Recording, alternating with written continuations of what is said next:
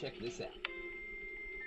It hasn't been such a long time since people first started shopping online, and it was easy to keep up with the clicks. Little by little by little by more, the clicks added up to be more than the stores, and e-tailers worked harder than ever before because they had to keep up with the clicks. The clicks came from laptops, then tablets and phones, Monday through Sunday, office and home, 24 hours in every zone, and still they kept up with the clicks. Now shoppers ask more from the websites they're on, their language, their currency, their way, or they're gone, so you'd better keep up with the clicks.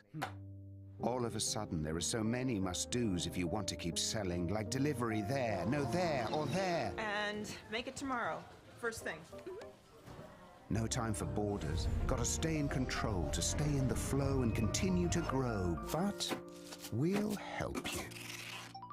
Keep up with the clicks.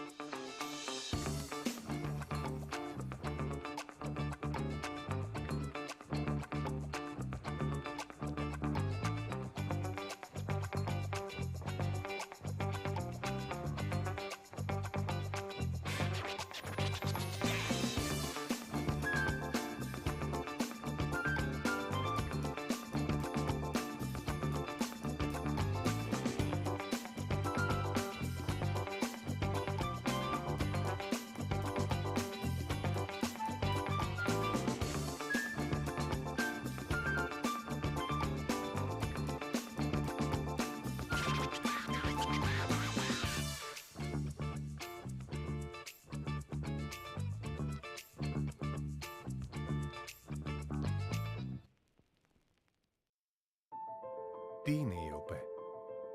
Είναι απλά τα αρχικά μιας ακόμα ιατρικής εταιρείας? Είναι τα 36 χρόνια συνεχούς παρουσίας? Τα 380 μέλη? Τα 26 πανελλήνια συνέδρια? Οι 122 υποτροφίες και τα 180 ερευνητικά προγράμματα? Οι 7 εκδόσεις θεραπευτικών πρωτοκόλων? Οι περισσότεροι από 3.600 ασθενείς που έχουν ελεγχθεί για μεταλλάξεις? Είναι μήπως οι ελληνικές και διεθνείς συνεργασίες? Οι πολυάριθμες ημερίδες και οι 480 εκχωρημένες αιγίδες? Η ΕΟΠΕ δεν είναι μόνο αυτά. Είναι πολλά περισσότερα. ΕΟΠΕ είναι το πάθος και η αφοσίωση. Είναι το όραμα και οι στόχοι. Είναι η αστήρευτη ενέργεια και η καινοτομία που μας καθοδηγεί απέναντι σε έναν κοινό εχθρό, τον καρκίνο. ΕΟΠΕ δεν σημαίνει απλά εταιρεία ογκολόγων παθολόγων Ελλάδας. Σημαίνει ελπίδα για καλύτερη ποιότητα ζωής. Σημαίνει πρόληψη και ίση πρόσβαση στη θεραπεία που αποτυπώνονται σε χαμόγελα και αγκαλιές συνανθρώπων μας. Και αυτό σημαίνει τα πάντα για εμάς. ΕΟΠΕ. Δίπλα στον συνάνθρωπο, απέναντι στον καρκίνο.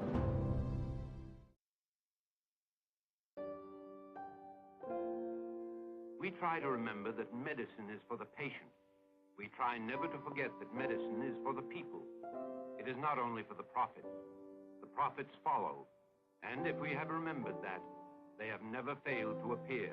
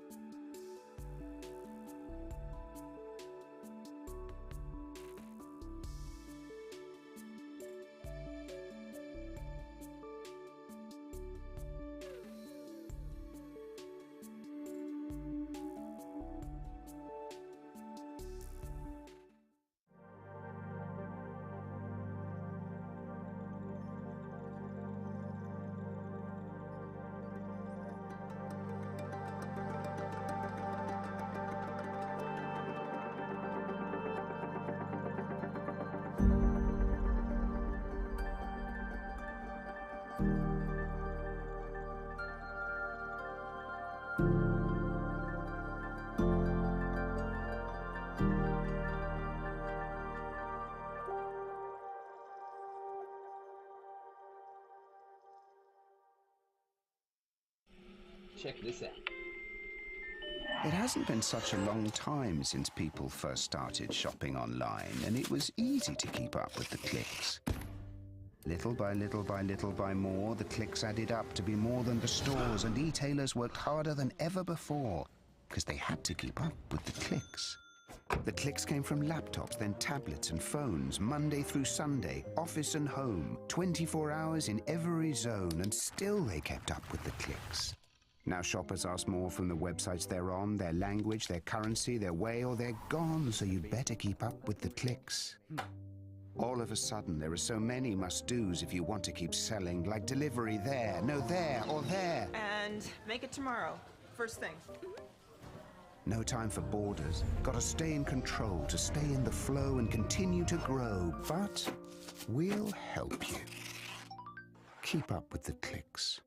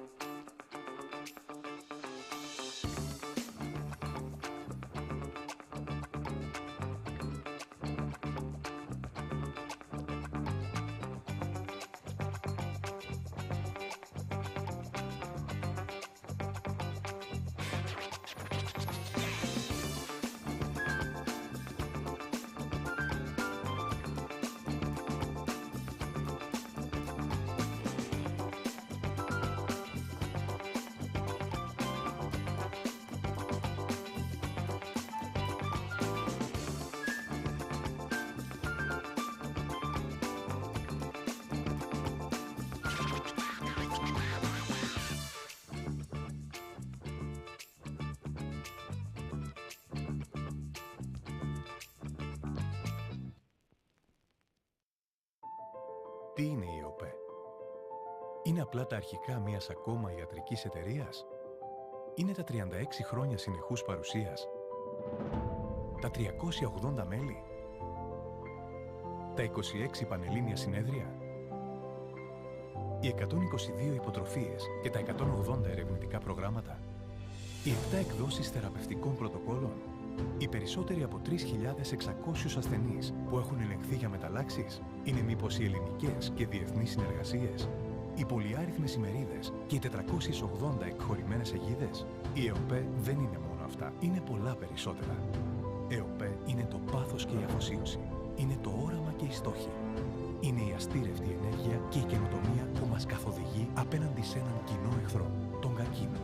ΕΟΠΕ δεν σημαίνει απλά εταιρεία ογκολόγων παθολόγων Ελλάδας. Σημαίνει ελπίδα για καλύτερη ποιότητα ζωής. Σημαίνει πρόληψη και ίση πρόσβαση στη θεραπεία που αποτυπώνονται σε χαμόγελα και αγκαλιές συνανθρώπων μας. Και αυτό σημαίνει τα πάντα για εμάς. ΕΟΠΕ, δίπλα στον συνάνθρωπο, απέναντι στον καρκίνο.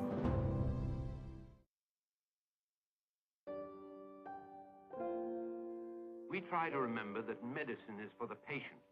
We try never to forget that medicine is for the people. It is not only for the profit. The profits follow, and if we have remembered that, they have never failed to appear.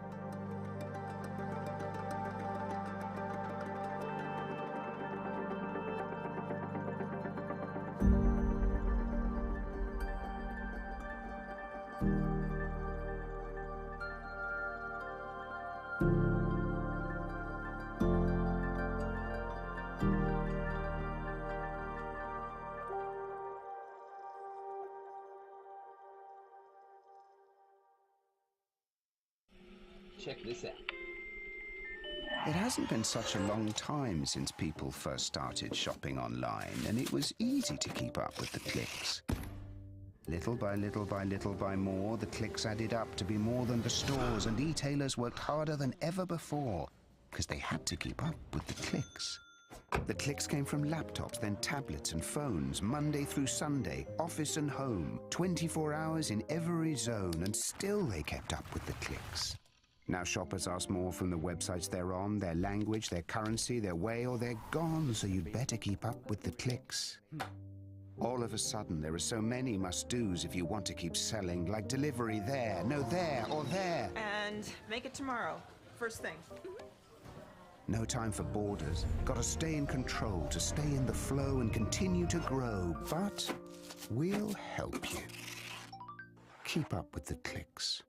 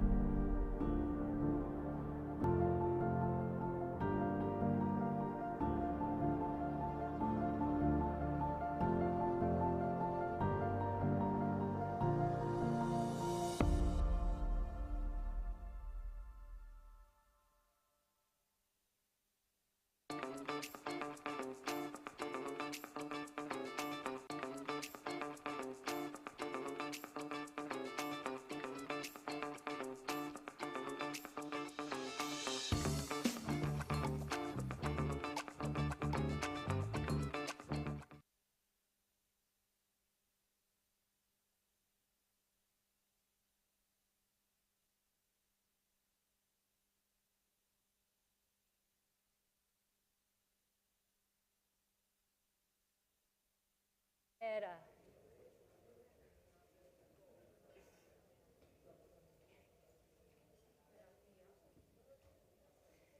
Kalimera.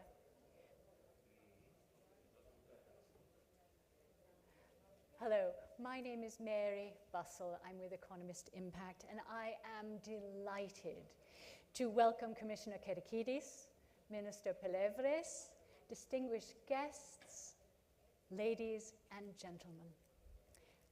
And I would also like to welcome over 1,000 people who are participating remotely from around the world. Good morning to them, good afternoon to them, and good evening to them. Welcome to the second conference on Greece's cancer agenda. This year, we're focusing on combating cancer in a post-COVID world. I'm truly thrilled to be with you in person this year. Last year, I welcomed you into my home as we held the conference remotely. This year, I have been welcomed to your wonderful and ancient city, and today I am able to see the faces and smiles of 200 of you around the room with me today. Please join me in thanking the Hellenic Society of Medical Oncology and MSD for supporting the conference today. We remain unable to proclaim an end to the pandemic caused by the SARS-CoV-2 virus. Since it was first identified on September 7th, 2020, through to this morning, over 6 million people worldwide have died from this virus. During this period, science has made enormous strides, enabling us to develop appropriate diagnostics and treatments as we learned more about this novel virus. Virologists and vaccinologists developed successful vaccines, and 326 days following the identification of the virus, vaccines made from platforms never before used in humans received emergency use approvals, facilitating the largest public vaccination campaign in human history, thus protecting many from death. These innovations did not occur by chance. They were built upon decades of work, some of which has its roots in oncological research. Without a doubt, this pandemic has had a cataclysmic impact on people living with cancer, and that includes all of us, because cancer touches everyone, either directly or indirectly. This disease changes our lives and those of our families and loved ones.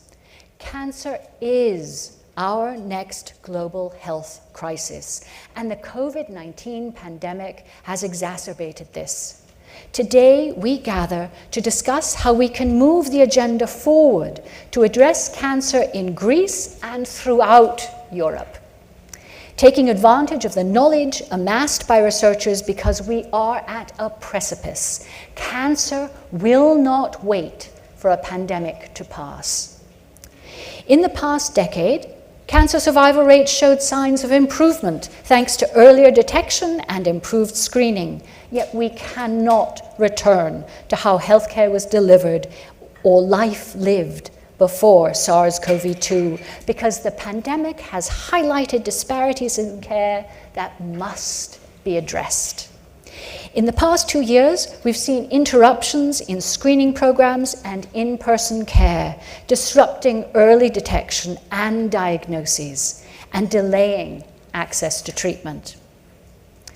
Cancer must be a priority, and it has to be at the top of every country's agenda.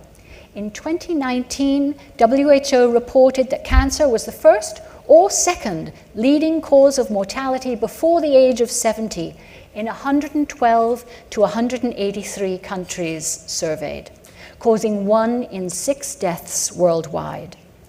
In Europe, it is the second leading cause of mortality behind cardiovascular diseases, responsible for 26% of all deaths.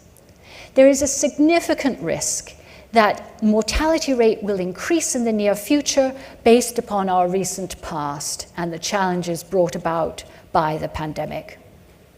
We must ensure that cancer is a priority throughout Europe with national cancer control plans that include implementation plans and dedicated sources of funding. Cancer can be prevented. Between 30 and 50% of cancers are preventable. Development of safe and efficacious vaccines and tighter tobacco control can help to maximize prevention efforts. Innovations to prevent and treat cancer are making good strides. Indeed, the mRNA technology that proved so successful in vaccines for COVID-19 had their origins in research conducted for cancer prevention and treatment. The HPV and hepatitis B vaccines are seeing more widespread use around the world, and research continues as we look for ways to reduce the ever-growing incidence of cancer globally. There is a role we can all play in preventing cancer. Make health-affirming decisions. Tobacco is recognized as the most important risk factor for cancers, responsible not just for 85% of lung cancer cases, but approximately 22% of all cancer cases. WHO has called the tobacco epidemic one of the most significant challenges to global public health, and it is right here. Europe has the highest percentage of smokers worldwide. An estimated 209 million Europeans smoke, and of these, half are estimated to die prematurely as a result. Strengthening anti-tobacco legislation must be a first step. The global incidence of cancer is increasing. In 2020, there were 19.3 million new cases of cancer worldwide, an increase from 14 million cases in 2012.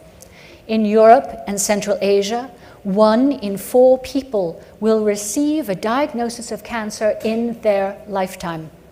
But there is reason for hope, as new and improved screening, diagnostic, and treatment options are becoming available that will help patients live longer with a better quality of life.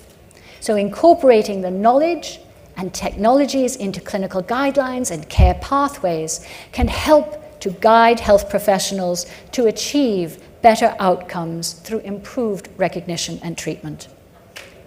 In the past 2 years, rates of cancer screening, diagnosis, and treatment have suffered as health systems around the world worked diligently to address the immediacy wrought by the COVID-19 pandemic.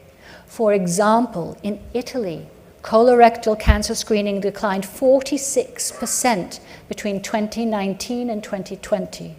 In Spain, cancer diagnoses were 34% lower than statistics projected in 2020. In Belgium, diagnosis of invasive tumors fell 44% in the early stages of the pandemic. And here in Greece, the number of cancer screenings plummeted 90% during the pandemic. This is alarming because postponements in screening delays diagnosis, which in turn delays the initiation of treatment. In late 2020, the British Medical Journal reported that a 1-month delay in cancer treatment can increase a person's risk of mortality by approximately 10%. We need to improve how we engage with people living with cancer, ensuring that their needs are heard by decision makers, because improvements are needed in all aspects of a person's journey with cancer. Awareness, prevention, and health literacy campaigns can contribute to public health outreach by empowering people to do what they can to reduce the incidence of this disease, including people living with cancer in the development of a treatment plan, can help to ensure that they have a role in the decision-making process and can share what they are experiencing, because they are the ones living through their treatment. As clinicians, we must be there to help, to support, and to listen. We need improved systems to ensure sustainable and equitable access to innovations. New innovations offer great promise, but stakeholders, HTA authorities, and government decision makers need to prioritize their efforts to get them to people who need them. In a post-COVID world, payers will face challenging financial constraints as national budgets try to recover from the costs of the pandemic. Yet delays between marketing authorization and availability of a new therapy have a very real impact on people and their families who face a diagnosis of cancer. Collaboration between an assortment of stakeholders is necessary to ensure that treatments are available in a timely and financially sustainable way. We must work to destigmatize cancer through education, awareness, and compassion. Stigma is real and corrosive. It can delay diagnosis and leads to unnecessary suffering. Finding solutions to address stigma and ensure that people receive the psychological, supportive, and palliative care they need to navigate their journey with cancer is vital. As we look to a post-COVID world, building partnerships and collaboration between stakeholders at the EU and national levels will help to promote meaningful dialogue and policy development. This includes forging alliances between ministries of health and public health, finance, social services, and education, health professionals, and patient organizations. To summarize what I've said and lay the groundwork for our discussions today, there are 6 unifying and key principles to help us make significant strides in cancer post-COVID. The first is recognizing and ensuring that cancer is a priority throughout Europe, with national cancer control plans that meaningfully address needs. The second improving prevention through development of safe and efficacious vaccines and tighter tobacco control, as well as ensuring that people know how they can make health-affirming decisions for themselves and their loved ones. The third is renewing the focus on early detection. Consider the adoption of screening programs and fast-tracking people to diagnosis and rapid referral to treatment, because outcomes improve when treatment is initiated in the earliest stages of cancer. The fourth is ensuring that people living with cancer are heard by decision makers, because improvements are needed in all aspects of a patient's journey with cancer. The fifth, creating and implementing systems to ensure sustainable and equitable access to innovations. And the sixth is destigmatizing cancer through greater education, awareness, and compassion. Despite the challenges brought on by the COVID-19 pandemic, there are opportunities for improvement as we look to the future. Today, we will hear about the key trends and developments. There is no room for complacency. We are gathered today not to dwell on the past, but to synchronize our understanding of where we are so that we can join forces to redouble our efforts to address the challenges posed by cancer and to maximize the opportunities emerging from new developments in screening, early detection, and treatment. We have innumerable opportunities to improve the care we deliver. Cancer touches all of us. Improving our communication, developing new ways to collaborate, building consensus together, we can change the agenda together, because communication plus collaboration and consensus building leads us to change. Thank you.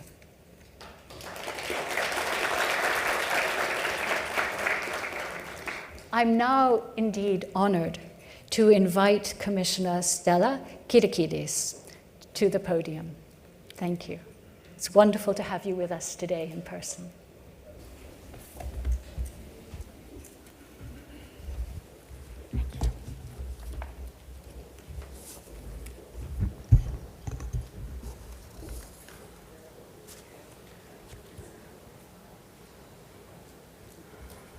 Minister Plevris, distinguished guests, ladies and gentlemen, thank you for the invitation to be here today at this important summit. As we're meeting here this morning, we continue to see millions of people fleeing from the illegal, senseless invasion of Ukraine. Many of these refugees are patients, vulnerable populations, women and children. Many are cancer patients, both adults and children. From the first day, European solidarity has shone through at all levels. Together with all health ministers, and I would like to take this opportunity to thank Minister Plevris for all his support. We have secured the first 10,000 beds to transfer patients in need of medical care. These include beds for both adult and pediatric cancer patients. We are in contact with NGOs on the ground to see what help they need. We speak with pharmaceutical companies to see the difficulties in supplies. And we will do everything possible to ensure coordination at European level to help those in need. COVID has shown us that together we are stronger. At the same time, we continue to mobilize all our efforts to address the impact of COVID-19 on cancer.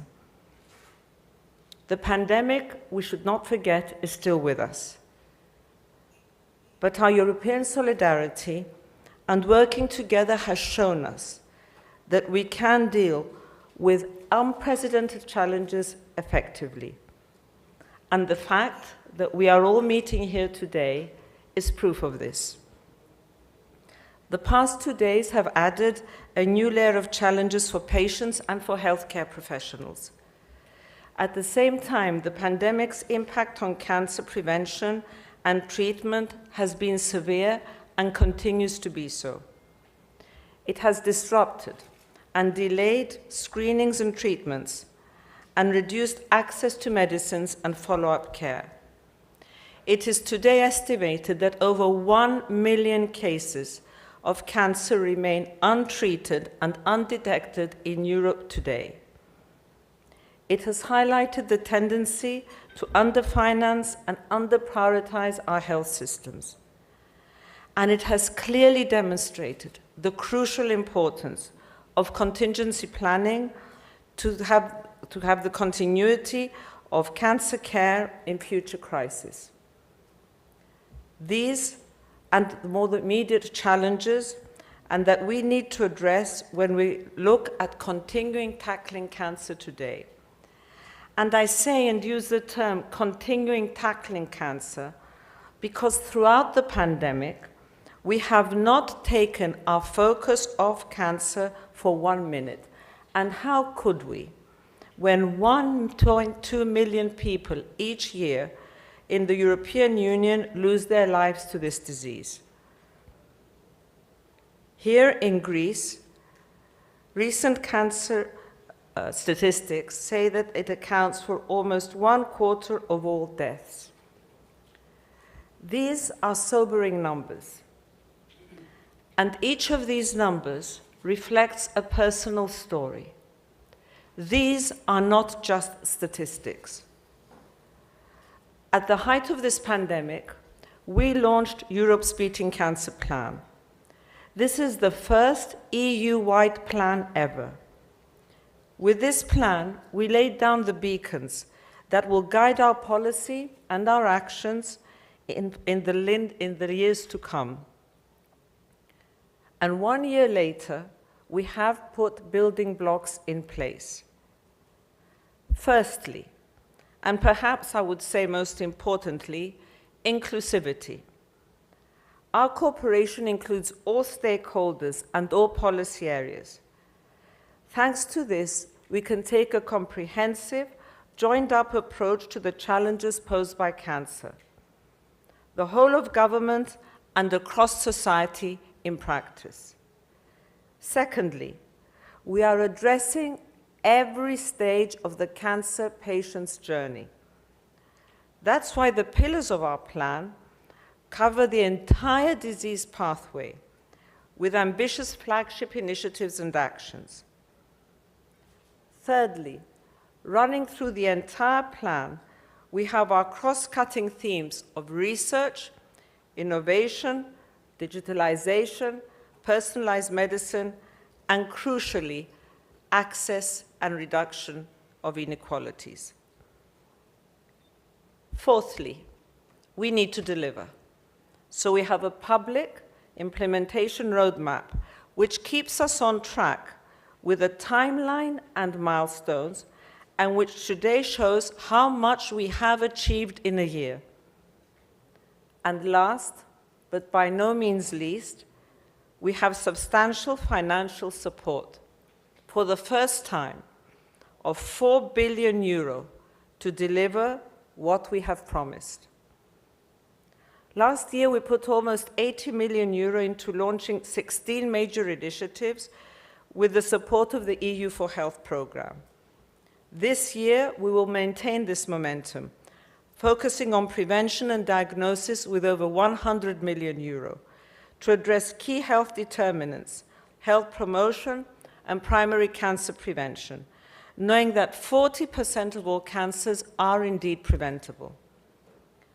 In February, to mark World Cancer Day, we launched 4 major new actions: the joint action on HPV vaccination, a call for evidence for the proposed revision of the Council recommendation on cancer screening, the launch of an EU network for youth cancer survivors, and the first phase of the Cancer Inequalities Registry.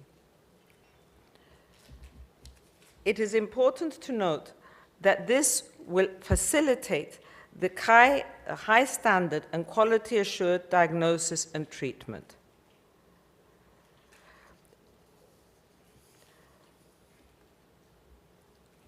Ladies and gentlemen, ensuring equal and fair access to preventative measures, early diagnosis and treatment, and personalized care is perhaps, I would say, the cancer plan's main goal. We want to address the significant differences that exist between and within member states and between different socioeconomic groups. To that end, the Cancer Inequalities Register will provide a wide range of data to better guide treatments and actions. In parallel, using the latest scientific evidence, we will update the European Code Against Cancer. It is important for us to provide people with simple messages on how they can reduce their cancer risk and to revise the Council recommendations on screening. Together with the Mission on Cancer, we will continue in order to use data, digitalization, and new technologies. Innovation is key. Last June, we set up the Knowledge Center on Cancer to coordinate and align scientific and technical issues related to cancer care and treatment. And in a few weeks, I will be presenting the European Health Data Space, a key tool to harness and the power of health data for the benefit of cancer patients. What this will mean is that it will make it much easier for cancer patients to access and control their health data, as well as to share this with healthcare providers of their choice.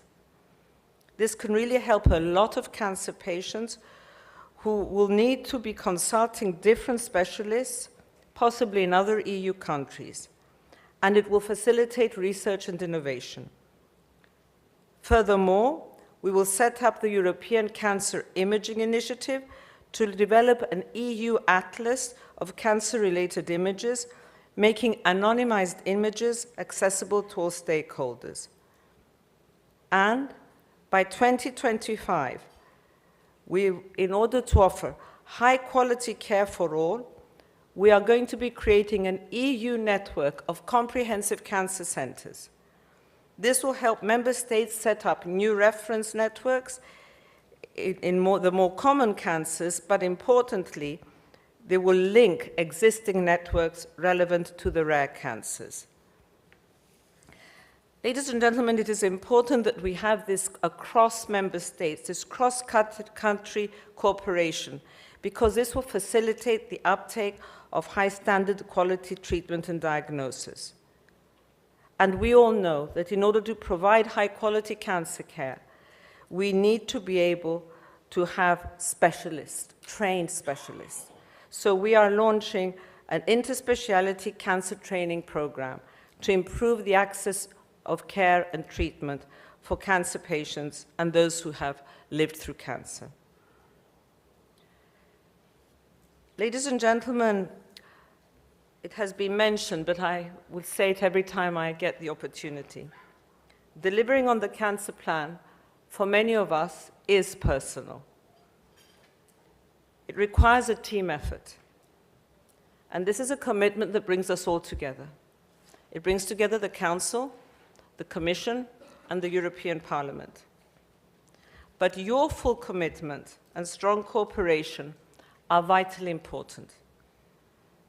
Today, I am here because I'm reaching out to each and every one of you, oncology experts, patient advocates, researchers, health professionals, and policymakers. Because together, we can make sure that every single patient in the European Union has the full range of high-quality care and treatment they deserve. Ladies and gentlemen, this is Europe's plan, and together we can make a difference. Thank you.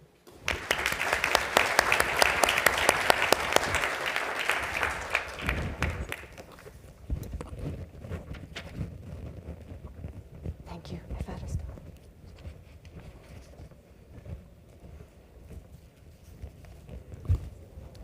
Ευχαριστώ, Commissioner Kedikidis, for your wonderful words and your commitment to dealing with cancer throughout Europe. Ευχαριστώ. I'm now honored to introduce and ask to the stage Minister Danos Pelevres.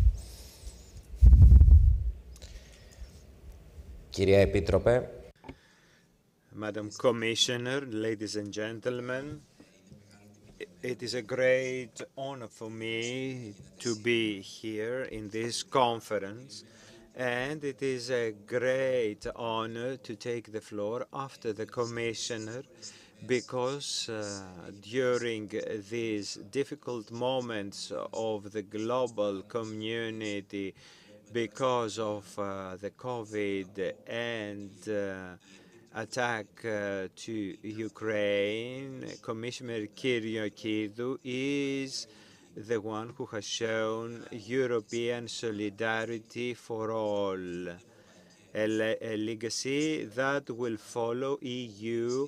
It's the full planning in vaccination. This was undertaken by Marios Themistokleou, Secretary General, who is here today, because if at that moment the European Union focused on national competition on vaccination, that would be a failure.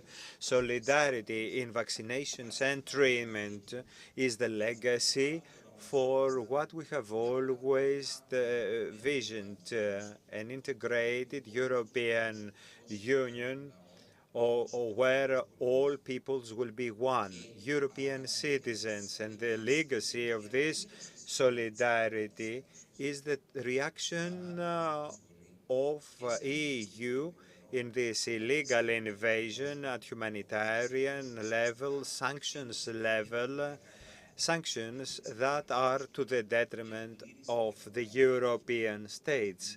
Nevertheless, there was solidarity by all states as well.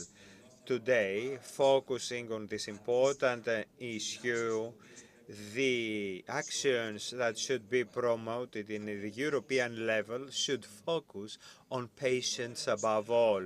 In Greece, the reforms we want to promote in prevention and primary health care and drug policy is a turn from medical center system to a patient center system.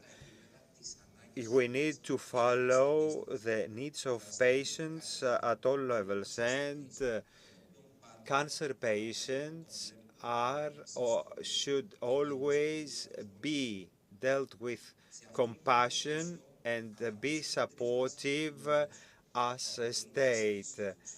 There are three pillars in Greece that are main pillars in EU. During the pandemic, there is a gap we need that has to do with screenings in our country with regard to treatments and operations. Even under pressure to the healthcare system, these treatments not to lag behind, but there is a gap regarding screenings, and especially in a country like us, where in prevention and primary health care we had a gap. This gap in screening during the pandemic should be our main focal point. In prevention, we chose that part of RRF will be made will focus on cancer.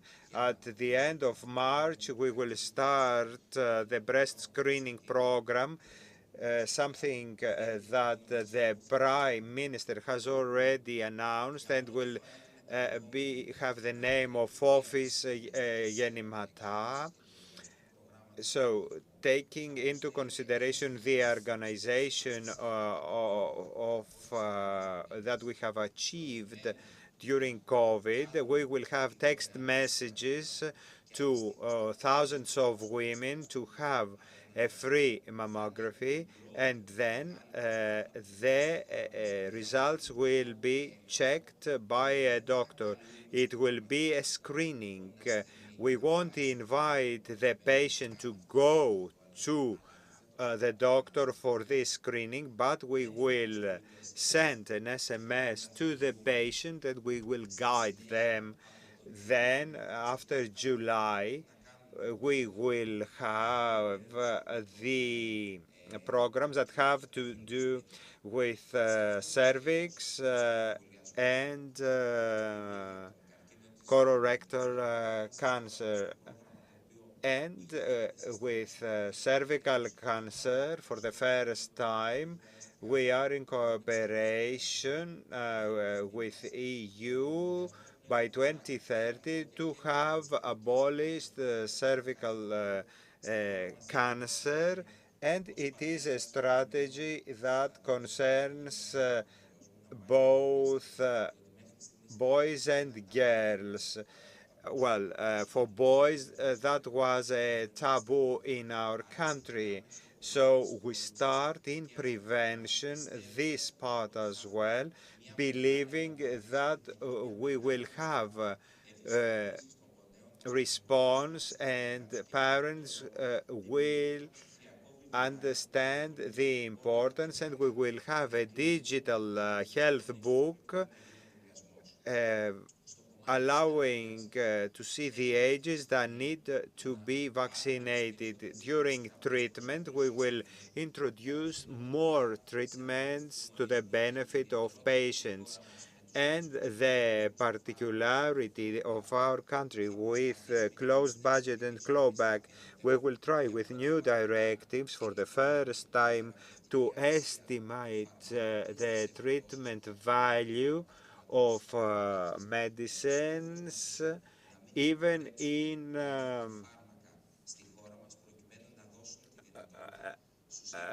when we ask for price reductions, because above all, we need to have patients having access to new treatments. And clinical trials is something else we want to promote. In clinical trials, we are lagging behind with regard to the regulation, which needs a certain speed. And many times, clinical trials, we see it usually from attracting investments, which is a wrong aspect for a health minister. That should be seen by the Minister of Finance, but the Minister of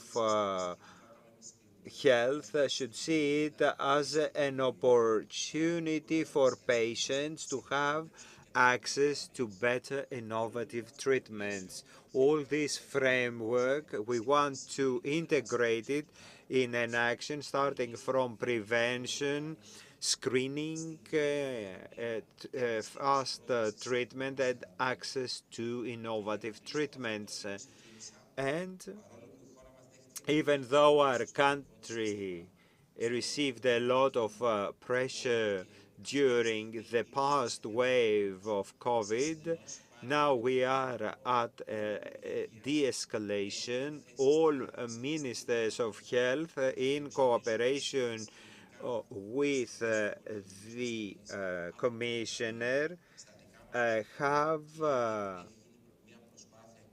declared their willingness to host patients from Ukraine, and we will host 50 children from Ukraine cancer patients and their families will be hosted. They will continue their treatment. If they haven't started it, they will start it here, because solidarity in health should be part of our mentality, and we hope that diseases like treatments that lag behind in screening because of the pandemic, we will be able to fill the gap with early diagnosis and focusing on patients alone. Thank you very much.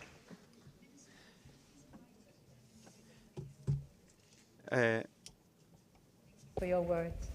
It's okay. Thank you very much. So it's inspiring to hear the focus that you're taking and the commitment to improving the treatment of cancer, the identification, the screening and the treatment of cancer for people in Greece. Can you please talk a little bit further about the digital and the communication, the remote technologies that have really come to the fore in the past 2 years, and how they can be used to help in addressing cancer in Greece? Ναι, ευχαριστώ πάρα πολύ. Thank you very much for your question. I wasn't that extensive in my speech on that. One of the main parameters is the modern technologies available today, and actually use them well beyond our capabilities, because we're talking about population screening by means of finding these people through a text message. Currently, we have 2 actions deployed under the RRF. The first one has to do with the digital medical file or record for every cancer patient, which means we will be able to have full follow-up based on the checkups and medical examinations that will help us create a comprehensive medical file for each patient.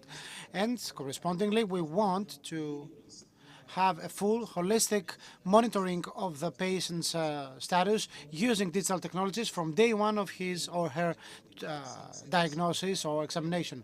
So after the checkup, even every minor finding will be monitored by us, and via digitalization, we will be the ones to drive the patient, take the next step, and so that we have the best prevention possible.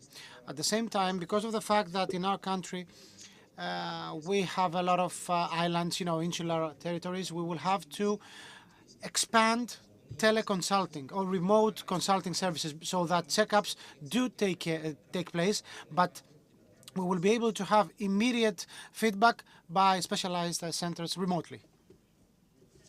Because it's making sure that everyone has access no matter where they are, and you have the challenges of all of the islands in your country. How can you improve the communication to increase awareness so that people understand that when they receive a message to come for a screening, come for a mammography, that they realize that it is important for them to take advantage of that? Ναι. Είναι πάρα... Yes, indeed. It's very, very important for the screening program to be a success, to have some proper response by the citizens. So we opted for the following. There will be a promotional campaign, ad campaign actually, in order to raise awareness on the text messages that citizens will receive. And the particular thing about is that there will be no need for a doctor's notice in order for the checkup to take place. Once you get the text message, then this very text message will be the kind of doctor's prescription or notice in order to visit a center, a medical center, have your checkup free of charge, of course. And if there is any finding, then this will be forwarded to a doctor to take care of it, paid by the program, of course. So for us, it is important for the citizens not to ignore this text message, and as a result, 1.3 million ladies, women, will respond to that. That's the bet. That's what it's at stake for us. Because in Greece, we have been quite successful with the text message-based appointments for the vaccinations. So this process helped a lot people become familiar with this procedure. So the women we are addressing this message to are citizens that are quite savvy with technology. So by helping them because of the familiarization, because of the fact that we have digital platforms already in place, we believe that the response will be high. That's why we try to exhaust all funds available, and if possible, we will give more money for this program instead of having a very low percentage of attendance. Sorry for the delay. Once one has been screened, whether it's mammography or whatever screening process that the person has gone to, and if it comes back that they have a potential cancer, what can be done to streamline and reduce the time for that person to be able to go to the next stage to confirm the diagnosis? That's a very critical question. One of the things that really concerned us was whether the national healthcare system is ready to respond in case of massive flow of patients to the tests, and as a result, a massive production or, let's say, delivery of findings. That's why we have factored in the process of the medical checkups so that these checkups take place in such a way because that's a parenthesis, this kind of procedures were the result of the public health committee's works. So the kind of percentage we expect to receive additional treatment, these people will be immediately taken care of. So whenever there is a diagnosis, immediately the findings go to are forwarded to the doctor, and if there is a treatment needed, then the chain of text messages is built in that a way so there will be no delay for the patient.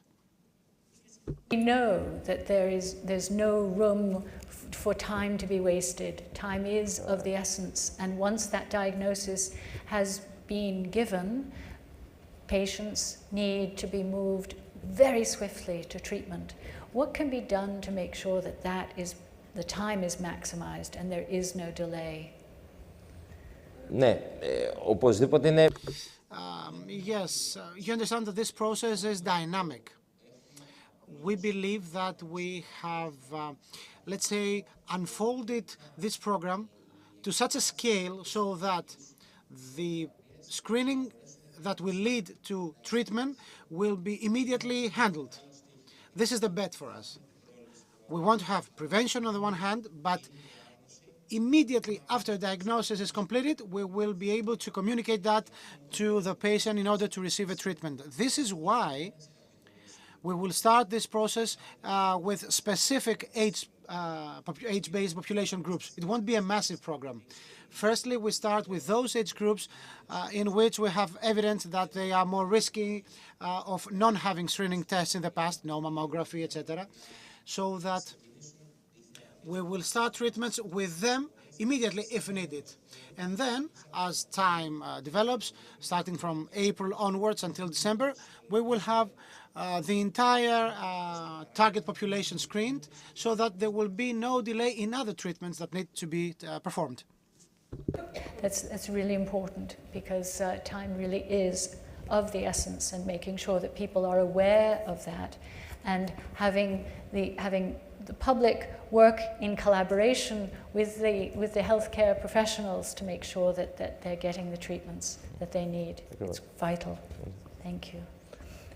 How have you found adapting in these latter stages of the pandemic, because we can't call the pandemic to be at a close?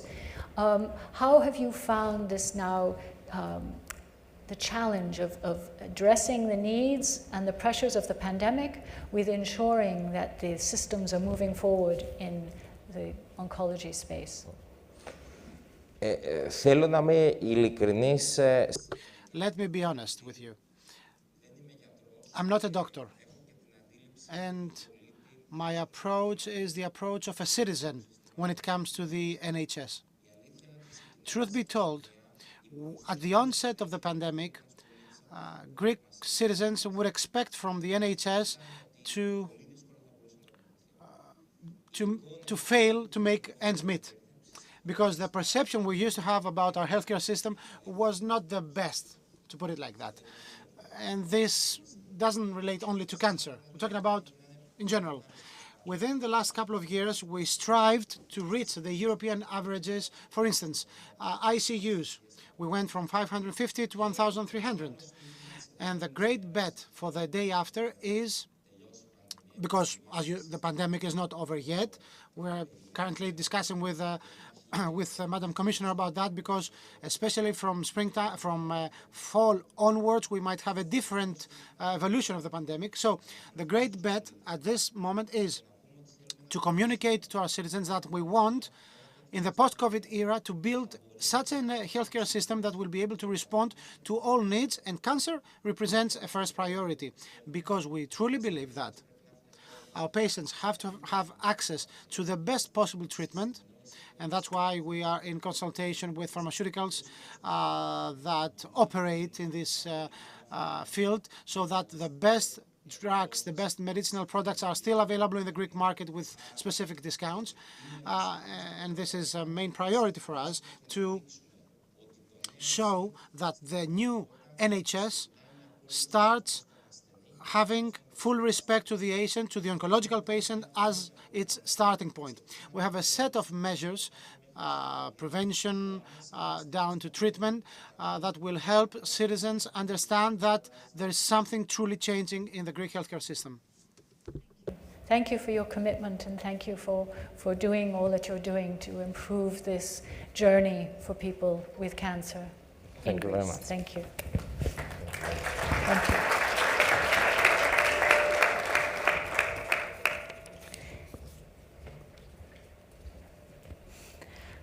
Now, for our first panel session, we're going to look at the ground for action and the collaboration, building upon what we've just heard from the Commissioner and from the Minister, and we thank them very much for their words and their commitment to cancer. I would like to invite to the stage, please, communicating with us via the benefits of technology, Maria Spiraki. Sibilia Kilici also will be participating with us through the benefits of computer technology. I'd like to invite Tiet Albrecht to the stage, please. Mark Lawler, please come. And Christine Sorensen.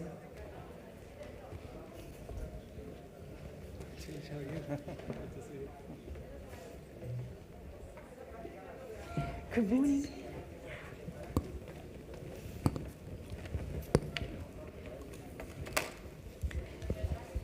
Thank you all for joining remotely and in person today. It's an honor to have you with us.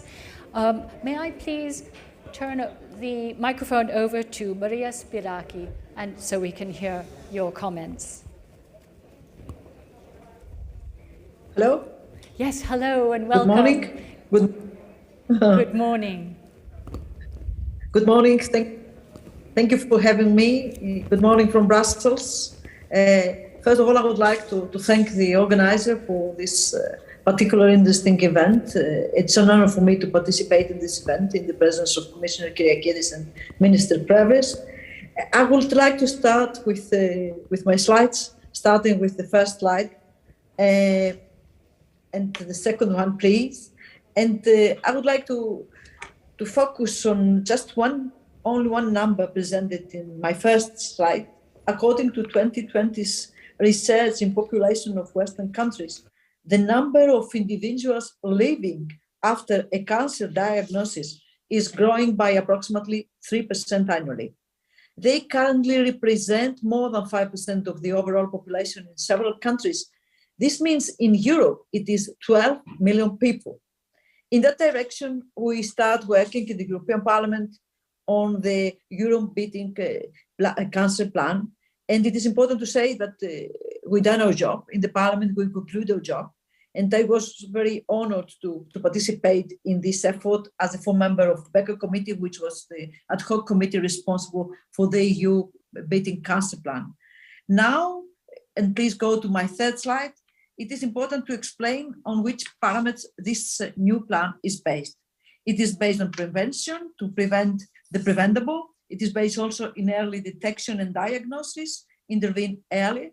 It is based on treatment and care, access to the best treatment for all, quality of life, of course, for cancer patients, survivors and carers living well after cancer. It is important to say knowledge, data, and scientific evidence understanding cancer better. In this regard, this new plan is structured in 4 key action areas with 10 flagship initiatives and multiple supporting actions. And it will be implemented using the whole range of EU funding instruments, with a total of 4 billion being earmarked for actions addressing cancer, including sources coming from the EU for Health Programme, Horizon Europe, and the Digital Europe Programme. As I've already said, it is based in the axis that you have already presented, but it is important to say that it is based also on 2 horizontal parameters. It is the coordinated actions and the use of advanced digital tools. In this regard, as the Commission has already explained, to support new technologies, research and innovation, a new knowledge center of cancer is expected to launch to help coordinate scientific and technical cancer-related initiatives at EU level. Furthermore, a European Cancer Imaging Initiative will be set up to support the development of new computer-aided tools to improve personalized medicine and innovative solutions. So important is to say that in this Beating Cancer Plan, we include the Helping Children with Cancer initiative to ensure that children have access to rapid and optimal detection, diagnosis, treatment, and care. Finally, to identify threats, disparities, and inequalities between the member states and regions, a cancer inequalities register was established in 2021. And going to the 4th slide, it is important and crucial to proceed with the implementation of the European Beating Cancer Plan. In this regard, I would like to focus on 3 elements to start with. And the first one, the key elements of the project's success, has been exchanging experience and knowledge of treating cancer patients. Regional competitiveness and cross-border cooperation will provide the capacity for researchers and clinicians to access genomic data cross-border in the EU and analyze and compare patients' genetic and clinical information. Cross-border cooperation, according to my opinion, is one of the main parameters that it will finally conclude the success of this project. And of course, the second parameter is the real innovation in medicine. And allow me to say that we don't need any more Me Too. We have to avoid Me Too treatments. We have to work not on similar medicines without any real added value to the people fighting with cancer. And we have to focus our effort in real innovation, real innovative treatments, and personalized medicines in order to beat cancer. In this regard, funding to R&D is very important, and I think that one of the key issues that we have to tackle is how should we finally streamline and create additional impact on using the existing financial instruments in order to have real innovative treatments. In this regard, sometimes this kind of funding coming from the European taxpayers' money will be used in order to bridge the gap of market failure, especially in cases concerning pediatric cancer treatments. And the third parameter is prevention and early detection. You have already mentioned it, and it is important to say that the Greek government is proceeding very rapidly to this aspect.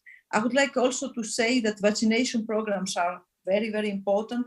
And by saying this, I am very much in favor of leading by example. I would like to say that I have 2 kids. They are now 13. It is a girl and a boy. And they have both been vaccinated for HPV. I think it is important to proceed with this program in Greece. And I would like to congratulate Minister Plevris for adapting this kind of projects. Of course, it's free screening for different types of cancer in the middle age, and it's also raising awareness, which is one of the key aspects that we have to work upon, especially when we want to promote the European Code Against Cancer. And let me go to the 5th slide.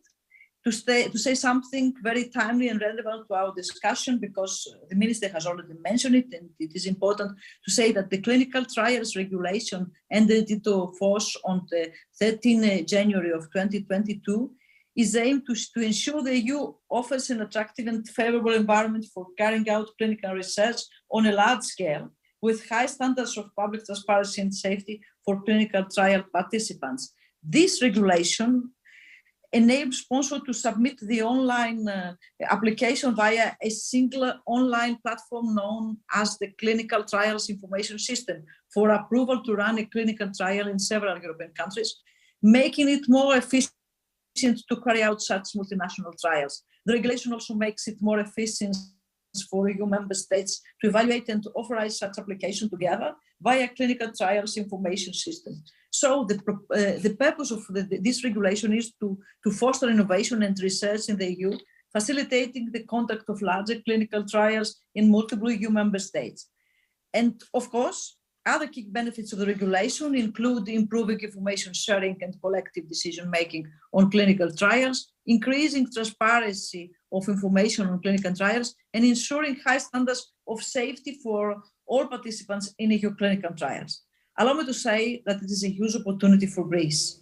And I also congratulate Minister Plevris for his proposal that Greece has to proceed maybe to step up in clinical trials. Greece is important to have finally the opportunity to become a clinical trials hub, and it will have a huge social, scientific, and economic impact. I insist also at the economic impact, because according to a study of PwC, an investment of 0.5 billion euros in pharma and R&D, particularly in the field of clinical trials, could result in 1 billion increase of Greek GDP, 108 million revenues from taxes, and 23,000 new jobs position.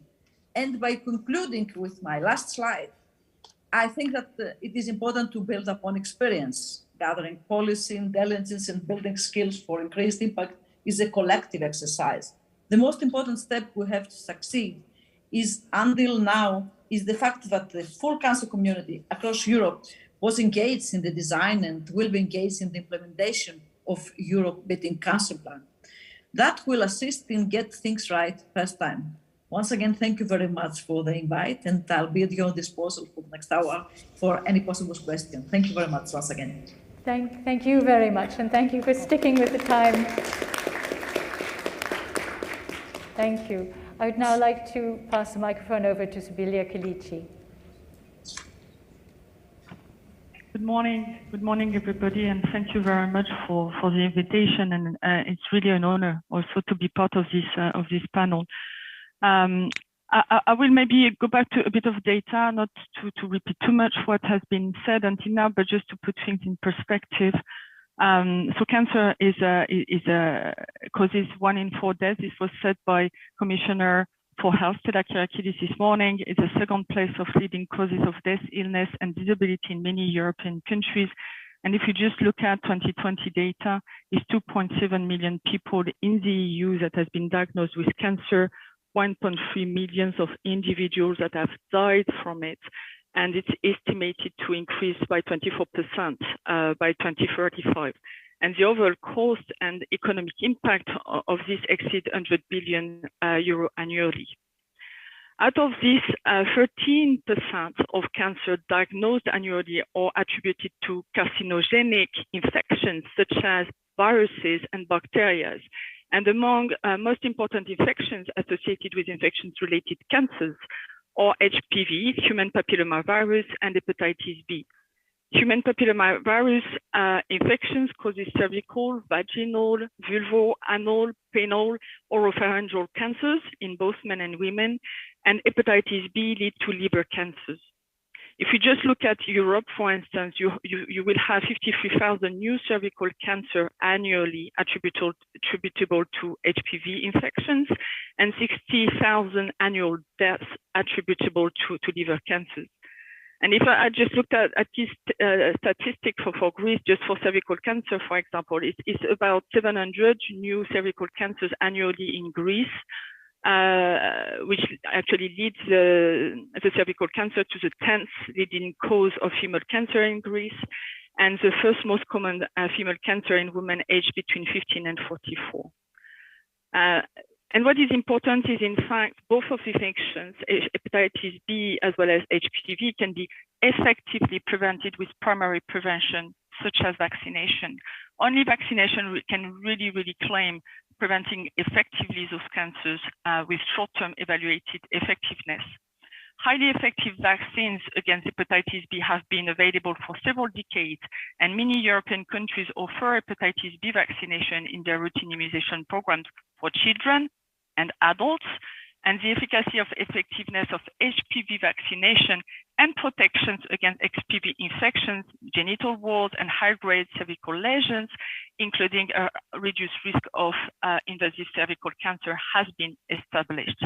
So vaccination is really a concrete, well-evaluated primary prevention, which has a significant public health value that can only be achieved with the implementation of vaccination programs, with the right support, the right investment, the infrastructure to ensure the performance of the programs. And when we talk about performance of the programs, it's about high compliance by the population, translated in high vaccination coverage rates. And yet inequity and discrepancies persist in Europe for both HPV and hepatitis B vaccines. And this must be addressed because it does bear a higher load of HPV-related cancers, in particular cervical cancer, incidence and mortality. And in relation to hepatitis B, there remain actually a sizable unprotected cohort of adults who were not vaccinated in connection with childhood vaccination programs. And therefore, there is still suboptimal coverage rates for risk-based recommendation across Europe.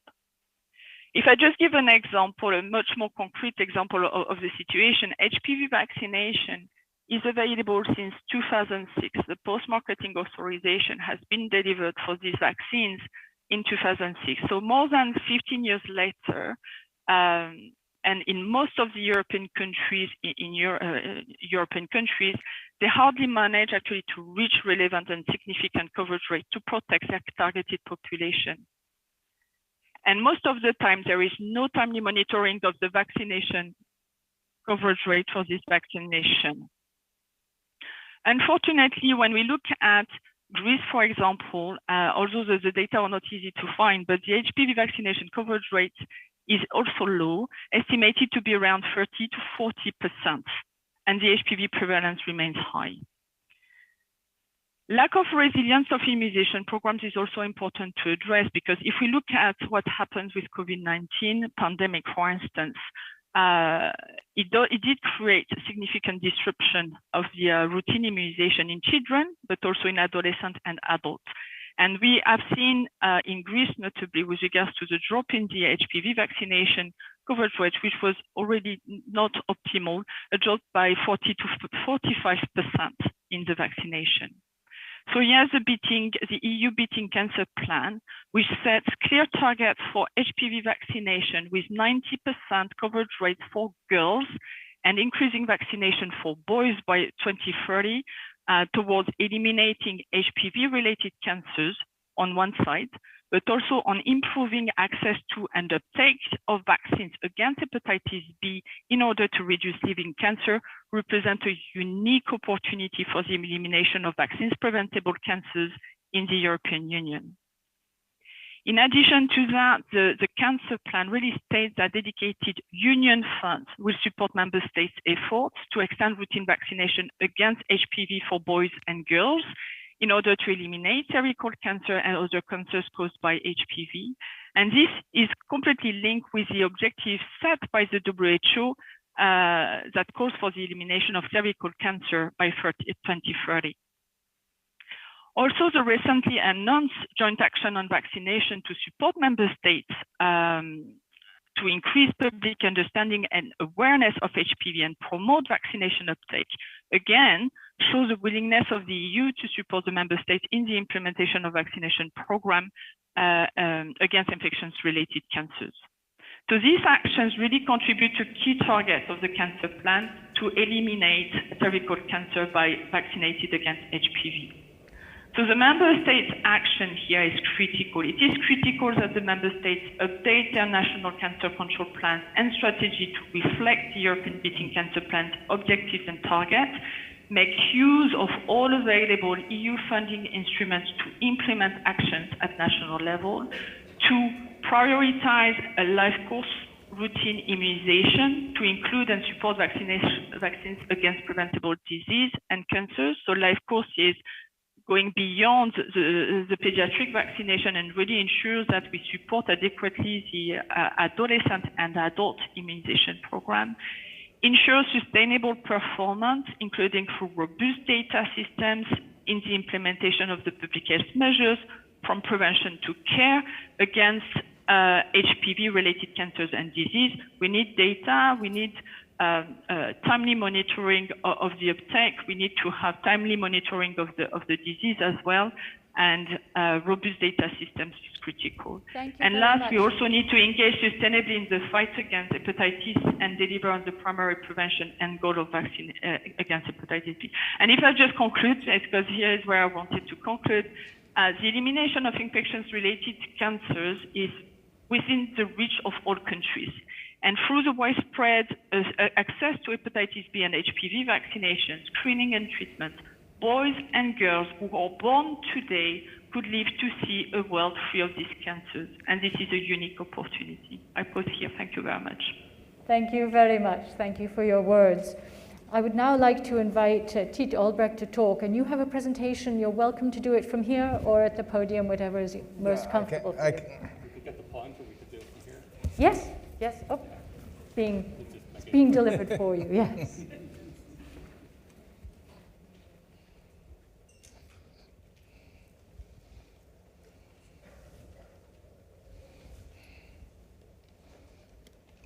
If you could have the slides, please. Yes, here they are.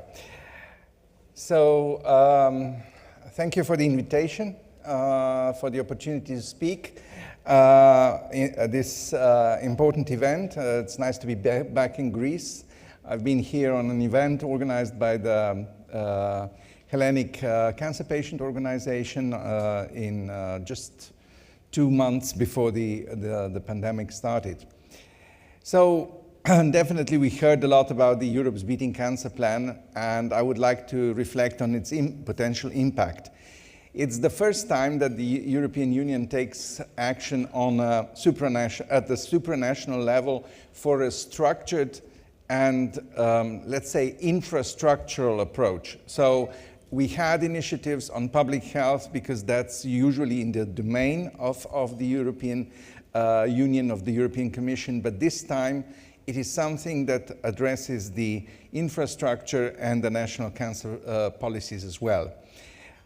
Very importantly, sometimes there was some irony added to the comments, to the initiatives. You know, you are asking us to do a lot of things, but you're not supporting that. But this time, this is not justified because there's so much money, and the Commissioner has alluded to that and reflected on that, and also reflected on the specific initiatives. Obviously, there's even more need for a cancer plan at the national level now. Reasons are very simple. We need to structure processes, activities, and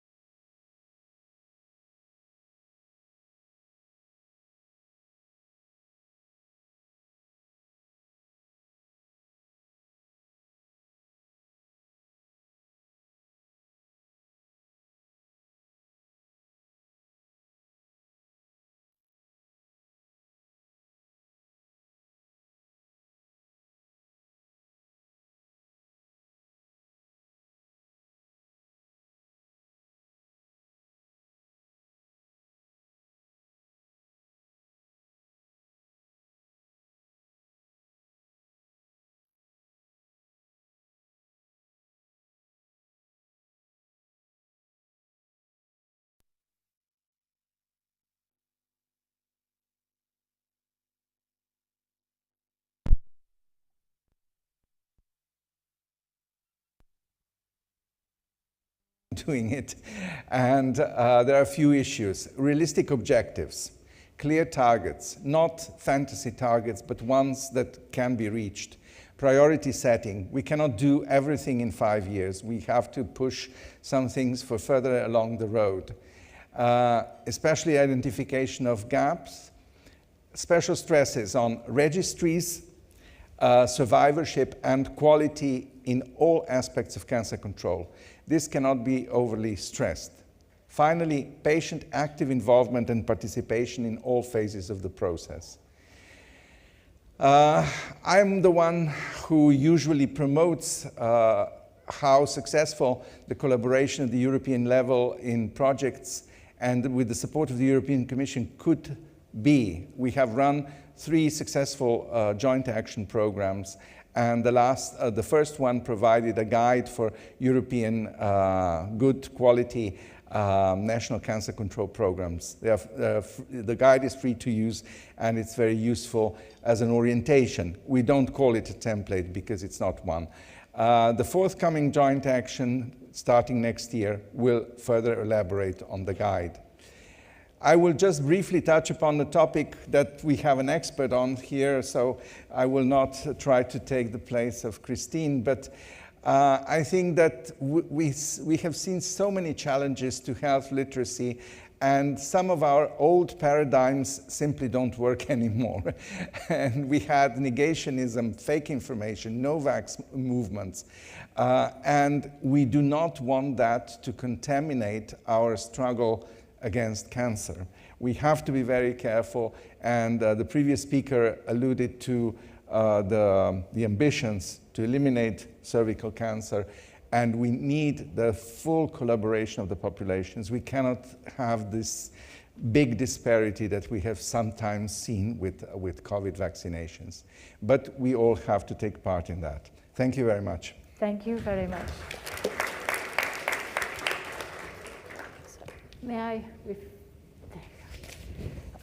Now, may I please pass the microphone over to Mark Lawler, and you have your presentation, please, loaded for us. Excellent, thank you. Thank you. For me, COVID-19 was personal. I lost my uncle to COVID-related illness on the 29th of March 2020.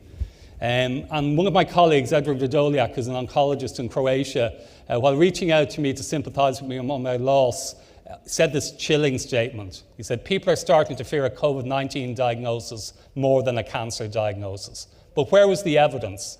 We rapidly reached out to cancer centres and hospital trusts across the United Kingdom to actually see whether this statement was true or not. Unfortunately, it was. What we found was, when we looked at cancer referrals, so early warning system for suspicion of cancer, 7 out of 10, that's not a mistake, 7 out of 10 people with suspicion of cancer were not getting access to cancer specialist services. Similarly, 4 out of 10 people were not getting, cancer patients were not getting access to their chemotherapy. This was the first data that drew the impact of COVID in the United Kingdom, and thankfully our government listened to us and actually acted and went to restore cancer services. Unfortunately, the impact was felt right across the cancer pathway, so from prevention, diagnosis, treatment, and also cancer clinical trials and research. And the impact has really been catastrophic. If I just take an example here of endoscopy procedures, so in terms of diagnosing cancers of the gastrointestinal tract, what we can see there is a 90%, yes, a 90% drop in endoscopy procedures pre and during the pandemic. And then we looked to see what was the impact on excess mortality. This is a modelling study we did, and critically we found that between 7,000 and 18,000 excess deaths were possible for people with cancer. Again, a very worrying figure. The other thing to remember is these are numbers, but they all represent individual people, and we always have to remember that. We've really seemed to be going one step forward, 2 steps backwards. Yes, we have succeeded in improving cancer outcomes over the last 2 decades. However, the last 2 years may have really stepped us back in time. And if you look here, for example, for colorectal cancer, we may have gone back almost a decade in relation to our projected 5-year survival rates. So a cancer backlog has accumulated and continues to accumulate. And I will say getting back to the previous normal is just not good enough. We estimate to be working at least 130% of normal to actually address that backlog. Data also helps us to support the recovery. This is just an example that we showed in colorectal cancer, where the fecal immunochemical testing not only can help you to save lives, but also can preserve vital screening services throughout the country, so that it can only be used when it's absolutely necessary. And so we're looking at saving lives, but also preserving activity.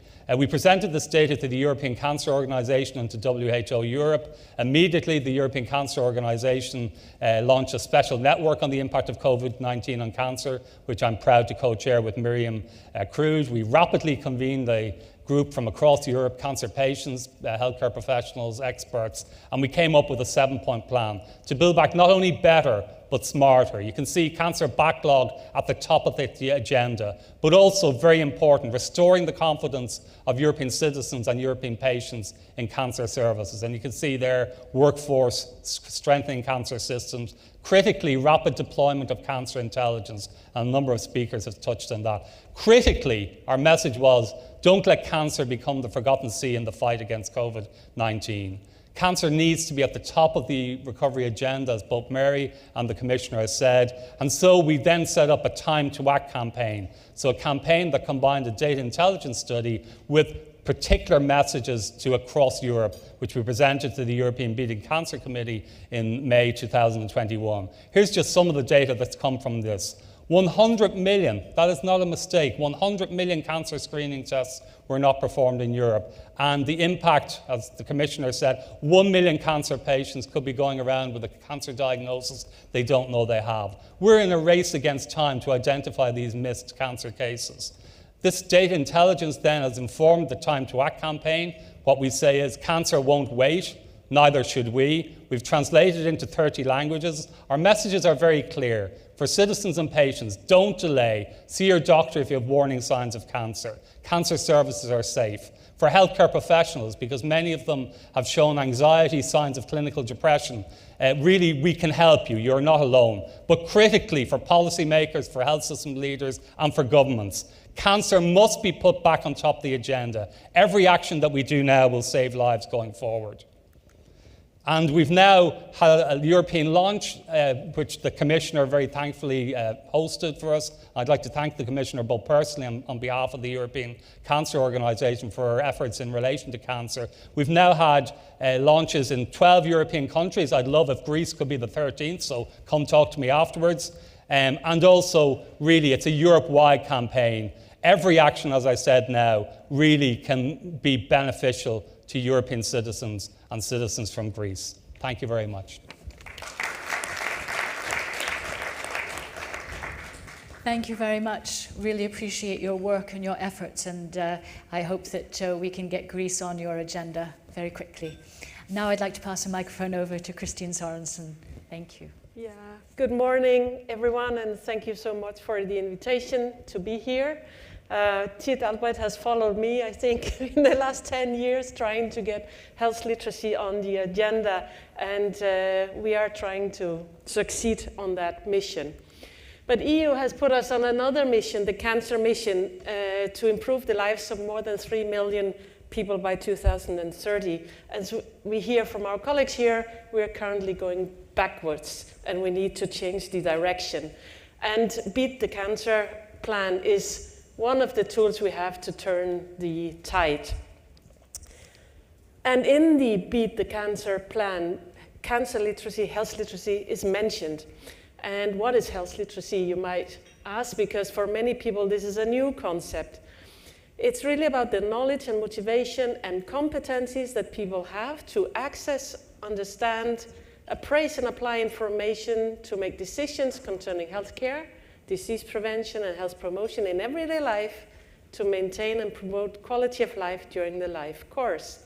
So you see, it's not enough to just have the knowledge or be aware of cancer. You also need to have the motivation and the competencies to actually act on it.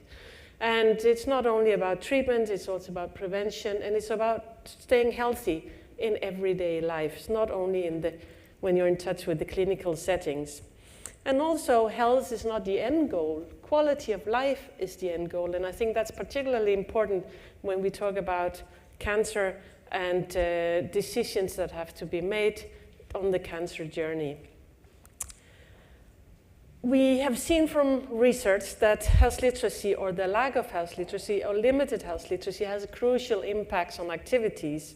It's about understanding and interpreting health information from authorities, for example. It's about interacting with health professionals. It's about making and maintaining decisions regarding health. So, for example, go to have a treatment, manage one's own health and self-care, and to navigate health services. We thought we were doing well in Europe. Unfortunately, we are not. We believe in Europe we have good educational systems, we have great healthcare systems, great societal systems to support us. However, we have seen from the recent study on health literacy that on average, in the study including 17 European countries, that 15% are doing excellent. They are professional consumers, they are professional patients, they will find their way. 40% are doing okay. They might be a bit concerned, but they are doing okay. The problem is that 30%, more than 30% find it problematic, and 13% really do not have the skills. And we see considerable variations in and between countries. So some countries are performing better, some are performing worse. And in some areas, it's worse. We do also see some groups that are not, that are facing even a higher burden, can be ethnic minority groups, elderly, or people with low socioeconomic status. These groups are also coming out in all other statistics, but basically they face the burden of often worse health, and poor health, and poor economy, and then poor health literacy as well. We have some data from US that says that improving health literacy could prevent nearly 1 million hospital visits and save over 25 billion a year. Because those counties where the populations have a higher health literacy, they get 30% more flu shots. They have more than 25% avoidable hospitalizations, fewer readmissions, and fewer emergency department visits, and also lower costs. So health literacy is big business. It's not only an impact on the individual and the family and the community, it's a societal burden, an avoidable societal burden that we need to face.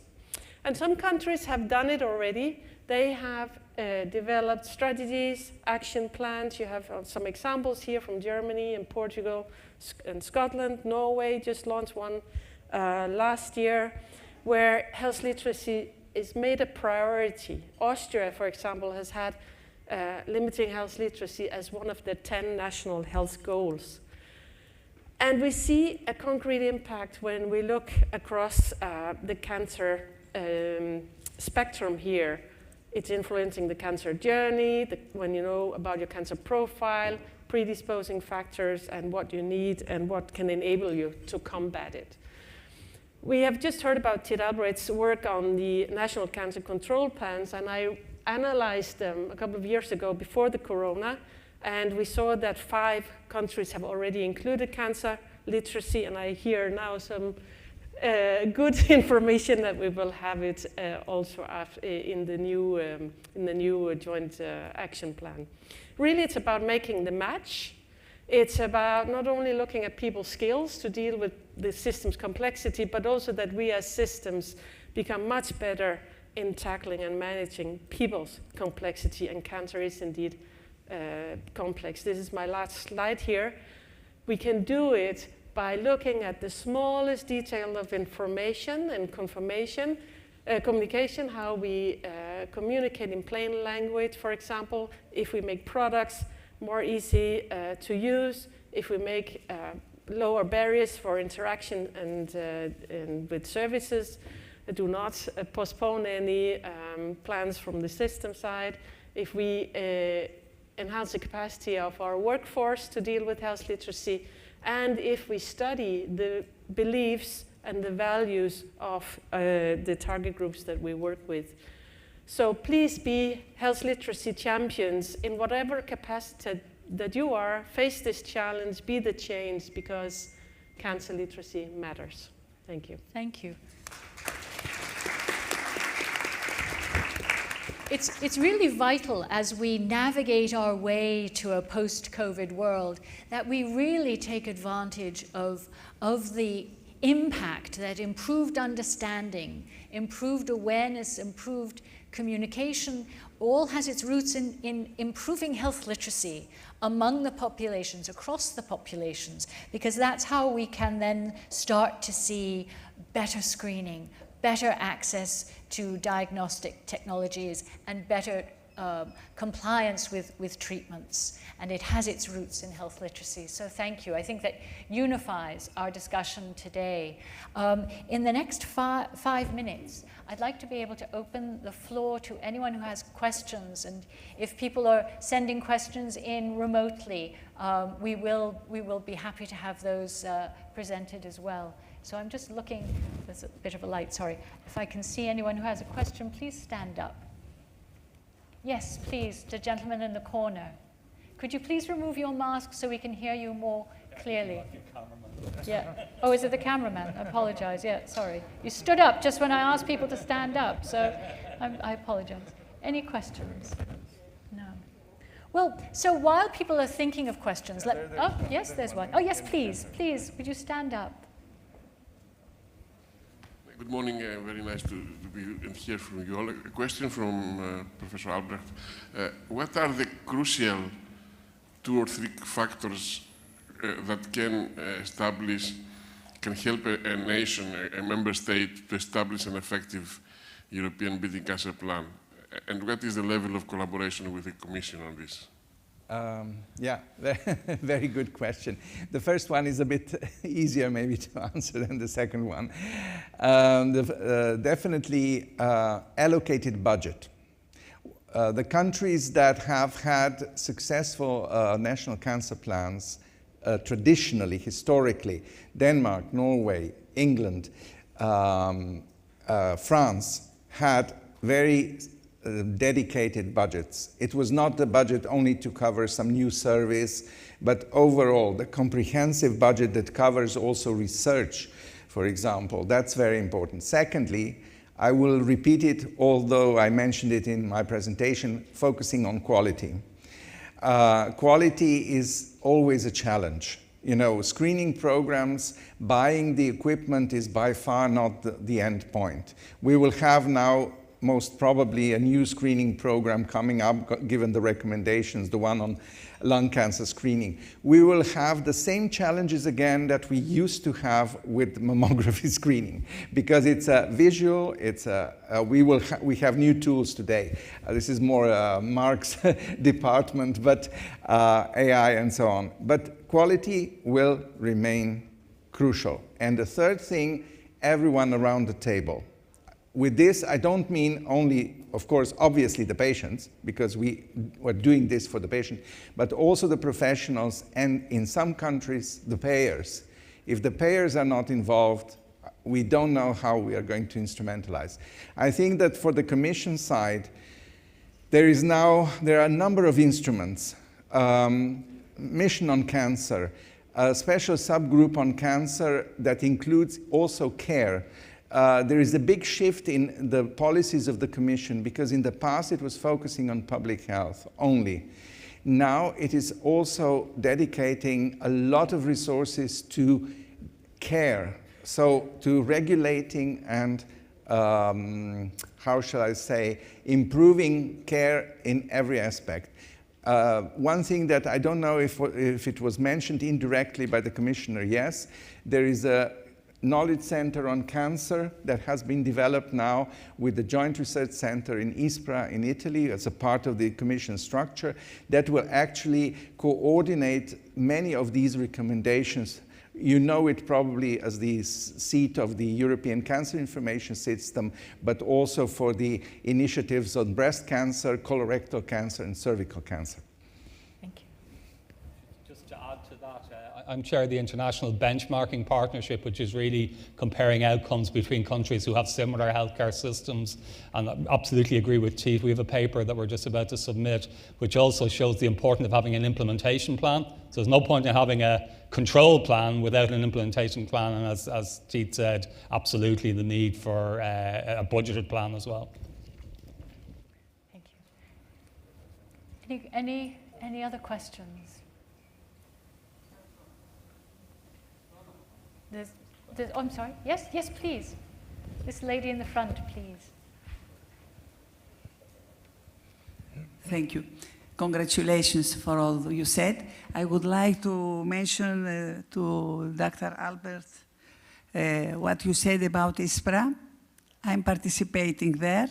I'm representing Greece, and it's a very serious work is done there. Thank you. Thank you. Is there another question? So working to improve understanding among the population so that they can take advantage of the screening tests that are available, that are becoming available, that they're being invited to attend, which will then help to improve the diagnosis and get people into treatment more quickly, is really vital if we're going to help maximize the goals. I think the other thing, and Mary and myself were talking about this before we came on stage, the economic benefit. So if you can diagnose cancer earlier, if you can treat cancer earlier, you can then make sure that people recover. Going back to what you said, it's most important that they actually get to not only recover, but reintegrate into society. And therefore then they are then contributing to society. They're back in work, they're paying taxes. And sometimes I don't think we make that argument enough. We make the health argument, but we need to make the financial argument as well. And I think if we can combine those two arguments, it should be really unbeatable, and governments should listen. But I think it's important, and obviously The Economist does a lot of work in this area, but it is critically important, and I think if we can do that. And the other thing is, I work a lot with cancer patients, and they talk to me and they tell me, we want our quality of life improved. We don't want to just survive. We want to actually go back to where we were. And that is not a pipe dream. That is something we can really deliver for our patients. Thank you. And Christine? Yeah. Building on that, it's really the quality of life, and therefore it's not only the economic factors and health factors, it's also the human factors. And there is no one size that fits all. I think what we really need to focus on is to our listening skills. Listen to the patient, listen to their family, what matters to them, and how can we, first of all, help them through the journey in a way that suits their needs. And also, if there are any crucial decisions, end of life, that needs to be accommodated. It's not about keeping people alive if that's not what they want to. It's really about giving them that quality of life with the people they love. And I think we as systems need to take the love factor and the passion, compassion, much more into considerations in the patient journeys. Thank you. That's a perfect note upon which to end our first panel presentation today. Thank you very much for those good, succinct words, and thank you to each of my panelists for your presentations and for the work that you do to advance this mission throughout Europe.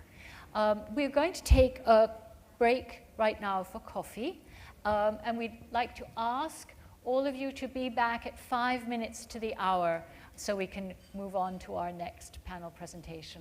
Thank you all very much indeed, and thank you for participating remotely as well.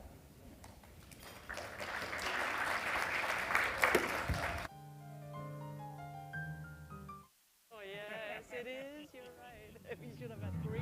I was inducted 3 years ago.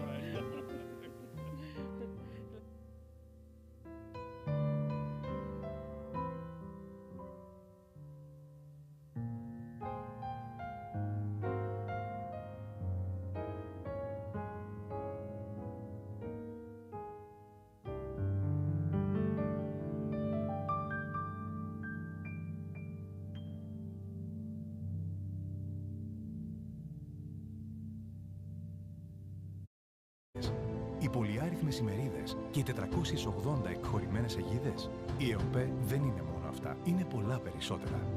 ΕΟΠΕ είναι το πάθος και η αφοσίωση. Είναι το όραμα και οι στόχοι.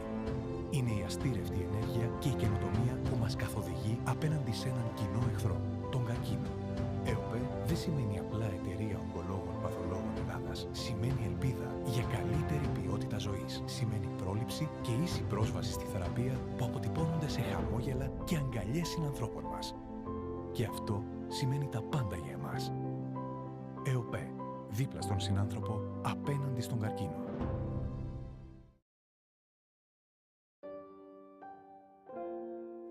We try to remember that medicine is for the patient. We try never to forget that medicine is for the people. It is not only for the profits. The profits follow. And if we have remembered that, they have never failed to appear.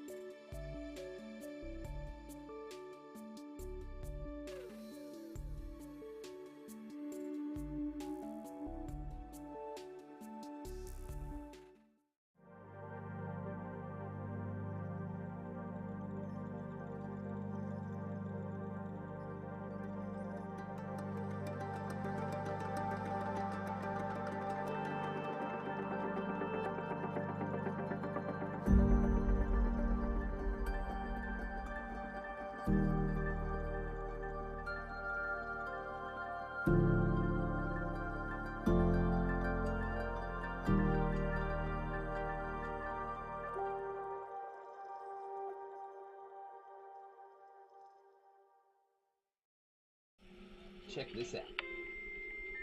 It hasn't been such a long time since people first started shopping online, and it was easy to keep up with the clicks. Little by little by little by more, the clicks added up to be more than the stores, and e-tailers worked harder than ever before because they had to keep up with the clicks. The clicks came from laptops, then tablets and phones, Monday through Sunday, office and home, 24 hours in every zone, and still they kept up with the clicks. Now shoppers ask more from the websites they're on, their language, their currency, their way, or they're gone, so you'd better keep up with the clicks. All of a sudden, there are so many must-dos if you want to keep selling, like delivery there, no there, or there. And make it tomorrow, first thing. No time for borders. Gotta stay in control, to stay in the flow and continue to grow. But we'll help you. Keep up with the clicks.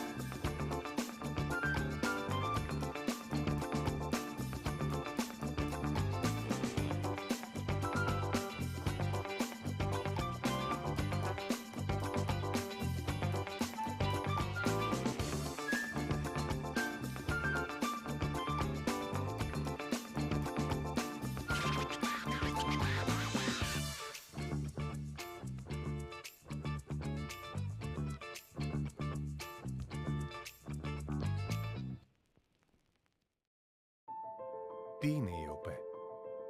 Είναι απλά τα αρχικά μιας ακόμα ιατρικής εταιρείας? Είναι τα 36 χρόνια συνεχούς παρουσίας? Τα 380 μέλη? Τα 26 πανελλήνια συνέδρια? Οι 122 υποτροφίες και τα 180 ερευνητικά προγράμματα? Οι 7 εκδόσεις θεραπευτικών πρωτοκόλων? Οι περισσότεροι από 3.600 ασθενείς που έχουν ελεγχθεί για μεταλλάξεις? Είναι μήπως οι ελληνικές και διεθνείς συνεργασίες? Οι πολυάριθμες ημερίδες και οι 480 εκχωρημένες αιγίδες? Η ΕΟΠΕ δεν είναι μόνο αυτά. Είναι πολλά περισσότερα. ΕΟΠΕ είναι το πάθος και η αφοσίωση. Είναι το όραμα και οι στόχοι. Είναι η αστήρευτη ενέργεια και η καινοτομία που μας καθοδηγεί απέναντι σε έναν κοινό εχθρό, τον καρκίνο. ΕΟΠΕ δεν σημαίνει απλά εταιρεία ογκολόγων παθολόγων Ελλάδας. Σημαίνει ελπίδα για καλύτερη ποιότητα ζωής. Σημαίνει πρόληψη και ίση πρόσβαση στη θεραπεία που αποτυπώνονται σε χαμόγελα και αγκαλιές συνανθρώπων μας. Και αυτό σημαίνει τα πάντα για εμάς. ΕΟΠΕ, δίπλα στον συνάνθρωπο, απέναντι στον καρκίνο.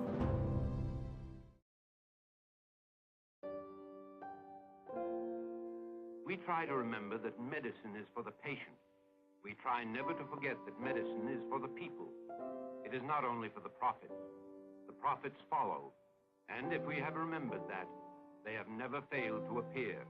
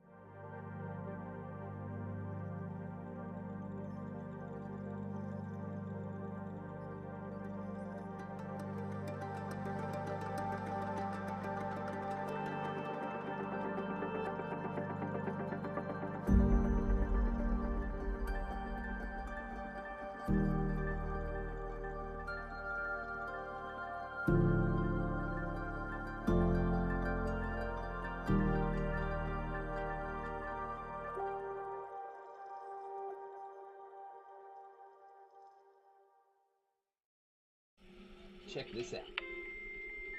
It hasn't been such a long time since people first started shopping online, and it was easy to keep up with the clicks. Little by little by little by more, the clicks added up to be more than the stores, and e-tailers worked harder than ever before because they had to keep up with the clicks. The clicks came from laptops, then tablets and phones, Monday through Sunday, office and home, 24 hours in every zone, and still they kept up with the clicks. Now shoppers ask more from the websites they're on, their language, their currency, their way, or they're gone, so you'd better keep up with the clicks. All of a sudden, there are so many must-dos if you want to keep selling, like delivery there, no there, or there. And make it tomorrow, first thing. No time for borders. Gotta stay in control to stay in the flow and continue to grow. But we'll help you. Keep up with the clicks.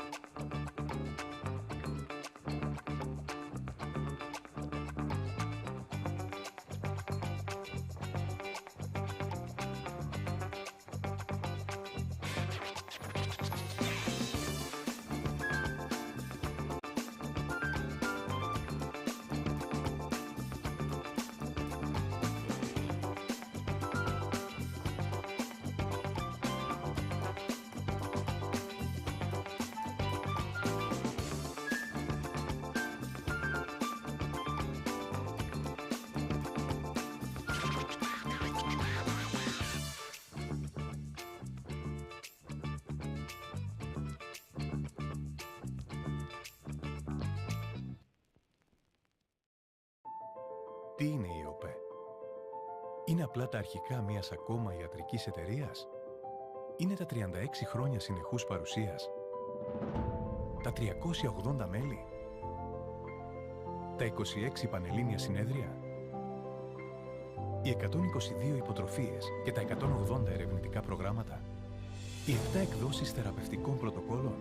Οι περισσότεροι από 3.600 ασθενείς που έχουν ελεγχθεί για μεταλλάξεις? Είναι μήπως οι ελληνικές και διεθνείς συνεργασίες? Οι πολυάριθμες ημερίδες και οι 480 εκχωρημένες αιγίδες? Η ΕΟΠΕ δεν είναι μόνο αυτά. Είναι πολλά περισσότερα. ΕΟΠΕ είναι το πάθος και η αφοσίωση. Είναι το όραμα και οι στόχοι. Είναι η αστήρευτη ενέργεια και η καινοτομία που μας καθοδηγεί απέναντι σε έναν κοινό εχθρό, τον καρκίνο. ΕΟΠΕ δεν σημαίνει απλά εταιρεία ογκολόγων παθολόγων Ελλάδας. Σημαίνει ελπίδα για καλύτερη ποιότητα ζωής. Σημαίνει πρόληψη και ίση πρόσβαση στη θεραπεία που αποτυπώνονται σε χαμόγελα και αγκαλιές συνανθρώπων μας. Και αυτό σημαίνει τα πάντα για εμάς. ΕΟΠΕ. Δίπλα στον συνάνθρωπο, απέναντι στον καρκίνο.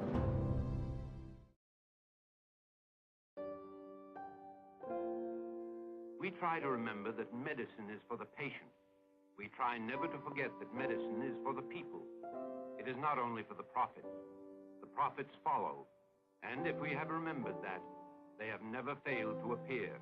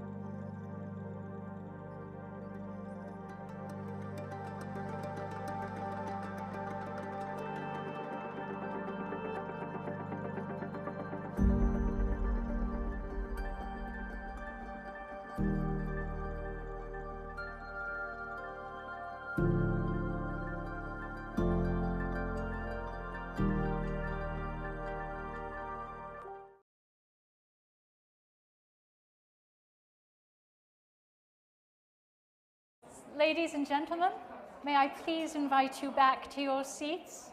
We have a lot of exciting and fascinating conversations to have, so we haven't a moment to lose.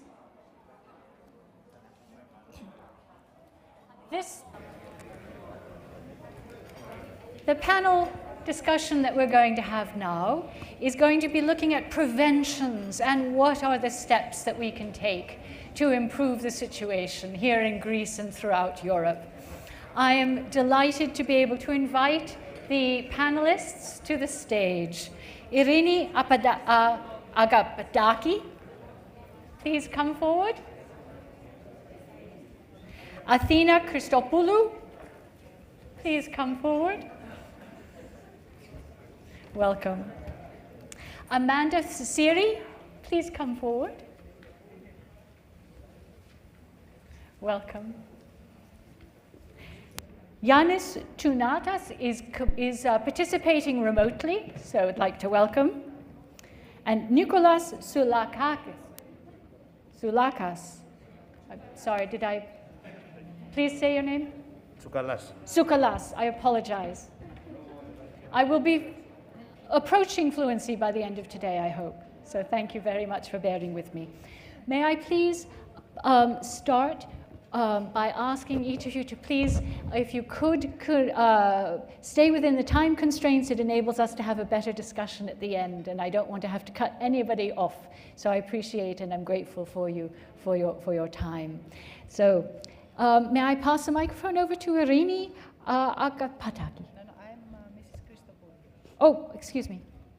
Okay. Yes. Oh, there you are. Excuse me. Yes, if I may pass the microphone over to you, and if you would like to start with your remarks.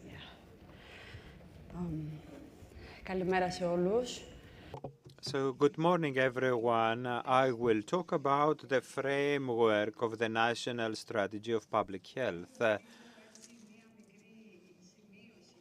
Taking a note about what public health is, it's necessary because we all understand that among the scientists, it's difficult, the health professionals, the academia, to use this term and mean the same thing.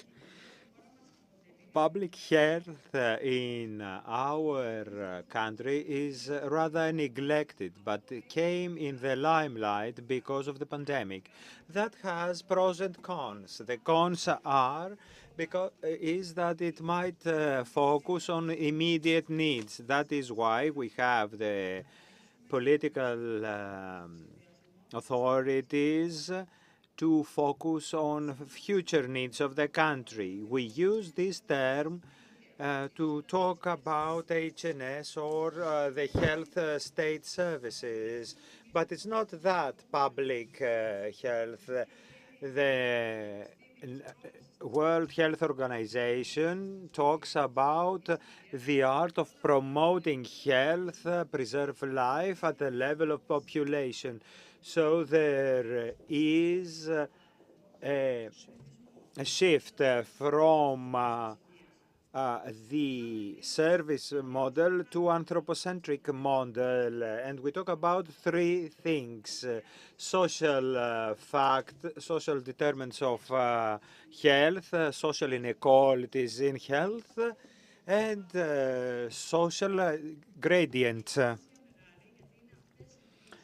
These three activities need to be included in all actions and structures concerning public health, because differently we have some parts of the population that move forward faster and others lagging behind. You saw with the pandemic, the motto was, we leave nobody behind, because people at the lower levels of the society do not often have the opportunity to access or have health literacy to understand the opportunities in order to help and promote their health. So we have a shift from eradication of specific diseases to promoting health. And in order to do that in our country, we need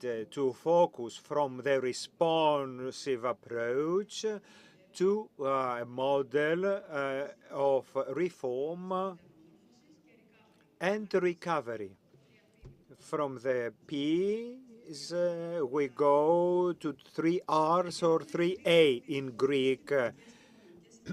Poor life conditions influence health throughout life, and if there is no intervention, they predetermine mortality and morbidity, especially for children that are poor. Lower income people, poorer people, have more chance to die than upper classes one. More education is linked to more life according to a study. And findings actually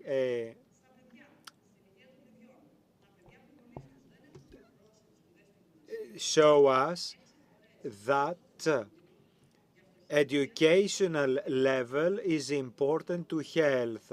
When we have parents of upper education, children are well educated and have more chances to live longer. And whereas others of poorer classes do not.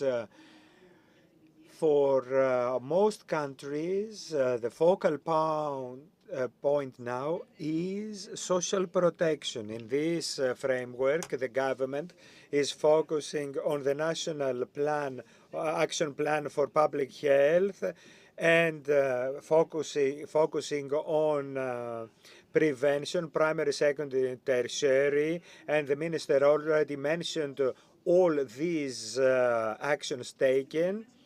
And via this strategic priorities, we have, for the first time in our country, to implement sustainable and effective actions on best practices. These, according to the findings of research, taking into consideration three things: parallel targeting to inequalities in health, focusing on vulnerable groups, decrease the social gradient, and decrease the gap between the groups that are on the higher levels and the lower levels. The government focuses on the protection of the population, especially the vulnerable groups, and not those living in extreme poverty, but we have also inequalities in health in middle class in our country. So we know that we have social inequalities among the countries and among the population of the same country, and even among people living in different neighborhoods in the same area. The strategy we have developed for public health starts dynamically this year, focusing on screening of chronic diseases like cancer and cardiovascular, and intervention for prevention of child obesity with actions on primary, secondary, and tertiary prevention. And we include wearables for children to support chronic diseases, and actions that have to do with school community connection and screening with primary health care, education of doctors. It's a huge program that has never been implemented before in our country, and structures the ecosystem of public health. And you will see that substantially it includes all those things missing for us to say that we fulfill the targets for essential health operations.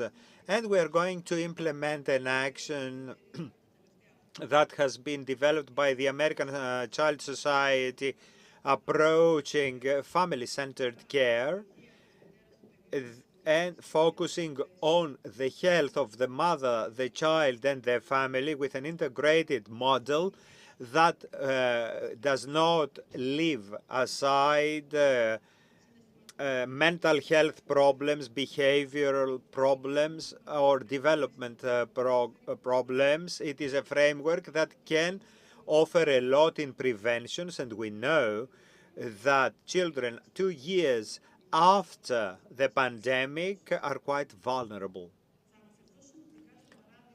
I will focus on a Fofi Genimata program to understand how we include prevention policies in health. This program, besides free mammography for breast cancer, other benefits, free visits to doctors for women that have finding, and it is the first time that we do have mass screening in our population. We could have stopped in free screening alone. We don't do that because a lot of women from middle to lower classes, unless they have all the way the possibility to carry out the tests in a fast and easy way, won't have the mammography at all, or they will stop there. So we miss a lot of data allowing us to cure breast cancer at its early stages. So our plan includes accessibility from all insular country and the mainland, and focus on middle and lower class groups. Thank you very much. Thank you very much for your insights. If I may please pass the microphone over to it. Okay, can I have my presentation because I have Yes, my slides? please. And okay. where is this clicker going? The clicker. Thank you. Okay. Καλημέρα σε όλους. Good morning, everyone. Good morning, and thank you for inviting me to this beautiful event and for allowing me to discuss about prevention. Prevention that should start from the elementary school, because promotion of health is very, very important. At school is very, very important because it has to combine education, treatment, prevention, and protection at an interdisciplinary level. So promoting school life and linking school with social reality is very important. That undoubtedly helps our pupils become proper citizens.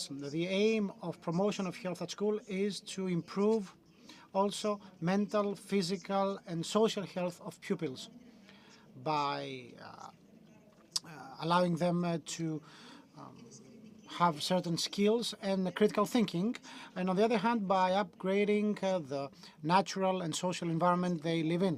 So we do know that the pupil, the student, should be at the center, at the core. That's why health promotion courses are adapted to the particularities, to the needs of pupils, respecting their individuality and encouraging team-based works and approaches. The role of the educator is very, very important in materializing these courses. They have a catalytic role to play because in current reality, the teacher, the educator, is not just the one channeling knowledge. If this is the sole role they have to play, then it's not enough. They have to be the intermediary, the negotiator and the mediator between the actual let's say object of discussion and the pupils, and promote ways to approach it. Childhood and the years at school represent a very important stage in how pupils cement certain behaviors and attitudes. So school, together with families, have an impact on the individual with respect to whether some positive attitudes towards their health will be promoted. The school class is the ideal area to promote such policies, because after the families is the next most important vector of socialization. And of course, childhood and the years at school are the most important era in which positive attitudes, health-related attitudes, will be cemented, because it's the time when students start knowing themselves. So in this context, WHO, the European Union, and other international organizations encourage countries to deploy actions within classrooms on promoting health. Quite telling, it's the Life Skills Training Program. It's a program on prevention of drug use, highly recommended internationally. This course doesn't just share information on the risks of drug use. It helps pupils upgrade their skills so that the possibility of them being involved with drug use is reduced. That's why we have drug-resistant skills developed, personal self-management skills, and general social skills. In particular, the drug-resistant skills enable pupils to understand the personal risk they are going through by using drugs, alcohol, and tobacco. And then this program helps pupils develop new skills so that they can resist to the pressure by social media and peer pressure, by right guidance and proper practices. At the same time, personal self-management skills help students understand their self-image and the impact of this self-image on their behavior. How to set targets, take decisions, and break down the problems and taking into account the consequences before they make up their mind from their personal viewpoint. So the health promotion courses emphasize on these 4 thematics: use of tobacco and drugs, healthy nutrition and working out, mental and sentimental health, sexual orientation. What is very important is to stress that we should not educate or train pupil on health promotion. We have to create the circumstances in which this individual will be trained, and as a result, the only person that's considered to be educated is the one that has been taught how to learn and change behaviors to the benefit of their health. That's why I'm going to show you now an experience we had through organizing the first medical course organized in Patras, the city of Patras, organized by the General Patras Hospital Oncological Division, which I ran, in collaboration with various actors, the regional authorities of Western Greece, the Medical Association of Western Greece, patient associations, and of course, first level, second level, and third level education authorities. This conference was under the auspices of the then President of the Hellenic Republic, Mr. Prokopis Pavlopoulos. This initiative was a very important one. It took a lot of effort in order to put this together. The motto was young people and new ways of living. We have had a very rich agenda. The final point was a concert with very famous singer Mrs. Tsaligopoulou. And she sang along with the students in order to share messages on prevention. Here you can see some footage from the actions. We started early enough in the morning, 8 o'clock, with pupils, then junior high school students, then students from universities, etc. Here you see how children, through specific actions, were able, in a team spirit manner and through cooperation, to demonstrate the risk from the use of drug, the use of tobacco and obesity. The venue was quite full. This is the conference center of the University of Patras. Here are some other footage coming from different actions and performances. This is how each group witnesses and experiences the performance. Now we're talking about junior high school pupils, and here we have students from the university analyzing specific thematics. And let me tell you the following.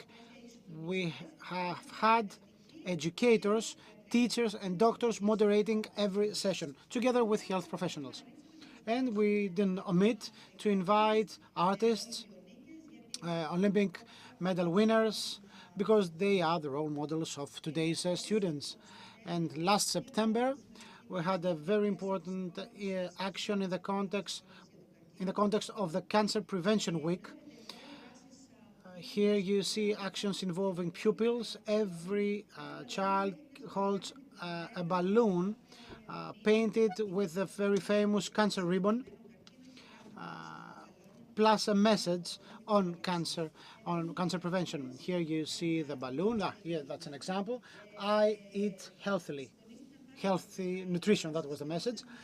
The actions were very well coordinated, and whenever we would give them the clue, that was the clue, the cue was the message, the music of Theodorakis, and they would let the balloons go. And of course, we also had street music events. Renos Harlabidis, students, high school students, they flooded the square. And through singing, let me reassure you that great messages have been emitted on cancer prevention. And of course, because the motto was the following: the message of prevention comes from the roots, goes through the children sky high.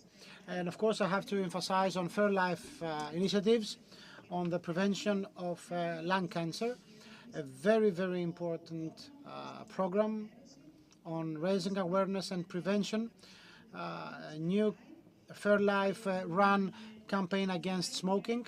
Fair Life also visited our country. Here you see the paved high street where we have had pictures and paintings by children. And here you see the initiative by the HESMO, the Hellenic Social Medical Oncology. We have a new campaign online, My Life, My Health. That's the motto. This campaign and this platform is addressed to students in collaboration with the Medical Oncology Association and Equality Net being the operator of the campaign. It was launched in May 2021, aiming at promoting health and well-being as positive parameters for a better life.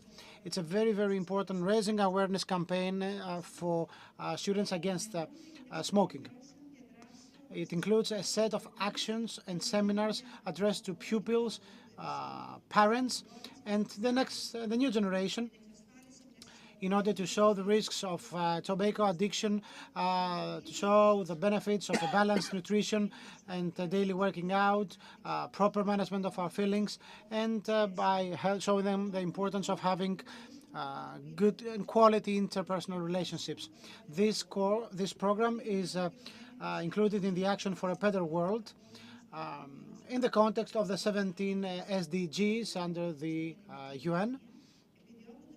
We aim at promoting active involvement of responsible organizations and active citizens in adapting responsible practices, improving our quality of life. This program, My Life, My Health, is included in the SDG 3, good health and prosperity, and well-being. So we have three pillars: smoking and health, mental health and interpersonal relationships, and the third pillar is about nutrition and fitness. It's addressed to the trainers, the educators, the parents, and of course the young people. Here you see certain actions in the context of this program. We have very important educational material shared on 7 thematics. Pupils will also have access to a very enriched content online, video, footages, pictures. Parents also have access to informational material on health issues, well-being, anti-smoking, and other useful tips. And that was the end of my presentation. Thank you very much for your attention. Thank you, Evaristos. I'd now like to pass the microphone to Amanda Siri, please. Okay. Yes? Do you want this? Thank you. No? Καλημέρα σε όλους. Good morning, everyone. I would like to thank the organizing committee for this invitation. I will talk about the HPV cancers, and I will focus on the oropharynx cancer that concerns boys mostly, and we should set the solid educational basis for boys to be vaccinated. I will present some HPV data, HPV vaccines, etc. We know that cervical cancer by 89 to 100% is due to HPV. In the last 30 years, there is an epidemic of oropharynx due to HPV in countries where we have anti-smoking campaigns, successful ones. In Europe, that we have an oropharynx cancer for men above 50. It is presented with some tumor in the mouth. Occasionally it is perceived as a cyst, but this is the first appearance of cancer of oropharynx from HPV. In the mouth there are various entities linked to cancer that are linked to smoking or alcohol.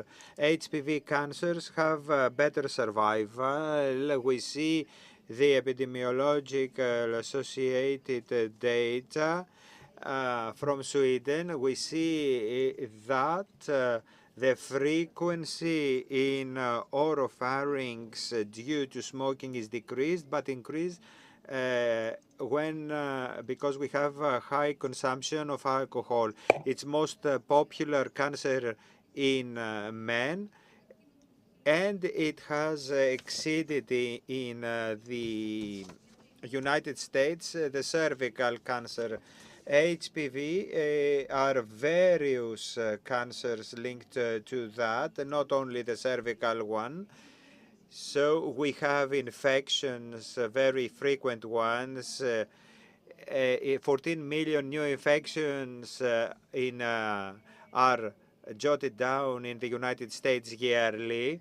The first has to do with sexual activity. 1/4 of adolescents in high school, we had sexual intercourse with 4 or more partners, have been affected by HPV. From the introduction of sexual activity, we see the infection from the virus. So we need to focus on people before they start the sexual activity in the first year of relationship. With an HPV-infected person, the partner might get infected. It's not only vaginal intercourse, but other kinds of contacts lead to infection by the virus. From the first infection to the manifestation of the disease might take years. That is why we have a lot of manifestations, around 50, even though the infection took place during the early years of adolescence. HPV prophylactic vaccines. They are recombinant L1 capsid proteins that form virus-like particles. Nevertheless, they are not infectious, and they increase more antibodies than natural infection. Initially, we had 2 vaccines. Some of them, the first one was bivalent, the other one was quadrivalent, and that could also deal with condylomas, warts. The vaccination should take place around 12 to 14 years old, and if we have child abuse, we can have vaccination at the age of 9, and we see that in studies have been carried out in more than 3,000 women that the vaccines protect from the development of CIN, pre-cancer condition, because as we saw, the cancer takes place years after the infection. Studies nevertheless show that vaccination is important. Not all countries abide by the recommendations. Australia abides by them, and we see low HPV infections because of the vaccination. So from studies we see in various magazines, when we have use of vaccines, a decrease from infections for girls 14 to 16 years old. We see the data in Australia and how infections have been decreased of HPV ones, and we don't have cervical cancers.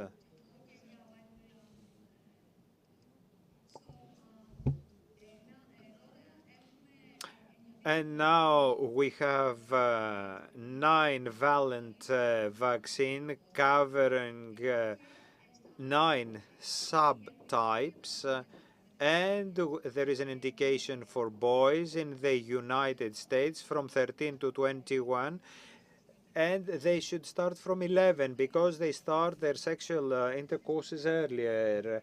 The vaccines are safe, and people up to 45 can be vaccinated if they are high risk, if they change partners occasionally, because active sexually people can develop new diseases that can which can be prevented by the vaccine. There is a plan in Europe to decrease HPV cancer. The Hellenic Society Against Cancer participates in that. In conclusion, HPV in oropharynx increases in our country. We are carrying out a study in our country. It has exceeded 50% of new incidents in oropharynx cancers. The majority of HPV subtypes that linked to the cancer of oropharynx are protected by, are covered by the vaccine. We should promote HPV vaccination to boys to decrease cancer occurrence that can be prevented, not only the oropharynx one. There are other kinds of cancer. There is anus cancer for men. And since it is something that can be prevented, we need to promote this strategy in order to avoid incidents that can burden public health and, of course, lead to death. I would like to thank you for your attention. For our next speaker, Yanis Tounatas, he will be participating remotely. Perhaps it might be helpful that when there's a minute left to the clock, I will just interject a comment just to help so that we can stay online on time, because it's so important that to hear that what you're saying, but it's also important that we have time for our discussion. Okay, welcome, and over to you. Καλημέρα σε όλες και σε όλους. Να ευχαριστήσω. Good morning, everyone. I'd like to thank the economists for the kind invitation to be here with you, and I'm really happy for what the moderator said before. Please, when I'm 5 minutes to time, please interrupt me, because that's the time allocated to all speakers. So I will be brief. I will talk about the role of public health in prevention, and more specifically in cancer prevention. The fact that General Secretary of Public Health, Mrs. Agapitaki, made reference in a very precise way on the modern content of public health saves me some time. But I'd like to say the following. We have to be clear about the following. When we talk about public health, we're not talking about public health care or public health services. It's one thing to talk about what Ms. Agapitaki said, and another thing to discuss about the NHS services on public health. That's the first comment. The second comment. The 3 Ps mentioned by Mrs. Agapitaki. All these 3 Ps, prevention, protection of health, and promotion of health, the 3 important pillars on which public health is based, play a very, very important role in preventing and dealing with cancer.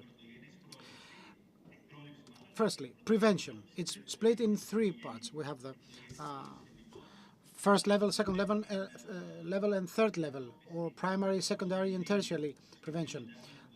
Primary prevention has to do with the prevention of certain drivers like smoking, bad nutrition, lack of fitness. These play a very, very important role. Secondary prevention. We're talking about checkups, medical checkups, and screening like pap test, mammography, regular skin tests. And then we have the protection of health, which includes actions on food safety. This is a very important aspect when talking about preventing cancer cases. We know that 20% of all cancer cases are due to nutritional issues. Also, occupational health and hygiene. That's a very, very important aspect. Another thing, climate change, dealing with the impact of climate change on humans. We have the ozone layer that affects to a great extent cases of skin cancer. It also relates to how we organize vaccination campaigns, something that it is also of equal importance because it falls under the thematic of health protection. And the third P, promotion of health. Mrs. Anaglossopoulou was very clear about that.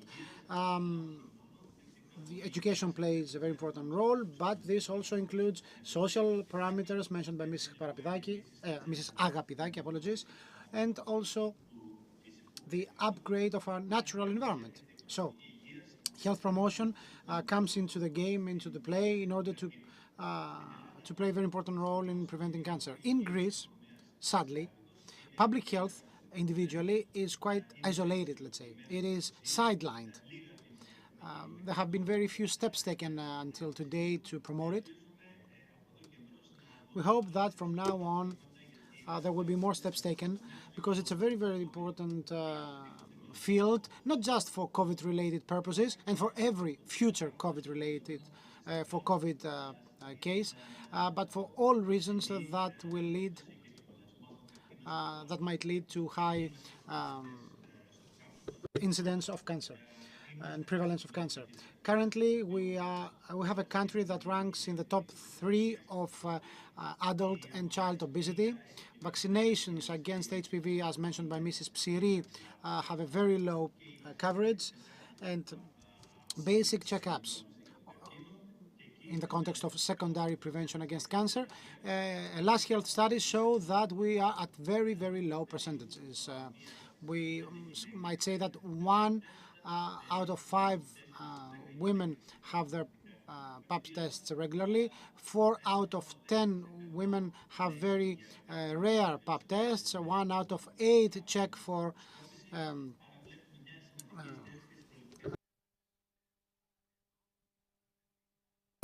cervical cancer tests. So the government, the state, has to intervene swiftly in order to raise awareness and to raise awareness about the priorities of the state and the capabilities of the medical society, so that, and what I'm saying is, let's say, is analyzed in the MSD sponsored study we did, in which we mentioned the need for a strong state-run medical service linked with the Ministry of Health, and also strongly linked with the regional authorities, and with AOD playing a new role as an upgraded organization dealing not just with infectious diseases, so that we upgrade the experts involved, because we need experts in public health. And now, given the new technologies, given the new capabilities we have, we can train these people. And last but not least, the funding of funding of public health. We currently have 1.2% of the budget dedicated to that, instead of 3%, which is the EU average. Thank you very much. Over to Nicholas Tsoukalas. Thank you very much. Καλησπέρα σε όλους. Θα ήθελα να... I would like to thank the organizing committee and the economists for the opportunity to talk about what the Hellenic Society of Medical Oncology has done with regard to prevention and screening of cancer. We all know that it's better to prevent than cure. And Hippocrates has said that thousands of years ago. The Hellenic Society of Medical Oncology, fulfilling one of its statutory objectives, on the World Cancer Day, February 4, consistently a milestone date, and every year on this occasion has various actions launched in this day, and a lot of posters have been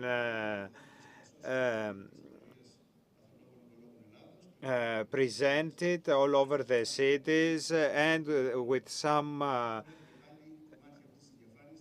suggestions: eat healthily, put on sunscreen, and it came to remind people that 50% of cancers can be prevented. 50% of cancers can be prevented. And there were 4 different forms of this campaign. The main message, touch wood, but it's not enough, and some suggestions to improve life. And here another action by our society, presented by Mrs. Christopoulou, in order to promote health and stop smoking. And the message is my health, my life. Mrs. Christopoulou has already mentioned that the main message is to avoid smoking and adoption of a healthy lifestyle.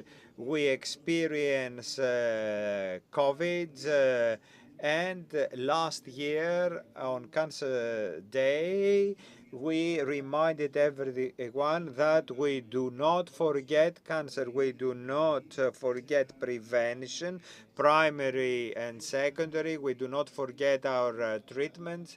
And we cannot forget that cancer can coexist with a pandemic.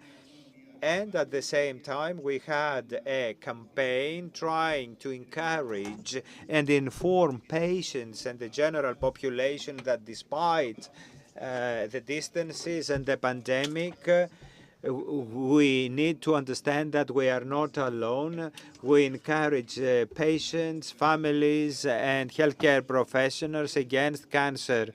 We do not forget screenings, even though we are amid a pandemic.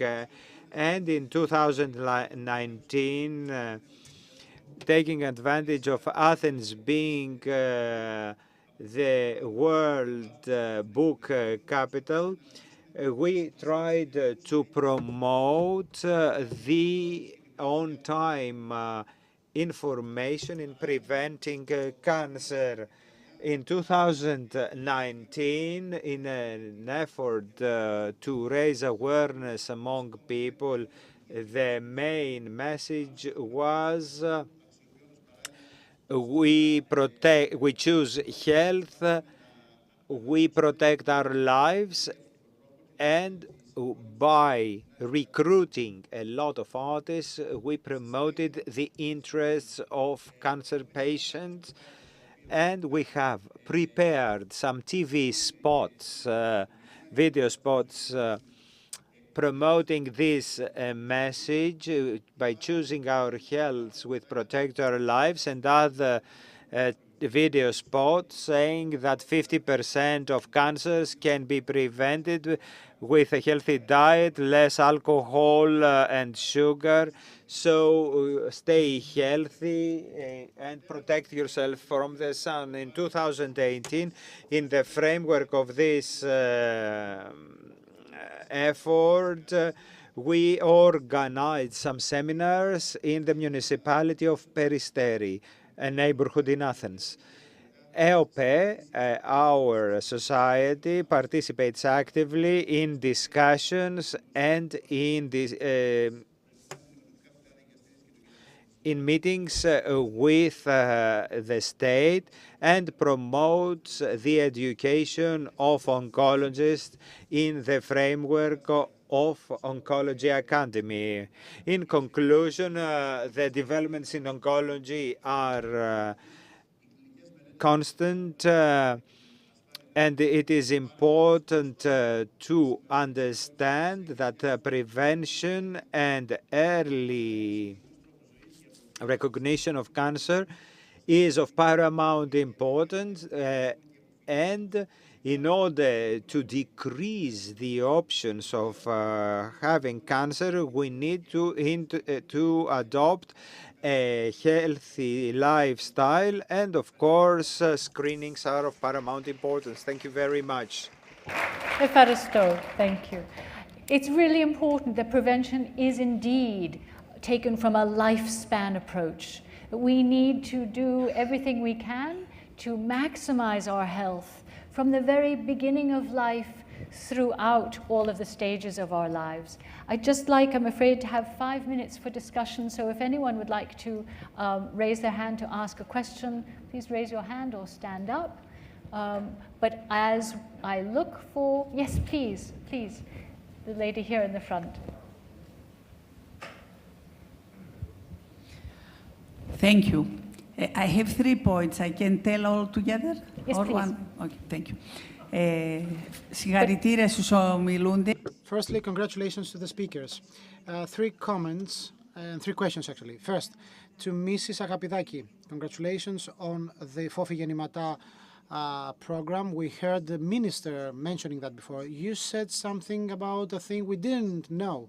Apart from mammography, you said that women will also have a free medical, free monitoring by physician, free of charge. But what kind of physician? Are we talking about a mammography and or an expert or a general practitioner or an oncologist? Ms. Christopoulou, congratulations to you. Firstly, my name is Lydia Mouzaka, head of the Hellenic Society of Breast Cancer, of mastology actually. For the past 7 years, we have been organizing seminars to second senior high school classes. You started quite early. Congratulations for that. We stopped in the past 2 years. We had a pause because of COVID, but we decided to do the seminars at the second level of the senior high school, because at the third level, at the third class of senior high schools, students are so overwhelmed with their university exams. Last but not least, I fully concur what Professor Toudas said. Would you like to reply? Ευχαριστώ πολύ για αυτή την ερώτηση. Thank you for your reply. We're talking about physicians who are specialized on this field, apart from their general specialization, and they can diagnose a mammography with findings. That's why we have the notice by the doctor for further treatment and control. Anyone have a question that they'd like to? Yes, this lady here in the back, yes. Καλημέρα σας. Good morning. My name is Sofia Michalopoulou. I'd like to ask something to all panelists. You discussed about cancer prevention, but I was surprised by the fact that none of you mentioned on the impact of radiomagnetic radiation. Because in the past years we have found that the increase of exposure to this radiation has led to increase of cancer cases. So maybe we should have some kind of nationwide campaign on the right use of new technologies. Indicatively speaking, let me tell you the following. Maybe we should stop the use of Wi-Fi in all schools. I think it is criminal, even in elementary schools where, of course, pupils there don't have to use Wi-Fi or mobile phones. They do get huge quantities of radiation. So my proposal to the ministry and to all professors, oncology professors, is to have this proposal. It's an idea sponsored by the ministry to all schools, and then to pupils, students, brochures, leaflets, practical ideas in order to find a solution. Thank you very much. I'd love to have your feedback.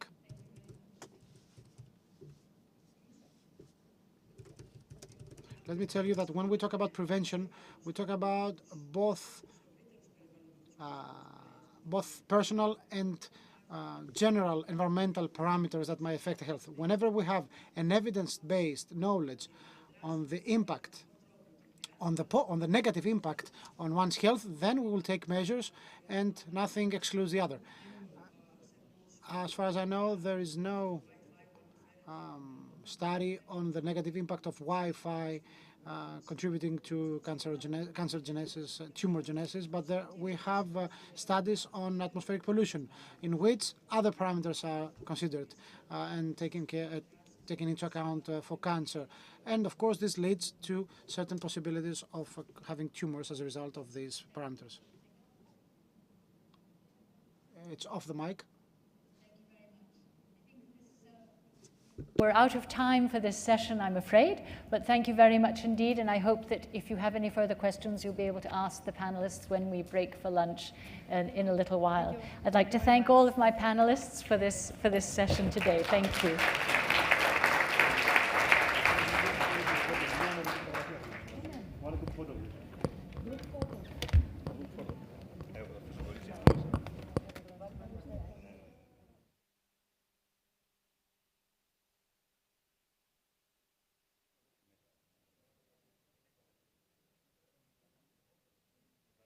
Thank you. Thank you. Thank you. I'd now have the great pleasure of inviting our panelists for our next session. I have, please, Anastasios Galantas, Giannis Moussotos,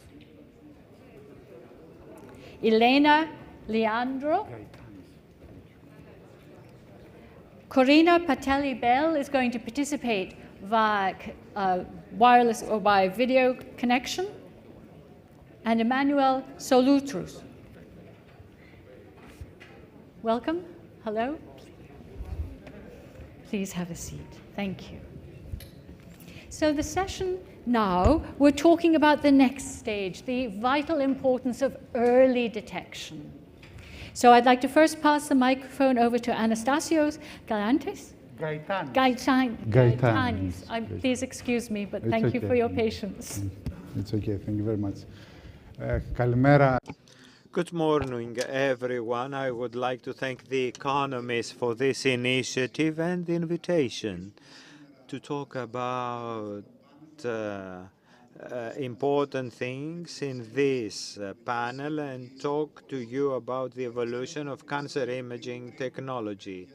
We talked earlier about the importance of prevention, but along prevention, I think screening is important, and technology plays an important role in that, not only in cancer screening, but in diagnosis and identification of the stage of cancer that will help doctors to give proper treatment to patients.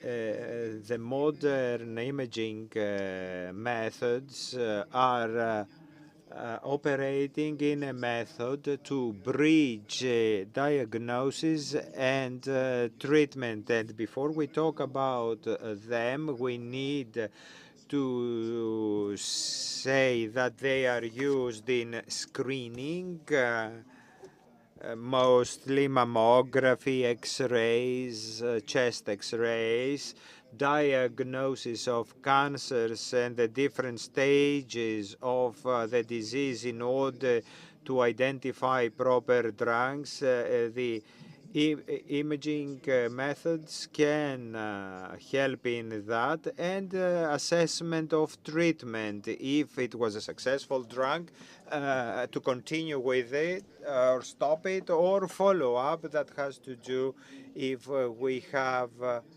any further problems. We have X-rays, we have CTs, as we call it, that allows us to have a scan of the interior of the body on a 3D level. In recent years, spiral imaging offers better image quality, incisions of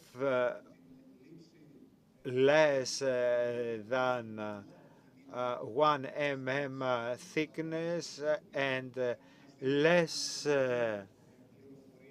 radiation for patients.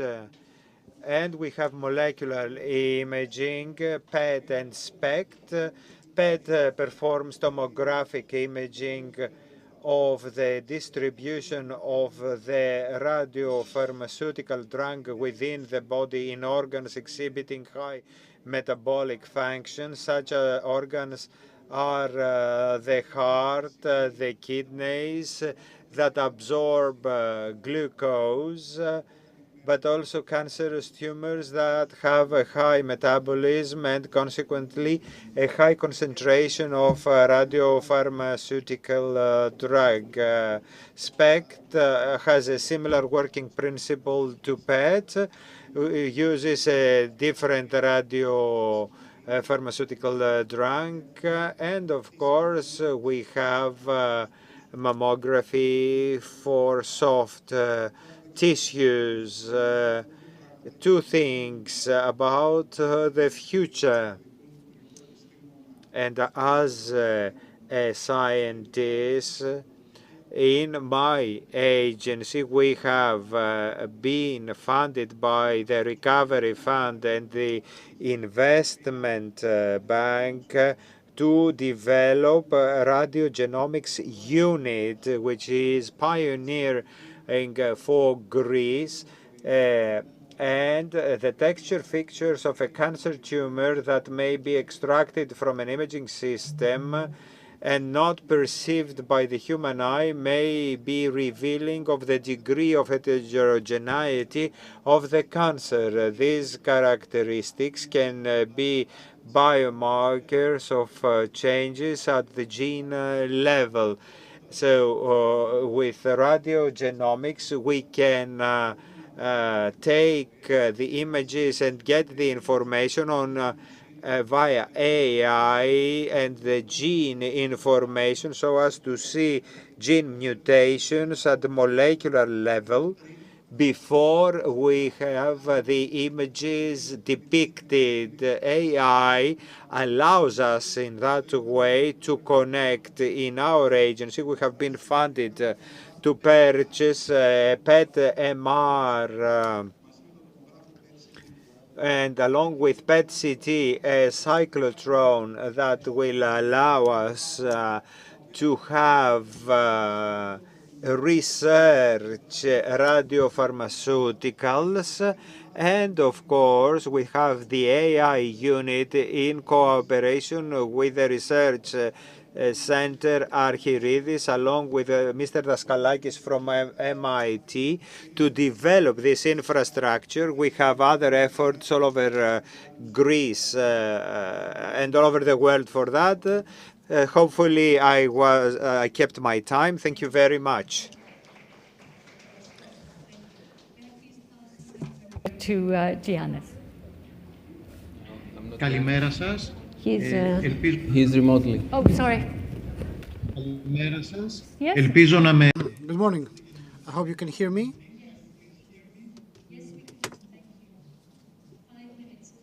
Έχετε 5 λεπτά. It's 10 slides, 5 minutes exactly. Εγώ λοιπόν θα μιλήσω... So, following this really interesting presentation by Mr. Gaitanis, I will talk to you about the importance of biomarkers in clinical practice and oncology. What do we mean by that? A biomarker is the outcome of the concern by a clinical doctor to be able to predict the possible result of the natural course of cancer, in our case, or the possible result of a specific treatment to the outcome of the patient's disease. So, in a very humane way, it reflects the effort by the treating physician and the patient to predict the benefit or no benefit by a specific treatment. So, the rationale of precision oncology is about getting some clinical information from imagery, then do a biopsy, and then following molecular pathology-based analysis, we have a molecular analysis that ideally will come up with a finding on a genetic mutation that drives the tumor. And ideally, we will be able to target that by a specific molecular-based agent against this mutation, which is the basis of the cancer. So, a predictive biomarker is or should be useful in both detecting the natural course of the disease and its behavior, we're talking about a prognostic biomarker, or to predict the response rate to a specific treatment, which means a predict lung cancer-related mutations. The curve in blue are the mutation-free patients. You see how low their survival rate is unless they get some targeted therapy on these mutations. The curve in black reflects those patients that have the mutation, but they won't receive targeted therapy, and the curve in orange has to do with patients that have the mutation but will be administered with targeted therapy. So, in practice, if our patient suffers from a mutation and we do not administer a targeted therapy just because we failed to search and identify the mutation, then, in practice, we condemn this patient to the same prediction like the one of a patient with no mutation. So it's very important for a clinical doctor to know, to search, to identify, to locate and then treat mutations found using predictive markers. The ideal biomarker is the one that may accurately predict the clinical endpoint of interest. Is the one that is easy to be evaluated and quantified, to be reproducible, which means that someone else may reproduce the same marker in another laboratory and have a very good cost-value relation. Biomarkers have evolved.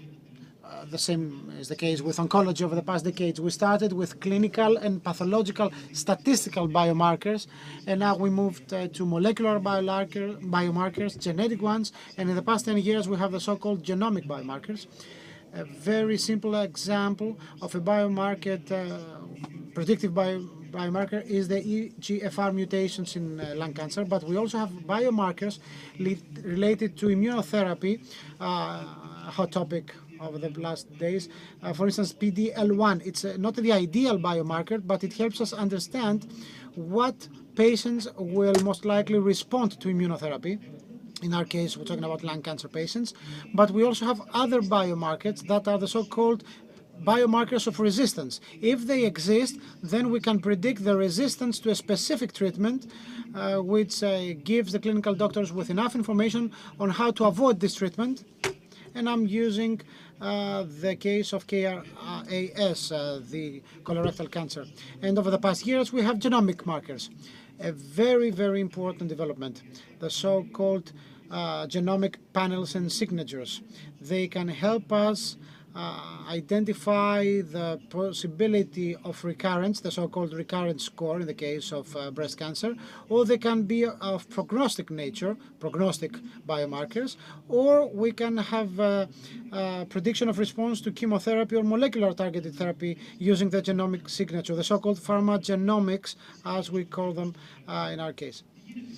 What's the case in Greece? In Greece, the basic biomarkers are being reimbursed since 2014, following many efforts by the Association of Clinical Oncology in Greece. So we're talking about specific biomarkers, about specific cancer cases. We are way back, we are lagging behind, so the list of biomarkers reimbursed by the Greek state has to be updated. It hasn't been updated in the past few years. And in conclusion, the use of biomarkers enables individualized therapeutic approaches of patients with treatments that are specifically delivering in the case of specific mutations.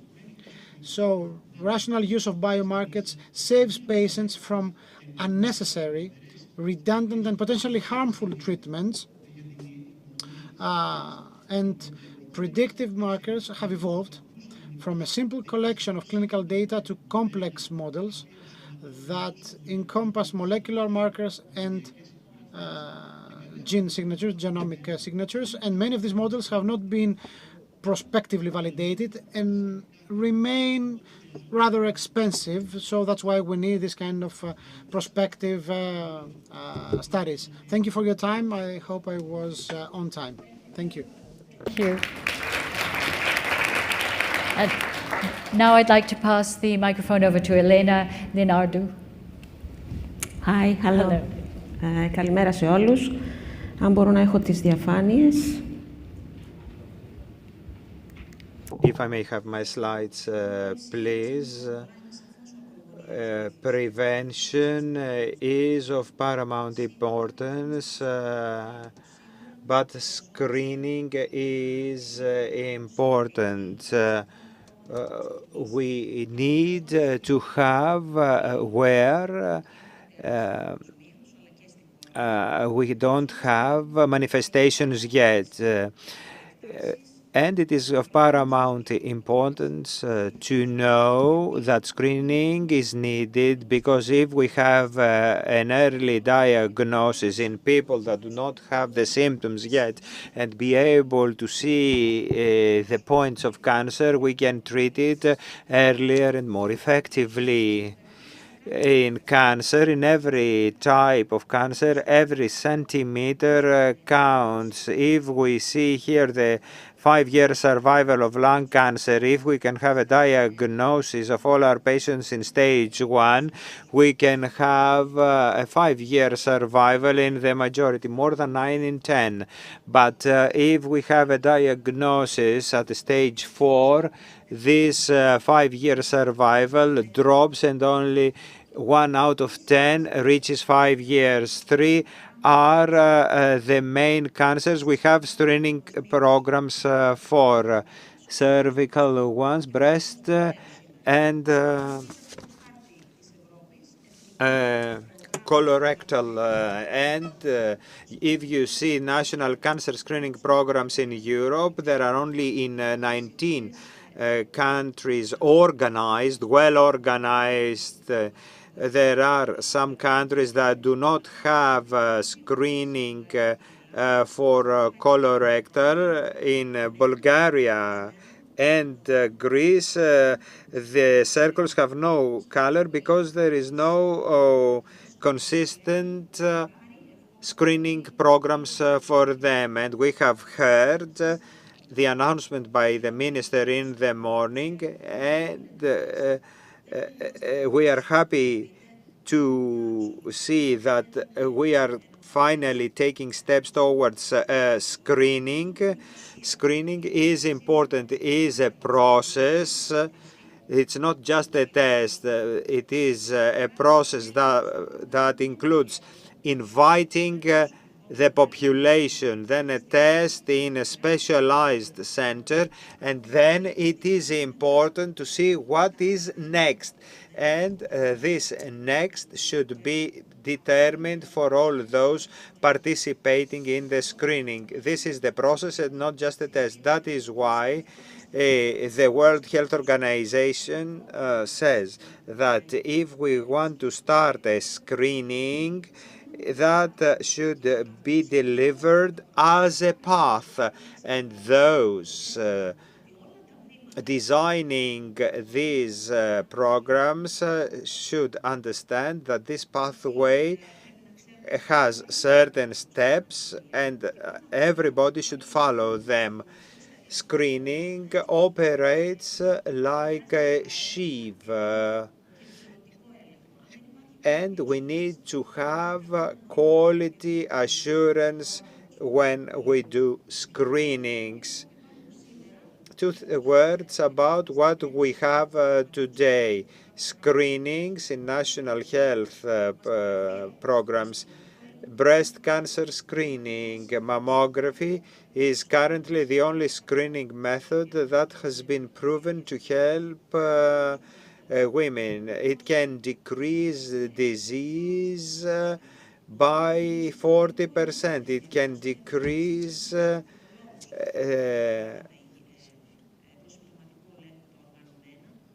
the number of women that lose their breasts.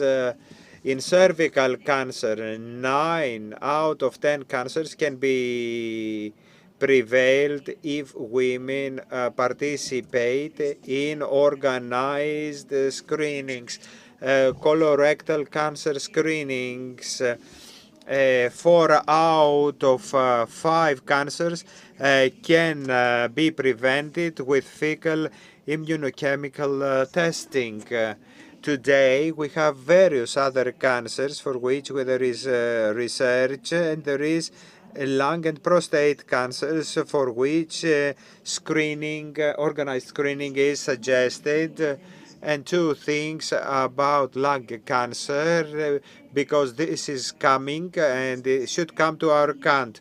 24 reduction in lung cancer mortality with LDCT screening at a specific high-risk population, and in our country the discussion is open. We presented earlier for the first time the first financial analysis in our country. If we could introduce with this method CTs, we could decrease deaths from lung cancer by 24%. So organized screening is important, and we should remember this is not a test but a process. Thank you very much. Message from Karina Patelli-Bell. Good morning. I'm really sorry I'm not able to be with you today. Thank you very much for inviting lung cancer care to the present conference and for giving us the floor to speak about the value of early diagnosis in the life of patient.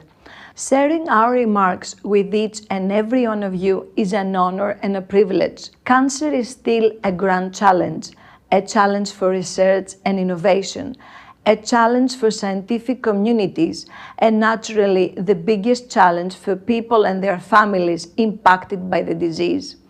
Cancer is also a major social and economical issue, with direct and several effects both for the patient and for society as a whole. Needless to say that apart from high financial cost of treatment and the inevitable physical symptoms, cancer often threatens the social well-being of patients, survivors, and caregivers, as well as their emotional balance.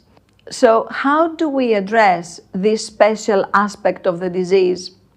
A first step is by raising awareness about the importance but often overlooked approach cancer treatment, the patient-centered approach.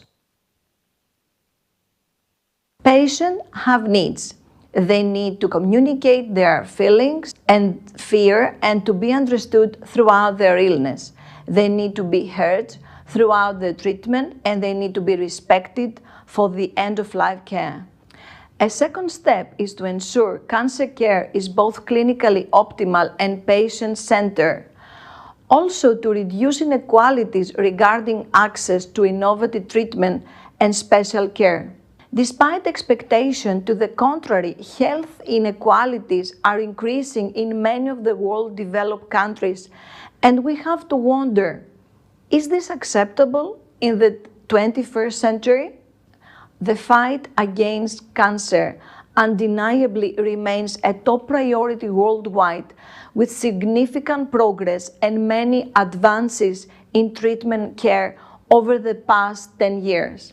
And yet, nothing is more valuable in cancer treatment than early diagnosis.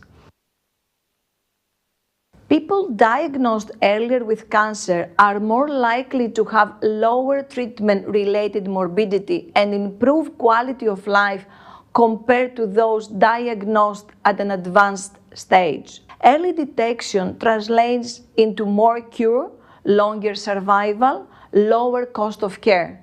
Patients can live healthier and longer lives when disease is detected early. Diagnosis leads to knowledge, and knowledge is power. When patients are aware of their condition, they might experience a sense of self-control, which allows them to plan their lives accordingly. On the other hand, later stage diagnosis needs more extensive treatment, which lead to difficult and lasting side effects. Being diagnosed at the advanced stage may lead to unnecessary suffering and limited ability to provide successful treatment.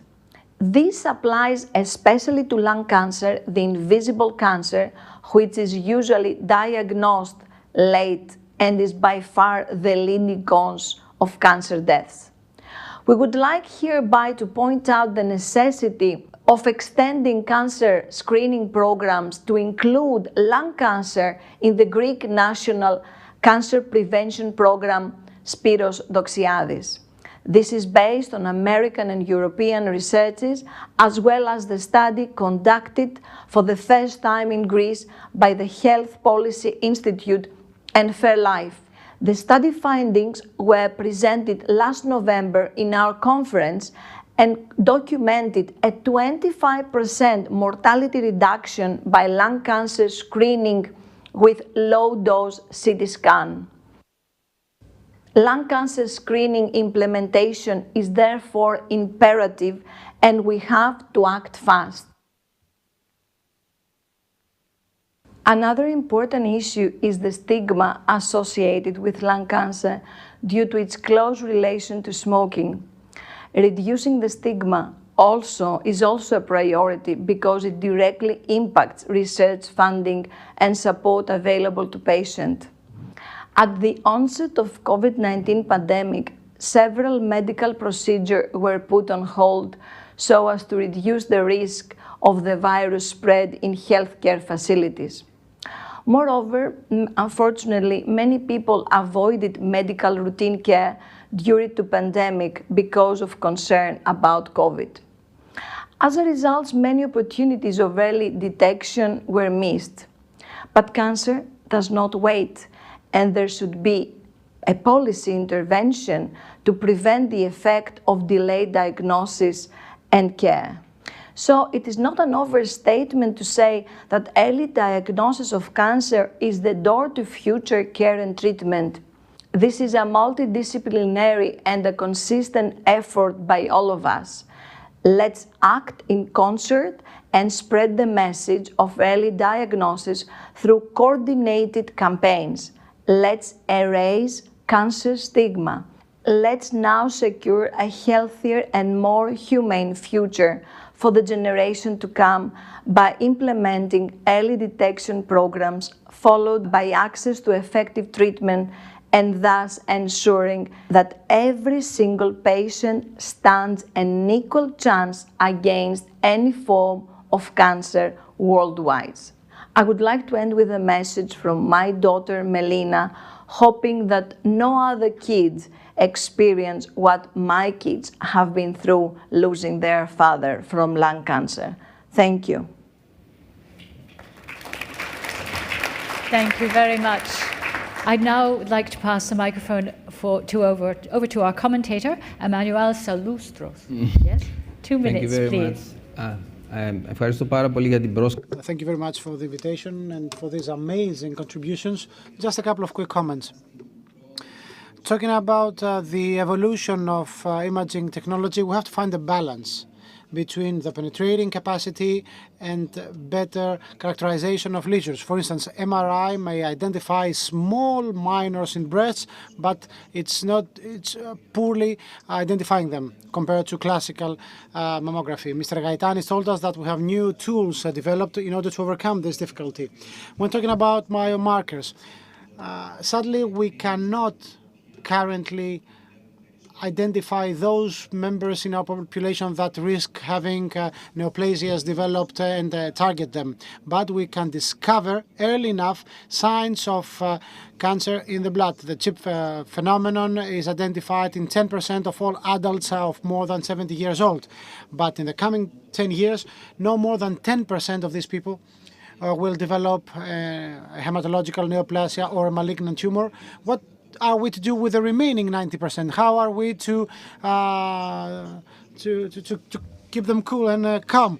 if Mr. Mucios has the capability with these biomarkers to have a very precise diagnosis, that would be great. It's a bit avant-garde, but in the case of breast cancer, this is an open discussion. Now, talking about the national screening programs, the vaccination campaign showed that we can efficiently and effectively set the appointments and mobilize the population. However, a nationwide screening program is quite more complicated.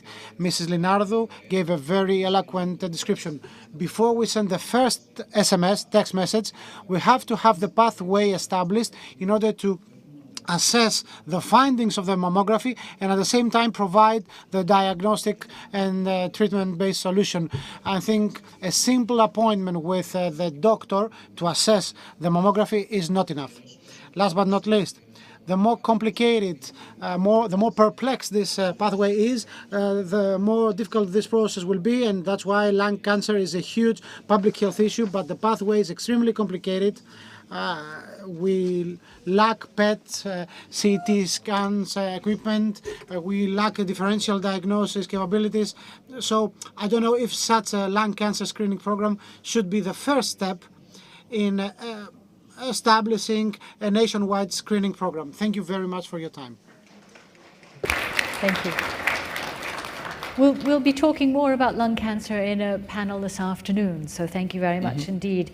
It's really important, I think we've heard today, while those of you think about a question, we've got about 5 minutes for question, but the communication with public health efforts to the population to help them to understand the importance of screening and early detection helps to improve their health literacy about the different health risks they could be prone to, and it improves the uptake of early diagnostic testing. And as we've heard very eloquently, cancer screening isn't simply a test, it is a process. So it's something that we all need to pay attention to, because catching cancer earlier ensures better outcomes for the future. Is there a question in the audience? Yes, please. Gentleman here in the front. My name is Giorgos Delinasios. I'm publisher of Anti-Cancer Research General. Actually, this is an idea, not a question I want to share. We heard before about the screening practice that will be developed in Greece. We have some really acclaimed researchers here with us. Let me say the following. I think it would be really interesting if we were to consider from the beginning, above all, let's say, the impact of this change on the screening processes by collecting data and information, so that through the viewpoint of personalized medicine that will come in the next years, how the development of screening screening practice will be, let's say, accommodated also under the auspices of the state. Thank you.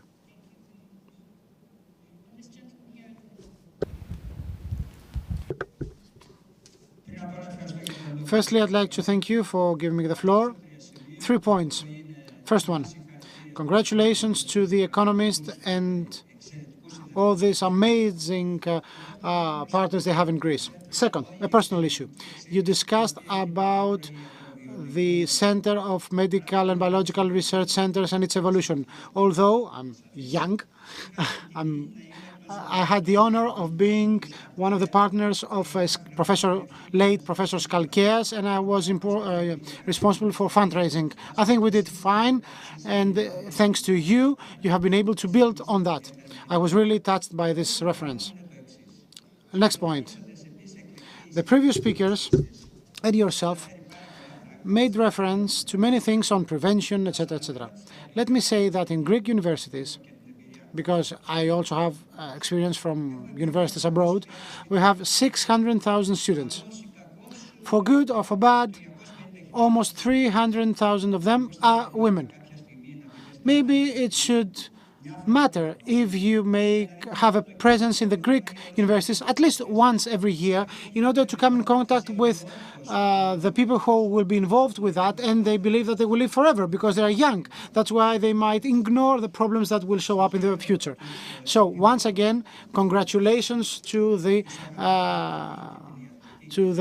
ones following Hippocrates, but I'm really tempted to share the following motto: he loves doctors one loves doctors as long as we don't need them. Thank you. Any other questions? I know we're running over time a little bit, so if there are no further questions, please feel free to reach out to the panelists during the lunch break, and I will move forward to the next panel. Thank you very much indeed. Thank you to the panelists and the participant remotely. Thank you.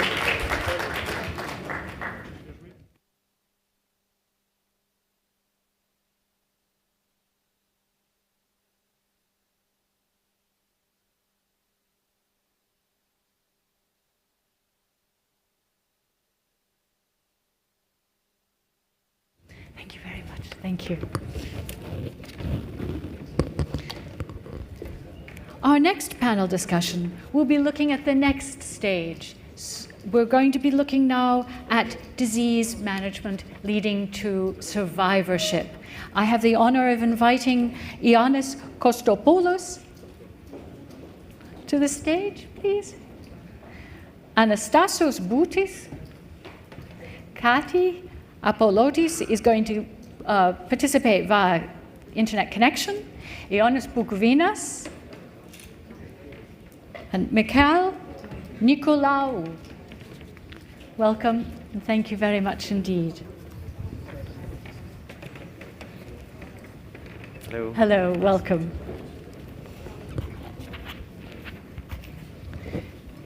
So, we're moving through the progression. We've talked about prevention, then screening and early diagnosis, and now we want to look at disease management and how we can lead to improved survivorship.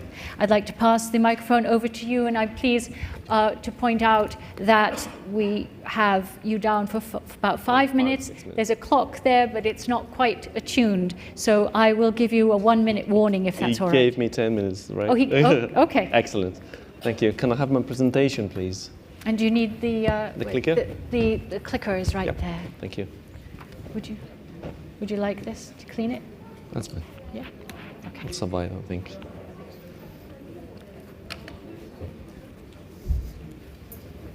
Okay. Ready? Yes, ready.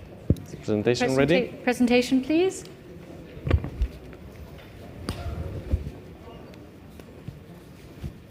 Presentation, please.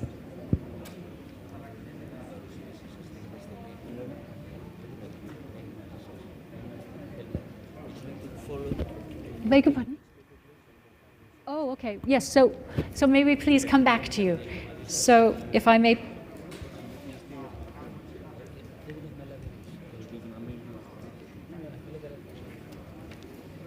If I may please then pass the microphone to Anastasios Boutis. Exactly. Yes, please. And there's a clock there that isn't quite attuned, so I'll give you a 1-minute warning if you don't mind. Okay. Okay, thank you. Θα μιλήσω για τα βασικά. I will talk about the electronic file and the oncology patient registry. Hopefully, we should have the Secretary General speech, but we have heard some things from the early speech, from the morning speech of the Minister. We are at an era where the need for digital transformation of health is more urgent than ever, which became more evident with the experience of the pandemic. Oncology is an area in which digital innovation is already widely applied, and the Society of Oncologists of Greece is the main factor for this direction.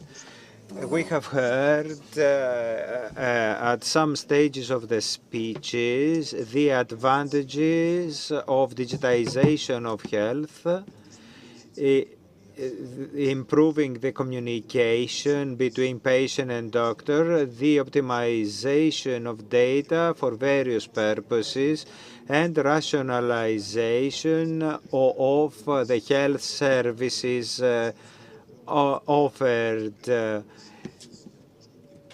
Communication between patient and doctors has proven to improve the quality of life and the survival of oncological patients. In our country, unfortunately, there have never been an organized recording of data at the state level.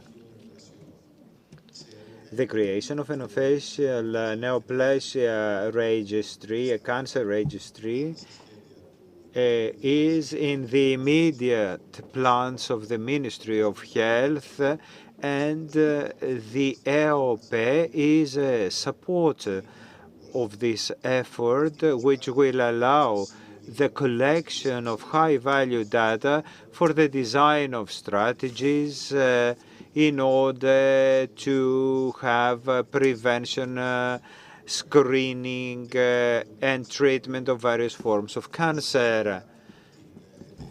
As far as our society is concerned, over the last 2 years, we are pleased to acknowledge that important steps have been taken in digitalization of health, with the introduction of innovative efforts such as intangible prescriptions and pilot applications of electronic files in hospitals in the country. We said in the morning that we have a patient-centric model. So we have a file with all the data of the patient with an alias, which is of paramount importance. The interoperability is a problem for the file with the existing systems of the hospitals and the existing electronic platforms of IDICA, the EOP platform, and we see that there is a willingness of from all parties to make these platforms speak among them. The e-file is of paramount importance for researches and for the assessment of treatments and link treatments to biomarkers. And in the end, what was mentioned by the Commissioner in the morning, to have an overall picture of the journey of the patients from the screening to the final outcome. On the part of our company, of our society, there is a 10-year systematic recording of therapeutic protocols with an annual update, and allows the state, on the one hand, to better manage the patients by treating oncologists, and on the other hand, enables everybody to have a systematic record, evaluate and control good clinical practices, and implement the International Cancer Guidelines. Interoperability of the systems will allow the detailed recording pharmaceutical expenditure inside and outside hospitals. I will sum up by saying that the digital age of oncology is a reality. The initiative of the Hellenic Society of Oncologists, in cooperation with the representatives of the state, the other bodies of health professionals, patients and associations, will ensure the desired digital transformation of health, with the aim of improving the daily life of the oncology patients. Thank you very much. Now we've got your presentation loaded, so I'm pleased to give the floor to you. Thank you very much. Okay. Μετά από αυτή τη μικρή περιπέτεια, θα ήθελα και εγώ να ευχαριστήσω τον Economist για την ευγενική πρόσκληση. I'd like to thank the Economist for this really kind invitation. I think it's a great opportunity, now that we are all experiencing the recession of the pandemic, to kick off the cancer agenda. I think this topic is at the core of our planning for the next day in the Greek NHS. We know in our social surroundings, maybe in our family, we all know someone suffering from cancer, someone who needs treatment and care. So I think that at the core of our day for the aftermath of the pandemic is to find ways how to utilize technologies in order to build an NHS that will provide us with new capabilities. So there is a need to discuss the case of cancer because figures are quite eloquent. Cancer is one of the most lethal diseases in the world, despite developments and new drugs and new practices. 40% of people risk suffering from cancer. In Europe, 1.3 million Europeans die from cancer each year, and 3.5 million cancer cases are diagnosed each year, and so on and so forth, as we say. This is a slide that comes from the Europe Beating Cancer Plan, which is the very basis of our communication with the European Union in that regard. So, what is the mortality rate in our country? What are the new cases? How many are the new cases? How many survive? And what are the proposed therapeutic schemes in all or many cancer cases? But we don't have enough data. Why?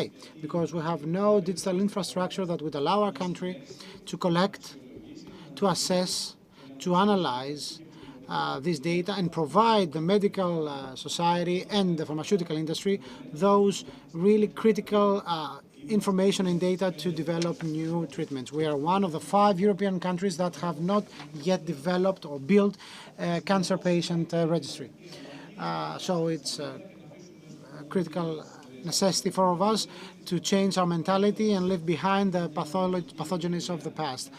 We have a unique opportunity to make use of new technologies and, of course, the knowledge accumulated in our medical society and do the so-called leapfrogging in order to catch up with other advanced countries. So we do have the knowledge, the expertise and the funds from the RRF. Let me remind you that the General Secretariat of Health Services, we built a very ambitious plan amidst the pandemic based on 4 pillars. The first one is the digital medical record, patient record. Second, upgrade of our hospitals, and that's the prerequisite in order to do what we're talking about. Telemedicine, which is linked to the things we discussed today, and the digital program on cancer, which we will discuss if we have time, which is not the case. The main target of this program is to provide health professionals with a useful tool to whom that deal with oncological patients. We want these digital instruments and tools to be our ally and help us formulate together a future, let's say, environment in order to offer better services. A role is to be played by the patients. They have to have a role, they have to have the knowledge and the tools offered by technology today in order to handle their personal disease. Also, quickly enough, it's important to collect, to aggregate data, more data, better quality data, so we can utilize them in order to build better health policies. I think that along with the implementation of this ambitious program, we will have an open debate already triggered by EOVS study in order to discuss the prerequisites, the terms, the conditions on how to use this important medical evidence and scientific evidence to this end. Now, in brief, the National Cancer Plan.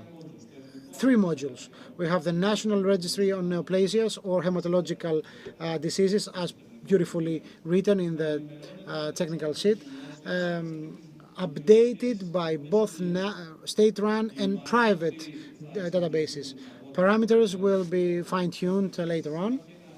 We also have the oncological hematological online system that will be originally installed in 10 hospitals selected by the committee, and this will allow us to use technological tools for cancer diagnosis. This will also include a set of digital tools and applications. We're talking about an ecosystem of apps addressed to the patients that the patients will be able to use in order to facilitate their daily lives. The budget for this program, this plan, is big, 36 million euros. It's enough, it's adequate amount of money. We have 3 years' time to do it, and we hope that this registry will go online in the coming year, 2023. The pilot phase of the oncological database will start in 1 or 2 hospitals in 2023 as well.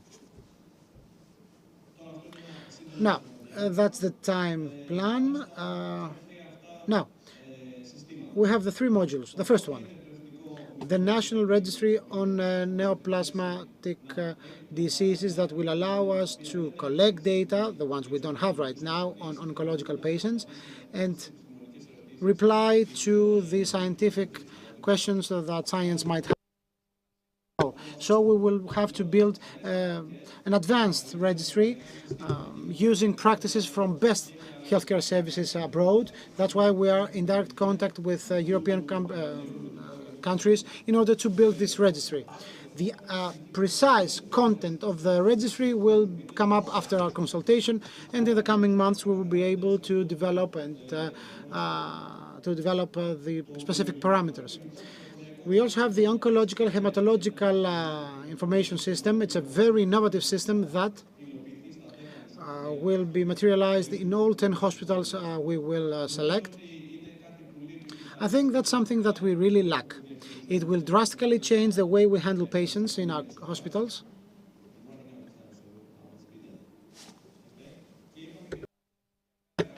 And now the third pillar, digital tools for patient support. I think that this project will change the way patients perceive their experience in the context of the NHS. Let me say a few things about the European state of affairs. This entire effort is driven by the European Beating Cancer Plan. Many of the things we've done in the context of this program are harmonized with best practices shared with us by the European Union, and our country has to actively participate in the ongoing dialogue at the European level for developing new systems and sharing information, disseminating information. There's a very important question. What kind of data do we want to collect in the in the medical patient files? The same happens with oncological patients. So we have to keep a balance between the data that are necessary, the extent to which it's feasible to have this data, and the workload for the physicians in order to register this data as an input to the system. And because technology is not able to solve all problems on its own, we have to find the people who will help physicians running hospitals today. Abroad, we used to have entire teams of people supporting the entering the data. We're talking about data managers or digital coordinators or NTT facilitators. These are the terms used. These people are the secretarial support needed in order to have better registrations, better recording of data. We have great examples coming from Europe, and allow me to end by saying that we are entering a brand new era, a new digital era. This will allow us to develop new treatment and healthcare models. It will allow us to provide health professionals with better tools and provide our patients with a better experience. Thank you. Thank you very much. Thank you. I'd now like to turn our attention to our next panelist who's participating via connection. And hello and welcome to Kati Apostolos. Sorry, I was saying it in my head and then my mouth got messed up. Okay. I do apologize. Welcome. Okay. Thank you very much, Mary. Καλημέρα σας. Σας ευχαριστώ. Thank you very much for the invitation to participate in this conference, Cancer in Meta-COVID Era, and I will talk about the registry, which is a priority, along with the banks of biological material. And it was a surprise pleasantly to hear Mr. Kotskiopoulos talking to us that something has started in the Ministry of Health. We are supporting the ministry in this efforts, and we are happy to see that first steps have already been taken. Delays in diagnosis, delays in operations and tests, delays in treatments created by the pandemic had as a result patients to arrive at late stages of cancer in hospitals. Nevertheless, if we want to overcome these problems, we need to have a very concrete plan. We don't, unfortunately, in Greece, we don't have a registry. We don't have a concrete plan. We don't have an institute of neoplasias, whereas the network of medical accuracy, after its operation for 2.5 years, it stopped its operation in September 2021 because of lack of funds. Nevertheless, our country needs to make haste in order to take advantage of all the opportunities of financing, networking, technical assistance, and exchange of good practices offered by the European Commission, the European Plan for Cancer, and the Mission for Combating Cancer. For these actions, along with the Commission, we had the cooperation and deliberations of consultations of all partners of Oncology Society, and as a representative of the European Cancer Patient Coalition, which I was presided until recently, we participated in consultations until recently with the Commission, General Directorate of Health, and the Commissioner's Office. For all those announced by Mr. Kotskiopoulos, we were not present, but I hope we will be invited soon. We don't need to reinvent wheel, but we need to use the results of shared actions at European level to participate equally in tenders of the European Commission, to have our own national plan to cover the needs of the country and the Greek patients. Now, on whether the results from the registry of neoplasias are important to patients, the answer is vague. Greece, in the framework of the effort of EPAC to have a national registry of neoplasias, efforts have been abandoned at the end of 2014. And after that, the ministry ignored the issue, even though the Oncology Society and patients demanded to have such a registry. The previous government tried to do something in this field, but started from a wrong basis. On whether the basis from the registry of neoplasias are important to patients has been heard in private discussions with the ministry and in various conferences. Not only the Hellenic Cancer Federation, but all researchers and scientists demanded to have such a registry. all of us asked to have a national registry for neoplasias.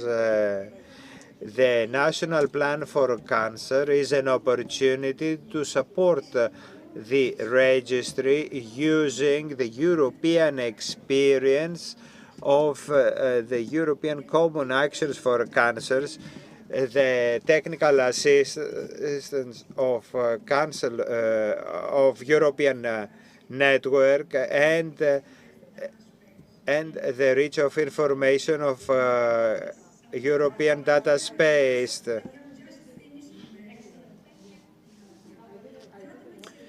I seize the opportunity to say that Greece participates in the common action towards a European data space represented by the Hellenic Cancer Federation at the stakeholders. Last but not least, I need to say the value of registry cancers is that they collect data that can be used for the epidemiological research to design the national plan for cancer and other health programs to improve the health of patients. We, as a federation, cooperate with all societies in oncology and research centers, and we are supporters of the health ministry, and we are there to support all its efforts mentioned by Mr. Kontsiopoulos earlier. Thank you very much. Indeed, thank you. Really appreciate hearing your words of wisdom.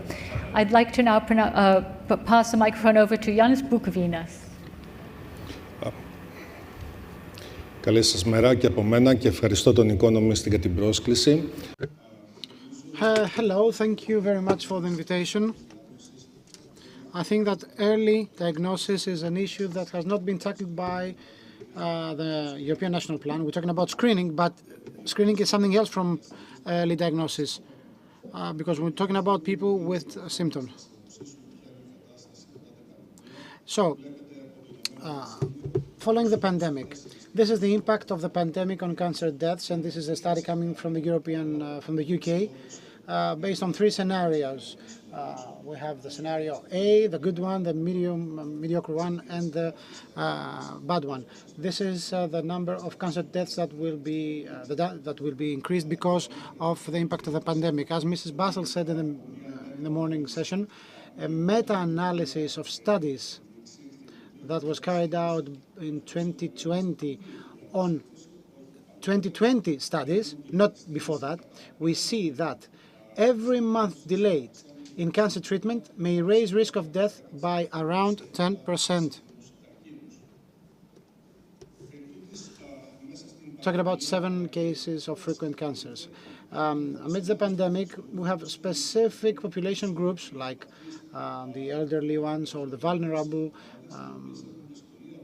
people living at the margins of society, the most deprived ones, are disproportionately affected by late cancer diagnosis, and we have to emphasize on them in order to avoid any aggravation to the already poor health status and state. Apologies. Also, the context has changed. The way you ask for advice or for remote consulting is changing, but how can this be happening if you don't have no good connection with yourself or in the hospital? So if you add to that the difficulties over the past years on having operations taking place because of the COVID pandemic, you understand that there has been a backlog of problems, and that's a common understanding by physicians. We have huge delays and in diagnosing and treating cases. So if you add to that unemployment and inequalities when it comes to incomes because of the pandemic, we understand that this is a ticking bomb. So that's why we should start yesterday. The state should have started yesterday with a campaign, ads on TV, like the ones they used for vaccination. They should start promoting and telling people that there should be no doubt. It's absolutely safe to have your screening tests, your checkups. You can safely visit a center in order to have your checkups or tests. What are the common barriers to early diagnosis? The first one is the medical illiteracy, the stigma. There is a kind of difference in Greece because the first visit to the GP or to the family doctor is obstructed, and that leads to a very difficult pathway. We have clinical evaluation and diagnosis and staging that takes place quite late, inaccessible diagnostic testing, pathology and staging, and of course poor coordination of services and loss to follow up. If you add to that the geographic and logistical barriers and the financial barriers and some socio-cultural obstacles, you get the point. This is a study carried out in the UK showing that there are 20 common symptoms that might be evidencing cancer. In only 13 of the 20 studied symptoms, more than 50% of patients were diagnosed with cancer at stages other than metastatic cancer, stage 4, with the exception of pharyngeal oropharyngeal cancer. So we need good diagnosis, well-trained physicians at the first level, at the primary level, in order not to delay the referencing these patients. And one message for policymakers: if everyone goes now to a hospital for a test, the healthcare system cannot handle that. They're not able to cope with this amount of people. So we need better funding, better organization of this infrastructure. Potential interventions. The first one is awareness and accessing care. We need improvement of health literacy and digitalization. We need better access to primary health care, and it's important to strengthen the primary healthcare services to provide correct, precise diagnosis. We need pathological and diagnostic centers to have specialized personnel involved, and of course we need to facilitate access to treatment, starting from biomarkers to new novel drugs. And we have to set goals.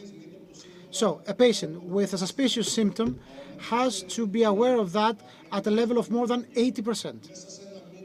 Within 1 month from the reference of the patient to the family doctor, he has to have his treatment finalized and administered. Primary diagnosis is a very, very important component of a public health strategy. We need a coordinated approach to build early diagnosis capacity that may lead to safe and quick diagnosis and referencing.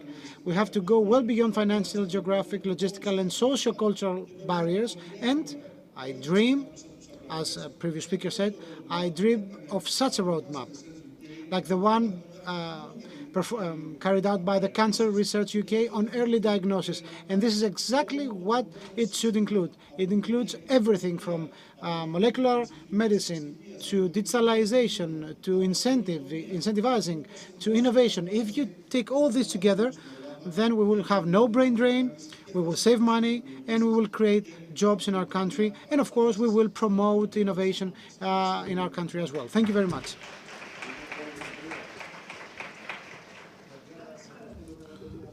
Now I'd like to pass the microphone over to Mikhail Nicolaou. Yes. Ευχαριστώ πάρα πολύ. Thank you very much for the invitation.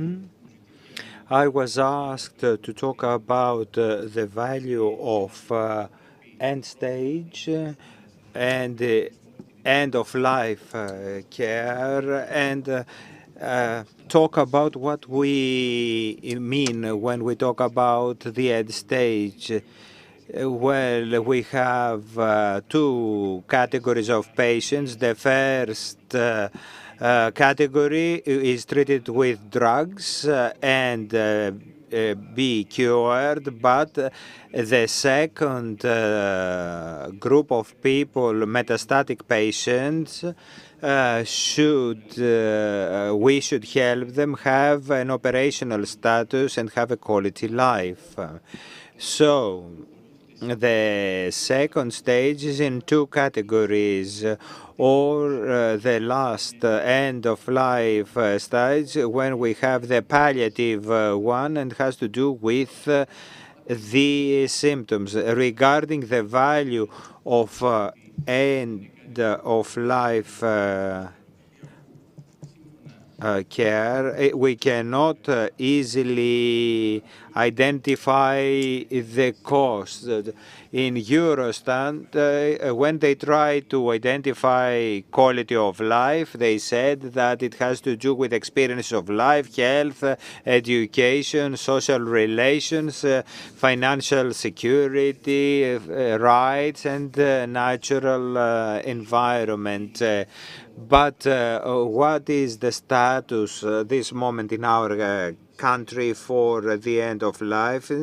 There is a lack of hospice. A stake for the ministry and the minister is to be able to just place a small stone because we have nothing in this field. The tsunami for the end of life patients is huge. And of course, we have a lot of problems caused by the pandemic, stress and anxiety, loneliness, and financial problems created, and all these had practical consequences and social, mental, psychological consequences. Where we will be after the COVID era, I cannot answer that. It's not just a snapshot. It will be a long era. But I think there are opportunities. This is presented in the oncology conference last year in Italy. There was a house care treatment for end-of-life patients, and we saw that a lot of patients took advantage of this treatment, especially those who did not want radiology, and a poster from Barcelona which shows the telemedicine importance during the pandemic. But the steps are rather timid, and with a population that is not directly dependent on doctors. And from our study carried out by LOC and IQVIA, 63% used intangible prescribing, irrespective of being end-stage patients or not. And 63% of the patients from this study said that they would recommend telemedicine to others because it allows them to have a direct contact with the patient, whereas 17% that won't support telemedicine would prefer personal contact. With Mrs. Balaura sitting here, who is a manager of IOSAVA, we have introduced a program called home visits, Ecothen. We tried to see where we stand and allowed our imagination to lead us to where we want to go. This is a wall of the key points needed from all parts: the patient, the doctors, the pharmacists, etc. And we have planned this application, ECOTHEN, in 3 stages. Hopefully, in the future, we will be able to analyze it further. At the pilot stage, the service can be implemented. Number 1 can be implemented right away. Number 2 can be implemented later at a national level. The wall with key points is huge. We had a lot of discussions and meetings. We saw good practices, katikon, home visits, that is, people that do have experience in Europe and the United States and Australia. We mapped all the process, the equipment, the material can be transferred safely, and after the use can be wasted. We have estimated the benefit for the carers, the patients, and we set the criteria for eligible patients. The benefits from this process are enormous. But the last slide is the last interview of Mikis Theophylactopoulos, a painter in Greece, who says that most things we do is a result of our approach to death, the way we process death and the fear we have vis-à-vis death. Thank you very much.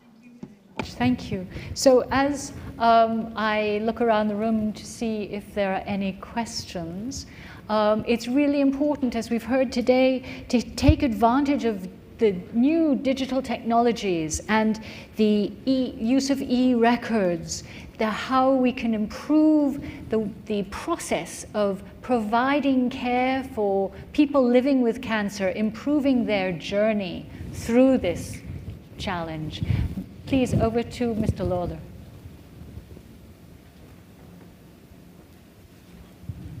Thank you very much. A really interesting session. I was really interested in Dr. Bukovinas highlighting the importance of early diagnosis on the work of Cancer Research UK. We're very much working with them closely, and the idea particularly of a data-driven early cancer diagnosis. And also I'm delighted to see you highlighting the Time to Act campaign. As I said, we'd be very happy to help Greece to do a national launch of that. But my question is specifically in relation to the cancer registry, and delighted to hear that Greece, as Kathy Asposidis said, Greece is finally having a national cancer registry. I suppose my question will be, will that cancer registry be available for research on the use of the data, because that's a critical part of a cancer registry. We've just signed an agreement with NHS Digital in the UK. It'll be announced in about an hour, where we'll essentially have access to 50 years of cancer records, 10 million patients, 100 million data records. So I just wanted to know, because it's a great opportunity now to do that. I agree with it, obviously, in the context of improving care, but also in terms of research. Excellent question, and it's also important for being able to make sure that the right steps are being taken to address the needs, and the right amount of funding is being focused in the area of greatest need. Very important question. Can any of the panelists address that? Yes. Ελληνικά. Okay. Okay. Yeah. So the reply is the following. We started implementing this cancer registry. The first thing in mind was how to utilize the data that will be collected in the context of this registry. So we're thinking about to kick off a scientific debate and dialogue with all organizations in order to discuss how we will use the data. Maybe I was a bit quick in my presentation. The third pillar is about the utilization of cancer-related data, both for the scientific and medical society and for the pharmaceutical industry, as long as certain prerequisites, conditions are met, which we will identify in the coming months. Help you in that regard, because we've gone through this, so certainly the offer is open. Okay. Thank you. I think, if you'll excuse me, there was a gentleman in the back who had his hand up first. Excuse me, please. Congratulations to all speakers. My name is Karatianos, President of the Hellenic Medical Surgery Society, to Mr. Kosiopoulos. I think it's a great opportunity to say that you highlighted both early diagnosis, prevention, and treatment of end-stage cancer patients. But it's important to say that good patient treatment, care, healthcare to the patient, is something that we lag behind. I'm talking about the specialization of surgical oncology. It's highly necessary in order to have good quality of therapeutic treatment, especially when it comes to the first pillar, which is surgical oncology. So we need specialized surgeons in order to properly treat specific and common cases of cancer, colorectal, breast cancer, etc., in order to have the best possible results. And one last thing, dear Secretary General, it's very, very important to provide for the following. In our country, a great part of our oncological patients are treated privately, in private institutions. So you have to provide that this registry of neoplasias will be funded, the private one will be funded in some way. Otherwise, there will be an aggregation of data that won't be reliable because a great part of the entire population will be omitted, the ones treated privately. So in this funds, you have to provide for some financing of private registries.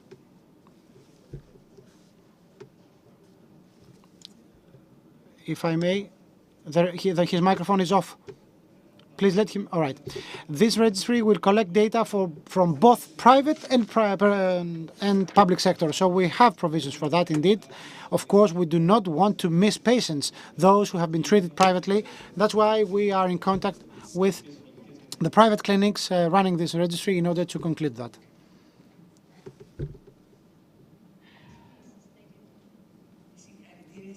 Congratulations to all speakers. My name is Lydia Mouzaka, head of the Hellenic Society of Senology.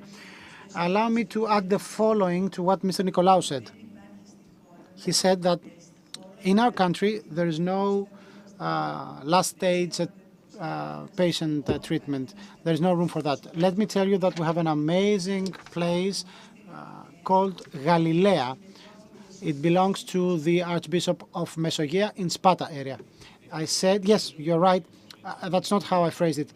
We have Galilea, Pnoe Agapis, that have been twinned with the Agios Savas Hospital. In our case, we treat our last stage, end-stage cancer patients, but this is an exception. It's just an exception. We have very few examples. I didn't want to elaborate more on that because being myself a pathologist and oncologist in other organizations, we didn't have the opportunity to treat our patients, end-age patients. Elena Vernizelu, Hippocratic Hospital, we couldn't do that. We had to wait for the hospital to be on a night shift in order to treat them. So even the slightest move, I'm talking from the ministry side, will be very welcomed. We also have Spiliopoulio Institution, which is doing the same thing on end-stage cancer patients. But you can understand, one hospital is not enough for an entire country. Are there any questions coming in from the people participating remotely?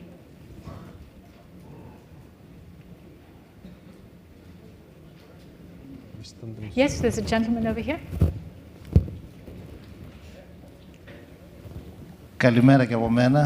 Good morning. Big thank you to this great discussion. And my name is Giorgos Chondrogiannis. I'm associate professor on the science of tissues. Let me say something. Specialization on treating a disease is very, very important. That's why I liked when you told us about these two implementations on Agios Savas Hospital, what you said, Mr. Nicolaou. But let me say that we have Mr. Bukovinas, who's the pioneer on that, but there's another effort underway already, an effort to create a database on rare sarcomas and tumors. Of course, we are more concerned with the things we treat daily, colorectal ones, lung cancers. But when talking about rare tumors, we need very, very specialized, highly qualified people who can, both in terms of diagnosis and treatment, deal with them. That's why we made this move. We took this step to build a team, the Hellenic Association on Rare Tumors and Sarcomas. We try, as detailed as possible, with Mr. Bukovinas heading this effort, Mr. Papachristou, professor in Patras, and myself as the vice president of the scientific committee, to do the best we can in dealing with these rare tumors. Thank you very, very much. Any other questions? Yes, please. Yes, I appreciate that Dr. Agroyannis mentioned the rare cancers and sarcomas. It is very important. And what we envision as Hellenic Cancer Federation for the National Cancer Plan is that besides having general guidelines, it should have separate chapters for rare cancers, the 5 most common cancers in Greece, and pediatric cancer. So it is very important to talk about rare cancers. We should not forget that they represent 25% of all cancers. So it is an important part. They are not seeable because they are rare. They are a few, but they are very active patients. They are, I can say, the most expert cancer patients that we have, both in Greece and in Europe. And I would like to make a special mention of the joint action on rare cancers, in which ECPC had a key role together with Eurordis, because we had the working group on rare cancers. These patients, the working group on rare cancers, were the ones who have given insights into the joint action. And the joint action now has published the Rare Cancer Agenda on November 2019, and the Rare Cancer Agenda 2030 is an integral part of the European Cancer Plan. So it is very good and very timely that the Ministry of Health here includes rare cancer and the Rare Cancer Agenda into the National Cancer Plan. Thank you very much. Thank you. We have one last question from this gentleman here, and that will be the end of this panel. So please. Ευχαριστώ πάρα πολύ. Παπαχριστού, λέγομαι Διονύσης. Thank you very much. My name is Papachristou. I'm a professor at the University of Patras on pathology. Apologies, but he's using a mask and I have trouble understanding his capacity. So apart from rare cancers, let me say that when we talk about early diagnosis, as said before, it is important to highlight the importance of pathological anatomy, I think he said. Greek hospitals currently are understaffed in this regard. Because when we talk about early diagnosis, the ones who will do the early diagnosis are those ones who will then follow up the patient. So in this context, given the difficulties, the post-COVID difficulties, etc., I think it's very important to highlight that we have to recruit more people in hospitals on this specific field, pathological anatomy, so that the patient enters a pathway of correct diagnosis and treatment, especially the case of rare cancers. We have to enable pathological anatomy experts on this treatment, which will help both the diagnosis and the proper treatment of the cancer patient, who, as we all well know, have a very difficult time in the post-COVID era. Apologies, but we had a problem with his mask. You make some good points, so thank you very much for sharing them with us. What I'd like to do now is invite you all next door for lunch. And please, may I ask that you come back at 10 minutes past 2. So for people listening around the world, 10 minutes after the top of the hour. Looking forward to our next session. Thank you very much and bon appetit.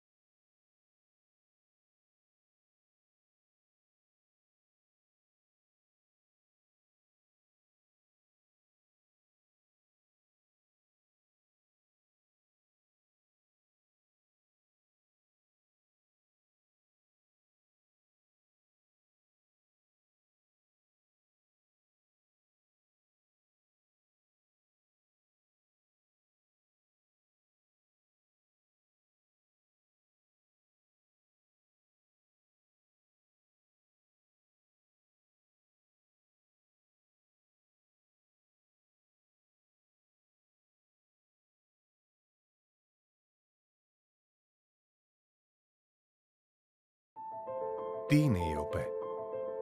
Είναι απλά τα αρχικά μιας ακόμα ιατρικής εταιρείας? Είναι τα 36 χρόνια συνεχούς παρουσίας? Τα 380 μέλη? Τα 26 πανελλήνια συνέδρια? Οι 122 υποτροφίες και τα 180 ερευνητικά προγράμματα? Οι 7 εκδόσεις θεραπευτικών πρωτοκόλων? Οι περισσότεροι από 3.600 ασθενείς που έχουν ελεγχθεί για μεταλλάξεις? Είναι μήπως οι ελληνικές και διεθνείς συνεργασίες? Οι πολυάριθμες ημερίδες και οι 480 εκχωρημένες αιγίδες? Η ΕΟΠΕ δεν είναι μόνο αυτά. Είναι πολλά περισσότερα. ΕΟΠΕ είναι το πάθος και η αφοσίωση. Είναι το όραμα και οι στόχοι. Είναι η αστήρευτη ενέργεια και η καινοτομία που μας καθοδηγεί απέναντι σε έναν κοινό εχθρό, τον καρκίνο. ΕΟΠΕ δεν σημαίνει απλά εταιρεία ογκολόγων παθολόγων Ελλάδας. Σημαίνει ελπίδα για καλύτερη ποιότητα ζωής. Σημαίνει πρόληψη και ίση πρόσβαση στη θεραπεία που αποτυπώνονται σε χαμόγελα και αγκαλιές συνανθρώπων μας. Και αυτό σημαίνει τα πάντα για εμάς. ΕΟΠΕ. Δίπλα στον συνάνθρωπο, απέναντι στον καρκίνο.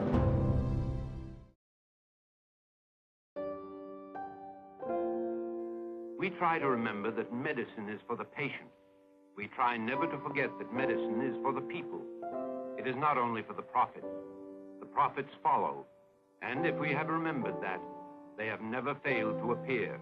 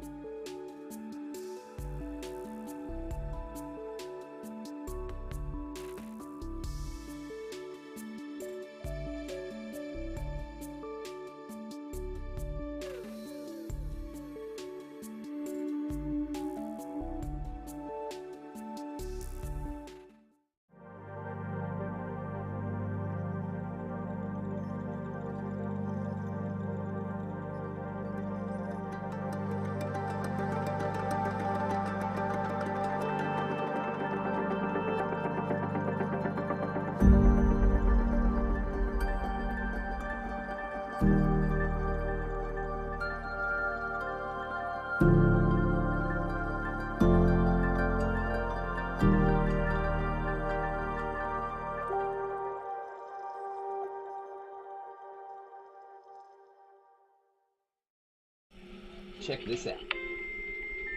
It hasn't been such a long time since people first started shopping online, and it was easy to keep up with the clicks. Little by little by little by more, the clicks added up to be more than the stores, and e-tailers worked harder than ever before because they had to keep up with the clicks. The clicks came from laptops, then tablets and phones, Monday through Sunday, office and home, 24 hours in every zone, and still they kept up with the clicks. Now shoppers ask more from the websites they're on, their language, their currency, their way, or they're gone, so you'd better keep up with the clicks. All of a sudden, there are so many must-dos if you want to keep selling, like delivery there, no there, or there. And make it tomorrow, first thing. No time for borders. Gotta stay in control, to stay in the flow and continue to grow. But we'll help you. Keep up with the clicks.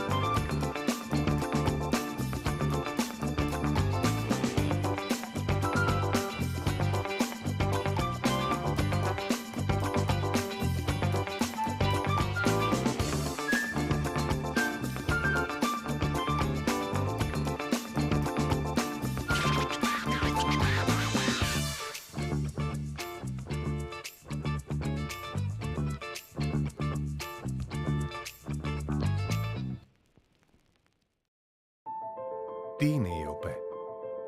Είναι απλά τα αρχικά μιας ακόμα ιατρικής εταιρείας? Είναι τα 36 χρόνια συνεχούς παρουσίας? Τα 380 μέλη?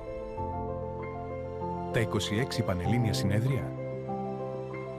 Οι 122 υποτροφίες και τα 180 ερευνητικά προγράμματα? Οι 7 εκδόσεις θεραπευτικών πρωτοκόλων? Οι περισσότεροι από 3.600 ασθενείς που έχουν ελεγχθεί για μεταλλάξεις? Είναι μήπως οι ελληνικές και διεθνείς συνεργασίες? Οι πολυάριθμες ημερίδες και οι 480 εκχωρημένες αιγίδες? Η ΕΟΠΕ δεν είναι μόνο αυτά. Είναι πολλά περισσότερα. ΕΟΠΕ είναι το πάθος και η αφοσίωση. Είναι το όραμα και οι στόχοι. Είναι η αστήρευτη ενέργεια και η καινοτομία που μας καθοδηγεί απέναντι σε έναν κοινό εχθρό, τον καρκίνο. ΕΟΠΕ δεν σημαίνει απλά εταιρεία ογκολόγων παθολόγων Ελλάδας. Σημαίνει ελπίδα για καλύτερη ποιότητα ζωής. Σημαίνει πρόληψη και ίση πρόσβαση στη θεραπεία που αποτυπώνονται σε χαμόγελα και αγκαλιές συνανθρώπων μας. Και αυτό σημαίνει τα πάντα για εμάς. ΕΟΠΕ, δίπλα στον συνάνθρωπο, απέναντι στον καρκίνο.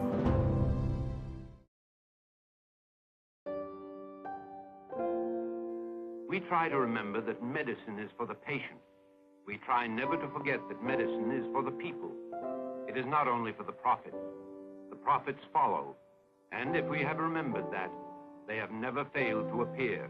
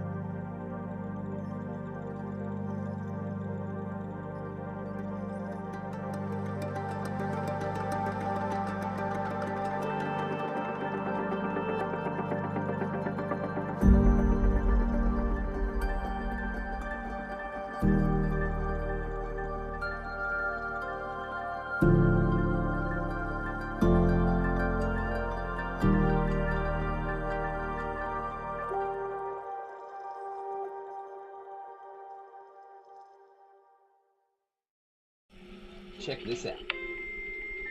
It hasn't been such a long time since people first started shopping online, and it was easy to keep up with the clicks. Little by little by little by more, the clicks added up to be more than the stores, and e-tailers worked harder than ever before because they had to keep up with the clicks. The clicks came from laptops, then tablets and phones, Monday through Sunday, office and home, 24 hours in every zone, and still they kept up with the clicks. Now shoppers ask more from the websites they're on, their language, their currency, their way, or they're gone, so you'd better keep up with the clicks. All of a sudden, there are so many must-dos if you want to keep selling, like delivery there, no there, or there. And make it tomorrow, first thing. No time for borders. Gotta stay in control to stay in the flow and continue to grow. But we'll help you. Keep up with the clicks.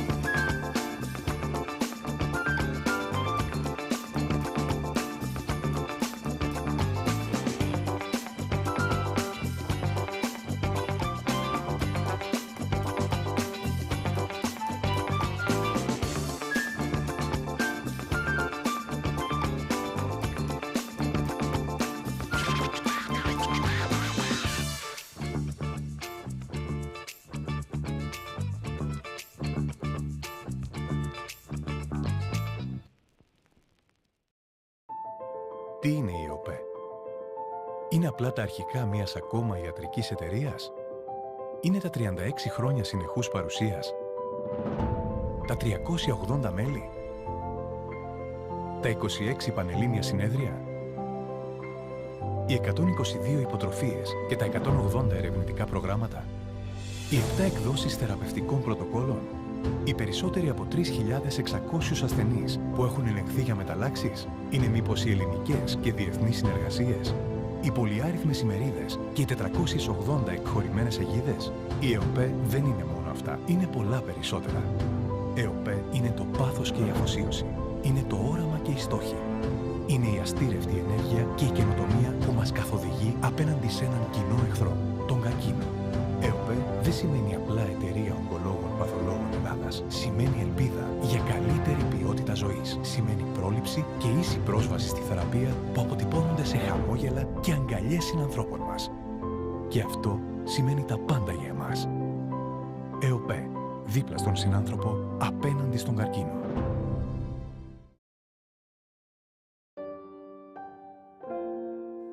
We try to remember that medicine is for the patient. We try never to forget that medicine is for the people. It is not only for the profit. The profits follow, and if we have remembered that, they have never failed to appear.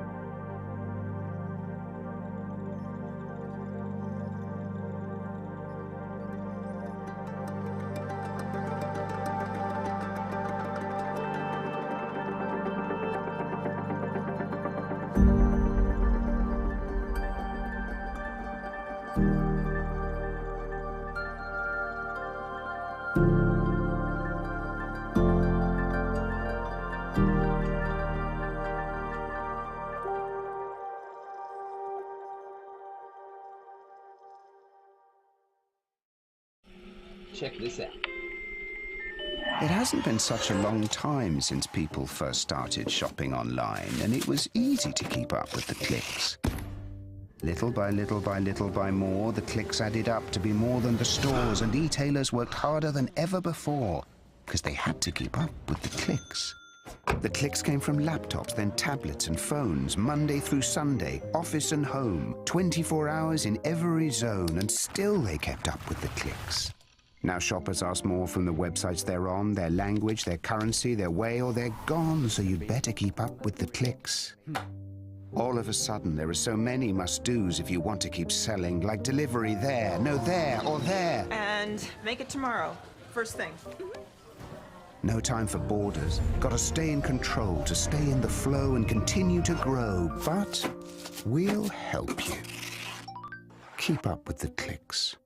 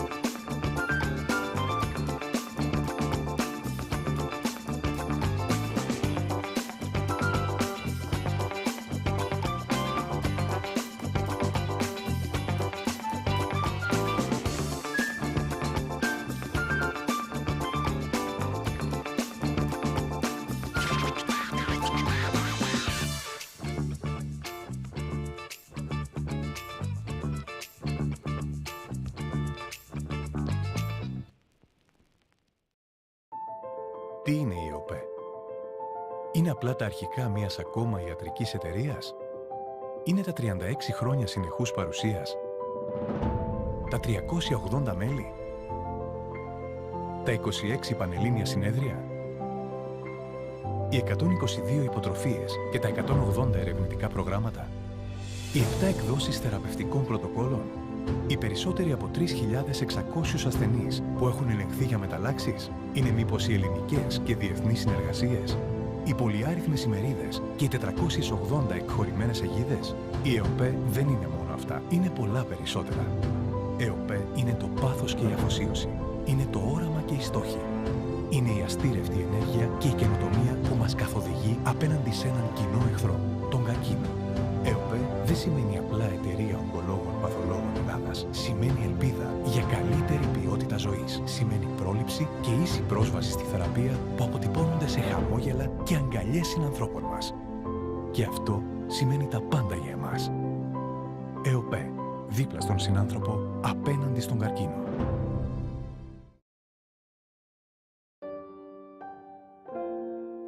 We try to remember that medicine is for the patient. We try never to forget that medicine is for the people. It is not only for the profit. The profits follow, and if we have remembered that, they have never failed to appear.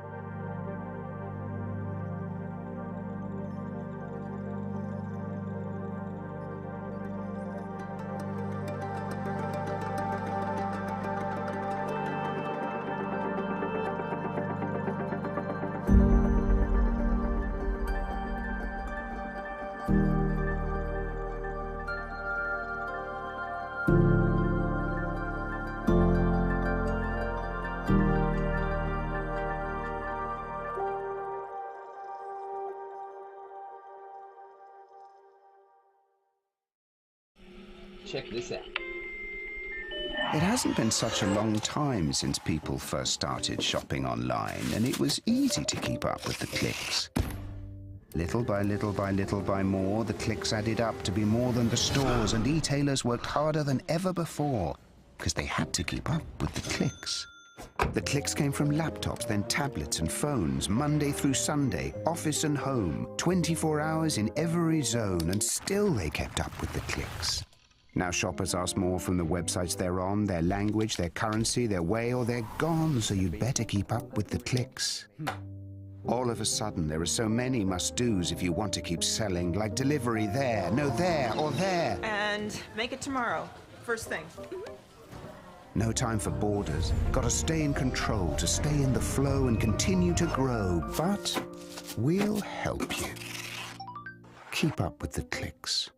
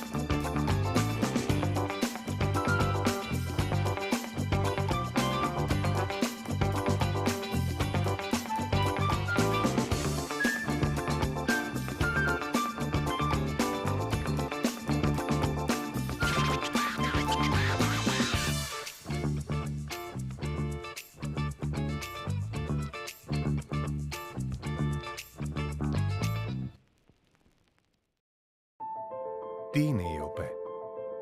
Είναι απλά τα αρχικά μιας ακόμα ιατρικής εταιρείας? Είναι τα 36 χρόνια συνεχούς παρουσίας? Τα 380 μέλη?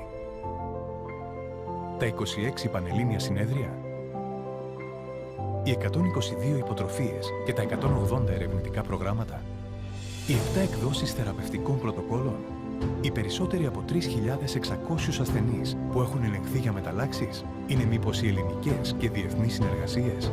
Οι πολυάριθμες ημερίδες και οι 480 εκχωρημένες αιγίδες? Η ΕΟΠΕ δεν είναι μόνο αυτά. Είναι πολλά περισσότερα. ΕΟΠΕ είναι το πάθος και η αφοσίωση. Είναι το όραμα και οι στόχοι.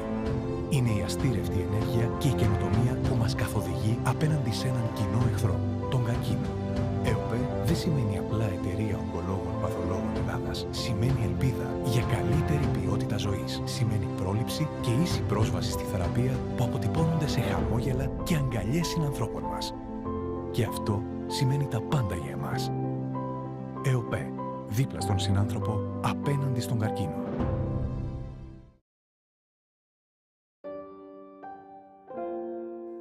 We try to remember that medicine is for the patient. We try never to forget that medicine is for the people. It is not only for the profits. The profits follow. And if we have remembered that, they have never failed to appear.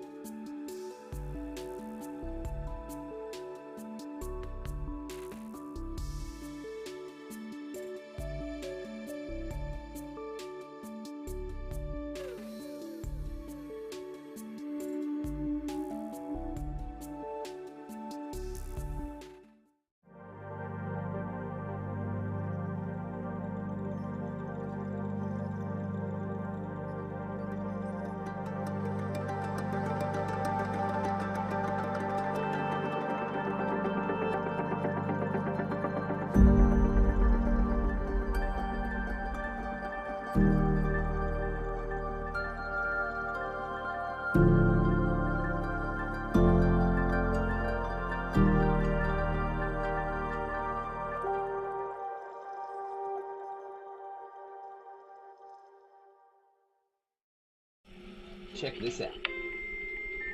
It hasn't been such a long time since people first started shopping online, and it was easy to keep up with the clicks. Little by little by little by more, the clicks added up to be more than the stores, and e-tailers worked harder than ever before because they had to keep up with the clicks. The clicks came from laptops, then tablets and phones, Monday through Sunday, office and home, 24 hours in every zone, and still they kept up with the clicks. Now shoppers ask more from the websites they're on, their language, their currency, their way, or they're gone, so you'd better keep up with the clicks. All of a sudden, there are so many must-dos if you want to keep selling, like delivery there, no there, or there. And make it tomorrow, first thing. No time for borders. Gotta stay in control, to stay in the flow and continue to grow. But we'll help you. Keep up with the clicks.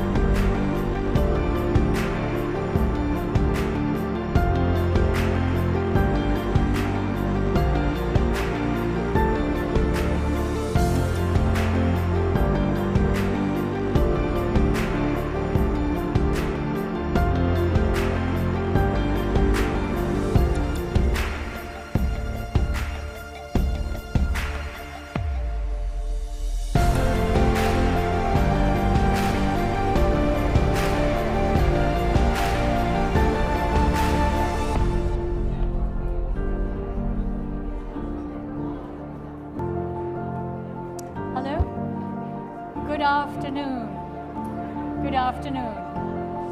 I hope you all had a good lunch and an opportunity to speak with each other. Looking forward to getting started with the afternoon's session. Now,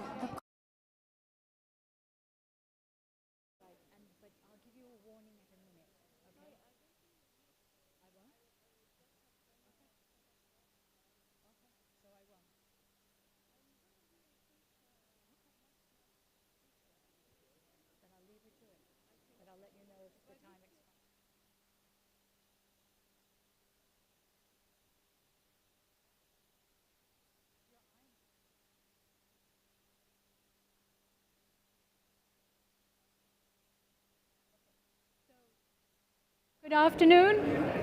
Thank you very much. If you'd like to take your seats, I am delighted to start this next panel. And I am really pleased for this discussion to be about lung cancer. In July 2020, the Economist Intelligence Unit published Breathing in a New Era, Comparative Analysis of Lung Cancer Policies Across Europe. We looked at 27 countries, and one of those countries was Greece. So I am really keen to speak with the panelists today and understand where lung cancer is now that we are almost 2 years post-publication. I have the great honor of asking Xenia Saridaki-Zoras, who's already arrived on the stage. I'm very pleased to say that we have Konstantinos Syrios participating remotely. And I have Thomas Hochmeier, who's very kindly taken his seat. It's good to have you here. Sofia Angelaki, if you'd like to please come up to the stage. And Zoe Gramalotgolu, I'm sorry, somebody laughed, so I really made a mess of it. I'm terribly sorry. So if you would like to come, and Paris Kozomidis, please come to the stage. Yeah? Has everybody come in from outside? Yes? Okay. Great. Welcome. Please have a seat. So, Thank you. welcome. Okay, so if I may pass the microphone over to you, Xenia, if you'd like to get started. Yes, if I can have my presentation, please. Yes. Okay. I need to see the slides, so I have to put my glasses on. Oh. Can you see it big enough? Yeah. So, turning to Greek, νομίζω ότι... I think that for the medical oncologist, the Hellenic Society of Medical Oncology is important. Last year we focused only on lung cancer. Now we have spread to other forms of cancer. In the next 10 minutes I will try to tackle what has started last year, the same period, and hopefully will be fulfilled soon. The new National Action Plan for Cancer. You have heard about the cancer being classified the first or second leading cause of death. 20 million new diagnoses and 10 million deaths in 2020. In the EU, the commissioner said about how heavy burden the disease cancer is. We see an explosion. We foresee an explosion by 2020. This data demand a coordinated answer which has pre-existed COVID and will continue existing. Lung cancer is the first incidence and leading cause of death from cancer worldwide. And despite progress in treatments that have contributed in decrease, nevertheless, things are not optimistic. The European Action Plan of the 3rd February 2021, it was announced, and we have heard that with pleasure. The action plan focuses on ensuring access to pharmaceutical treatment, innovation, and the benefits of personalized medicine. 4 key areas of action: prevention, early detection, early treatment, quality of life of cancer patients, and survivors. The National Action Plan for Lung Cancer. In Greece, lung cancer has the highest incidence, and it is the 3rd leading cause of death after strokes and heart attacks, contributing to 6% of mortality, but there is no national action plan yet. According to World Health Organization, the incidence will explode in the years to come. What we lack in Greece is priorities, and the vision of the plan is less patients with cancer, timely treatment, and better palliative approach to families and relations. What we want to suggest to society, we recognize 3 main pillars: prevention, early detection, and early management of the disease, and strategic objectives: use of tobacco by less than 20% of the population by 2026, and respectively less than 5 by 2040, reduction of new cases of lung cancers by 10% within 5 years from the start of the implementation of the plan, reduction of mortality from lung cancer by 30% within 5 years from the start of the implementation of the plan, increase of the 2 and 5 year survival by 35% within 5 years of the start of the implementation of the plan, and high percentage of satisfaction of the lung cancer patients and their caregivers. So in order to avoid that, we will focus on prevention, cutting down smoking, adoption of a healthy lifestyle, information on air pollution, early diagnosis, organized screening program. The action plan is already written. It has already been sent to the ministry. Hopefully they will embrace it, read it, study, and with all of us to be the first step to combat this disease in our country. Thank you very much. I'd now like to pass the microphone over to Konstantinos Syrios, who's participating with us remotely. Thank you, Mary. Επιτρέψτε μου να ξεκινήσω με ένα... Allow me to start on a personal note.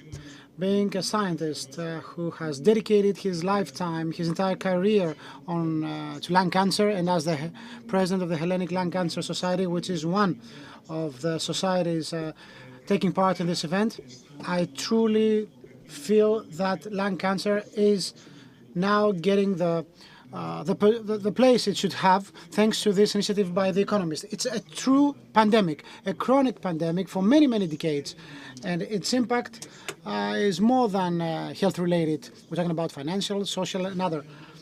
In order to deal with it, we have evidence-based data like the ones coming from studies and publications, but we also have a huge trunk of data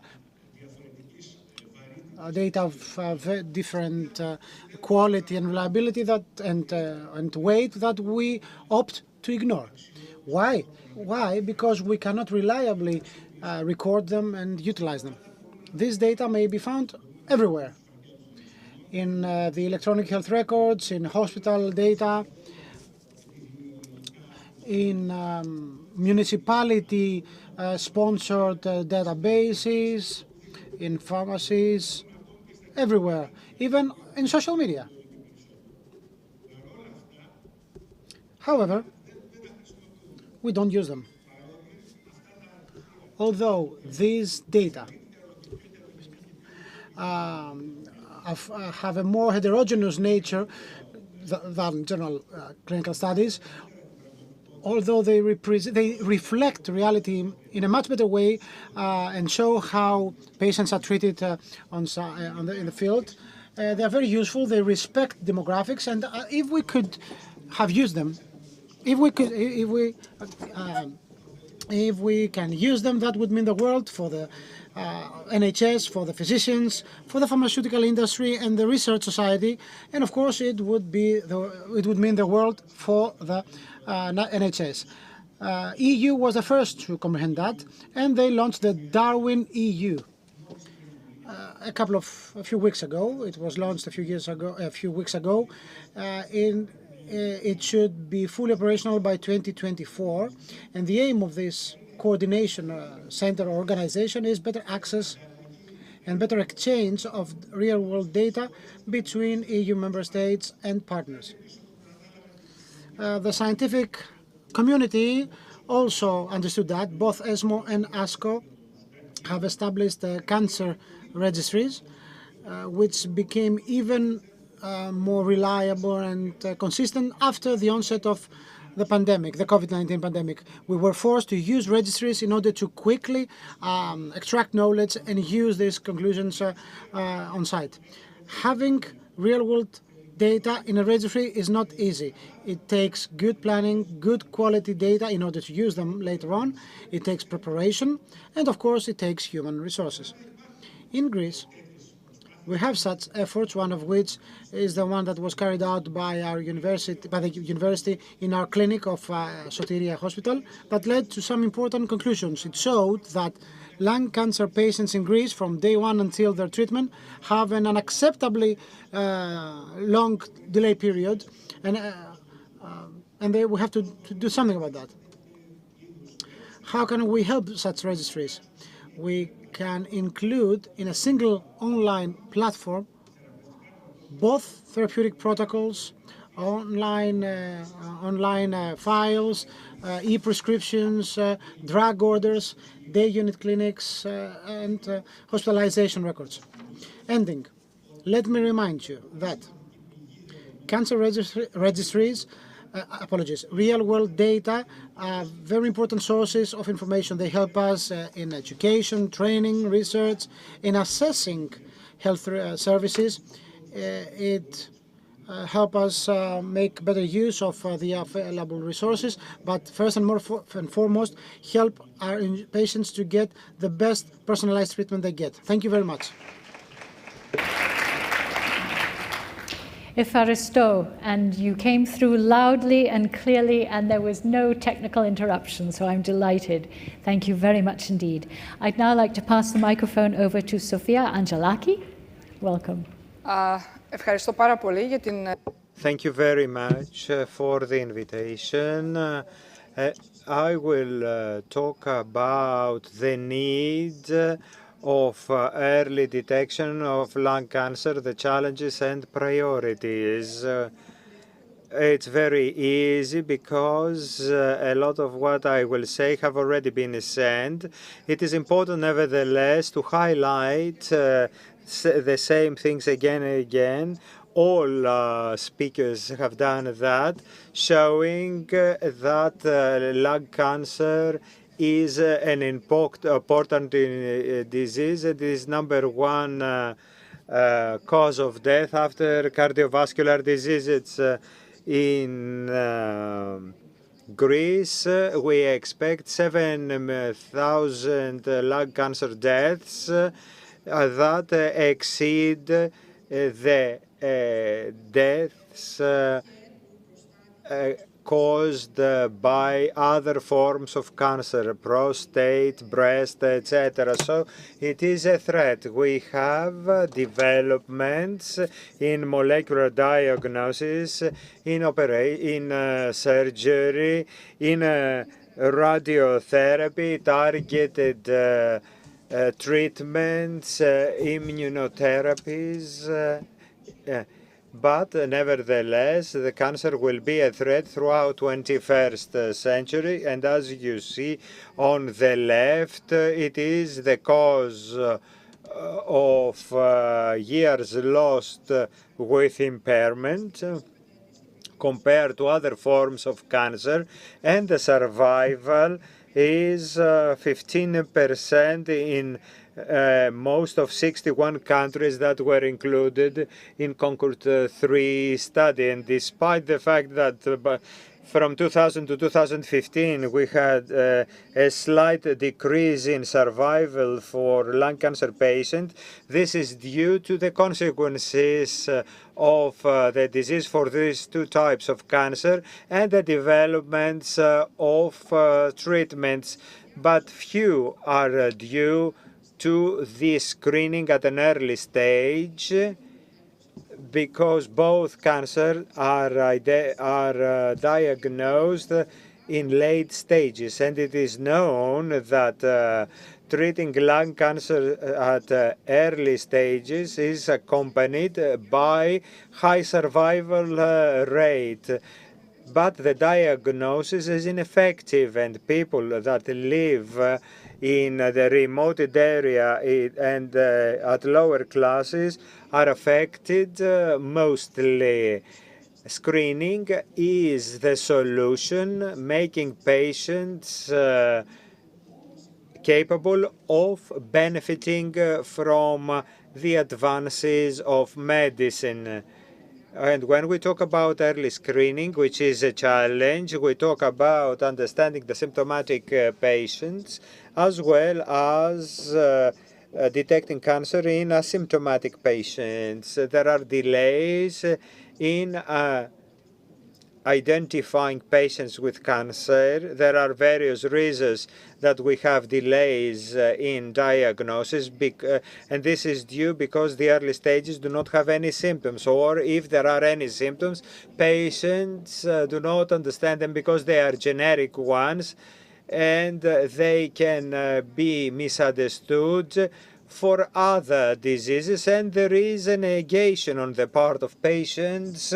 They are not willing to accept the fact that they might suffer from cancer. So the big challenge for the state, for the health professionals, is to raise awareness, to introduce and follow all recommendations that exist for lung cancers, and there are various tools that can estimate the risk based on symptoms and be suspicious. Even with low suspicions, the patient should be referred. Well, a lot of things have been said about screening already. Screening reduces mortality, but it is accompanied by high cost and combined with pseudo findings occasionally, and it can show it can show the disease in patients that might not suffer. So screening is a challenge, and priorities are focusing on people of high risk instead of the general population. Understanding screening and how it can be used, diagnosis of the findings and optimization of the system so as to be able to cater for the needs of screening. I need to stop here because I don't have more time. Later probably we will be able to discuss about the need to incorporate primary health care with special health care for early screening of lung cancer and survival rates. Thank you very much. Efaristo, thank you. We will talk about that later. Thank you. Now I'd like to pass the microphone over to another person who's participating remotely. So Gramatogolu. Welcome.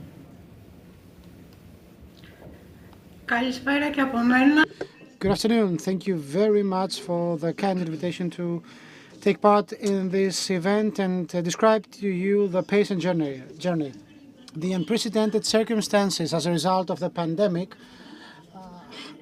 have highlighted the importance of personal and collective responsibility and, of course, the power of we against the power of I. Cancer is the first cause of death in Greece, as the previous physician said. 68,000 new cases are diagnosed each year, and 33,000 cancer patients die. In recent years, the pandemic has had an impact on the prevention, but also on timely treatment of cancer patients. Many were forced to seek treatment in private clinics, paying out-of-pocket money for that. Scientific studies point out that the lack of checkups and preventive tests will result in an increase in the rate of diagnosis of more advanced cancers to a level that may reach 15%. And a positive exception is the lung cancer diagnosis that were made due to the increased lung examination as a result of COVID-19. However, despite the negative impact, the negative aspect, the COVID-19 crisis may provide an opportunity for change because the pandemic may bring about some new positive humanitarian awareness which specialized knowledge and technology cannot offer because they are only part of the solution to this problem. Transformation of many hospitals into COVID-19 units resulted in long delays in both scheduled treatments and surgeries. While the smaller number of appointments for safety reasons also significantly burdened the waiting for radiotherapy. Cancer patients, due to medical and nursing staff moving to COVID-19 clinics and hospitals, suffered greatly because they were not receiving the required care, because there is still a ban on entering the premises of hospitals to their caregivers without having the necessary staff recruited to meet these needs. Outpatients who are being monitored were unable to communicate with their physicians for quite a long time, which in many cases meant some 8 to 9 months delay, and this has not been normalized yet.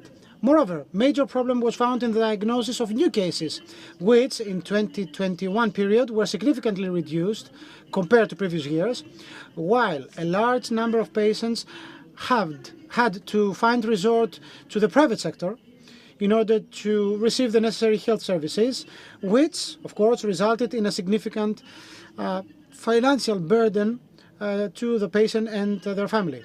Finally, I should mention that work-related issues have also arisen relating to the non-recognition of a large category of cancer patients as belonging to vulnerable groups of citizens, since the particular needs for care and rehabilitation of these patients cannot be reflected in the figures and the tables of disability rates. The association KEFI throughout this time has received many questions, complaints, problems and challenges with on the pandemic as a reference point, and we would like to thank our members, the patients, for the trust and the help they offered us, and all these problems have been at the heart of the action that we have been taking all this time, aiming on the one hand to fill the gaps that we identified, and on the other to solve the problems wherever and as far as this was possible, both locally and nationally, both individually or collectively, given our daily contact with patients from urban centers and the countryside. We invested in joint actions and initiatives with research and scientific bodies, partnerships with the private sector. We developed new forms of communication with our members, and we placed emphasis on education, training, and on the provision of correct and factual information on COVID-19 and its relationship with cancer. What should the state do? The state, that's my personal view, should put more emphasis on primary health care. An investment in primary health care is an investment in the country's defense, because the goal is to ensure a new balance in the national health policy, economic development, social cohesion and sustainability by better utilizing and involving the private sector as well, while providing, together with the public sector, and providing care to the community by activating the relevant social programs. We are talking about the primary health care not just as a simple pillar of a modern NHS, a modern system, but as a broad social vision based on the principles of inclusiveness, equity and universal coverage. That is, the physical, mental and social well-being of the population without discrimination, and with the main objective and the prevention, treatment, rehabilitation and palliative care programs, which are not the case right now. This goes... We can come back to some of your comments during your discussion. Sadly, the sad reality is that we have no right records on cancer that would allow proper assessment of our actions. The main points in order to have proper monitoring of cancer in a state, in order to offer proper services, are the prevalence rates compared to mortality rates, but also the measurable years of healthy life.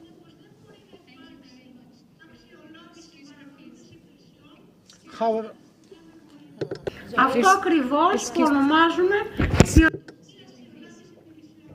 πώς όμως θα εφαρμοστεί μια εθνική... Could you just kindly summarize, because we're out of time. Όταν αγνοούμε ποιο είναι το πράγμα...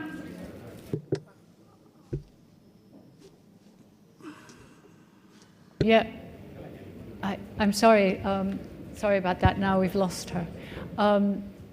So we'll come back to some of the summary comments that we have during the discussion period. And I would like to move the microphone and pass the microphone on to Thomas Hofmacher, if you could please kindly share your thoughts and presentation. Yes, thank you very much, Mary, and thank you for the opportunity to be here today with you and among these distinguished panelists. So I'm a health economist working at IHE, the Swedish Institute for Health Economics, and together with Professor Niels Wilking and Professor Peter Lindgren, we have just published a report called Diagnosed but Not Treated: How to Improve Patient Access to Advanced Non-Small Cell Lung Cancer Treatment in Europe. And we analyzed 12 countries in this study. Greece was one of the countries that we analyzed. You've already heard some background about lung cancer. It's the leading cause of cancer death in Europe and also in Greece. The prognosis of lung cancer patients is unfortunately really poor. You've seen the survival rates ranging between 10 and 20% in Europe. But the good news is that there have been many new treatment options that have become available during the past 10 years. The question is, of course, have patients gained access to those new treatments? And that was the background to our study, where we actually tried to answer a more fundamental question. How many patients with advanced non-small cell lung cancer are getting drug treatment? Because drug treatment is the recommended treatment option in this patient group. And then we also qualitatively tried to answer why are many patients not being treated with cancer drugs, and why do those that do receive treatment seem to receive outdated treatment options. And here we relied on local expertise, amongst others Dr. Saridaki, and also input from Fairlife Lung Cancer Group that you heard speak in the morning. So looking at the results for Greece, we have looked at what we call the drug treatment rates in advanced non-small cell lung cancer between the years 2014 and 2020. And you see that in the beginning, 2014 to 2016, the drug treatment rate was about 60%, meaning that the remaining 40% did not receive cancer drug treatment. This situation improved a little bit. In 2018 to 2020, we estimate that around 70% of these patients received treatment. But what's interesting is to compare the Greek results to what we call a benchmark of optimal treatment, which we derived from ESMO, the European Society for Medical Oncology, treatment guidelines that they publish regularly for the treatment of patients with advanced non-small cell lung cancer. And you see here, looking at the benchmark, that the overall treatment rate is recommended to be at around 75%, and this has not changed between 2014 and 2020. But what has changed during this period is the kind of treatment that patients should receive, moving away from chemotherapy, the red part, to using instead immunotherapy, the yellow part, and targeted therapy, the blue part. And without having access to these newer treatment options, immunotherapy, targeted therapy, it is difficult to improve the outcomes for lung cancer patients. What we also did is to compare now Greece to the other countries in Europe, so to the other 11 countries that we had in our study. And perhaps surprising to people from outside of Greece, Greece actually ended up in the top group in our study, together with Belgium, Norway, Portugal. Norway and Portugal are possibly a little bit ahead of Greece, but still Greece is actually in the top group. At the bottom we have Poland and Great Britain. And what we also saw, that even in the highest performing countries, so let's say Norway and Portugal, we see, similar to Greece, an underuse of immunotherapy and targeted therapy. So this has been a challenge to implement those new, or bring these new treatment options into clinical practice. Now looking at the qualitative part of our study, we came up with 4 main explanations of why patients remain untreated. The first one is that they already have a poor health status at the time of diagnosis, so they're too sick to get treated, unfortunately, which explains why the ESMO benchmark, the optimal benchmark, is not 100% treatment rate, but actually just 75%. The second challenge are delays in time from diagnosis to treatment. Lung cancer progresses really quickly, so it's very, very important to have timely access to treatment, but we see delays, not just weeks, but often months for lung cancer patients. The third one are narrow eligibility criteria for who is to receive drug treatment, and the fourth one is treatment refusal by patients. There are also four main explanations for why patients might receive outdated treatment options. One is that there are delays in local reimbursement of drugs that have been approved by the European Medicines Agency. The second one is limited public drug budgets. The third one are limited resources for testing, because all the new modern cancer drugs require prior testing. So you need to pay for testing, you need to have the staff to do the testing. And the fourth and final explanation is limited continuing medical education, which might not be a problem among clinical staff that is treating patients at university hospitals. But if you look at smaller hospitals in rural areas, this is a challenge. So I'll stop now with my presentation. In the report, we're also providing solutions to overcome these barriers, and I'm very happy to talk both about the results, the barriers, and the solutions with the fellow panelists. Thank you very much. Thank you. If I now may pass the microphone over to Paris Kouzamidis, please, and you'll be providing some commentary. Thank you. Ευχαριστώ πάρα πολύ. Thank you very much for the honor. We have heard very beautiful presentations, and I need to congratulate the speakers. They presented lung cancer with all its dimensions, screening, prevention, treatment support, national registry of cancer patients, various levels, which every one of them alone cannot solve the problems and other of cancer, lung cancer, and other cancers per se. Lung cancer need be approached as a chain with various parts, a chain that we need to create, program, design, so as its parts are interlinked so as to be successful. It is true that efforts have been made by the European Union, and I remember years ago they have started as they have initiated things right now, and various approaches have been taken, but despite progress, we haven't reached the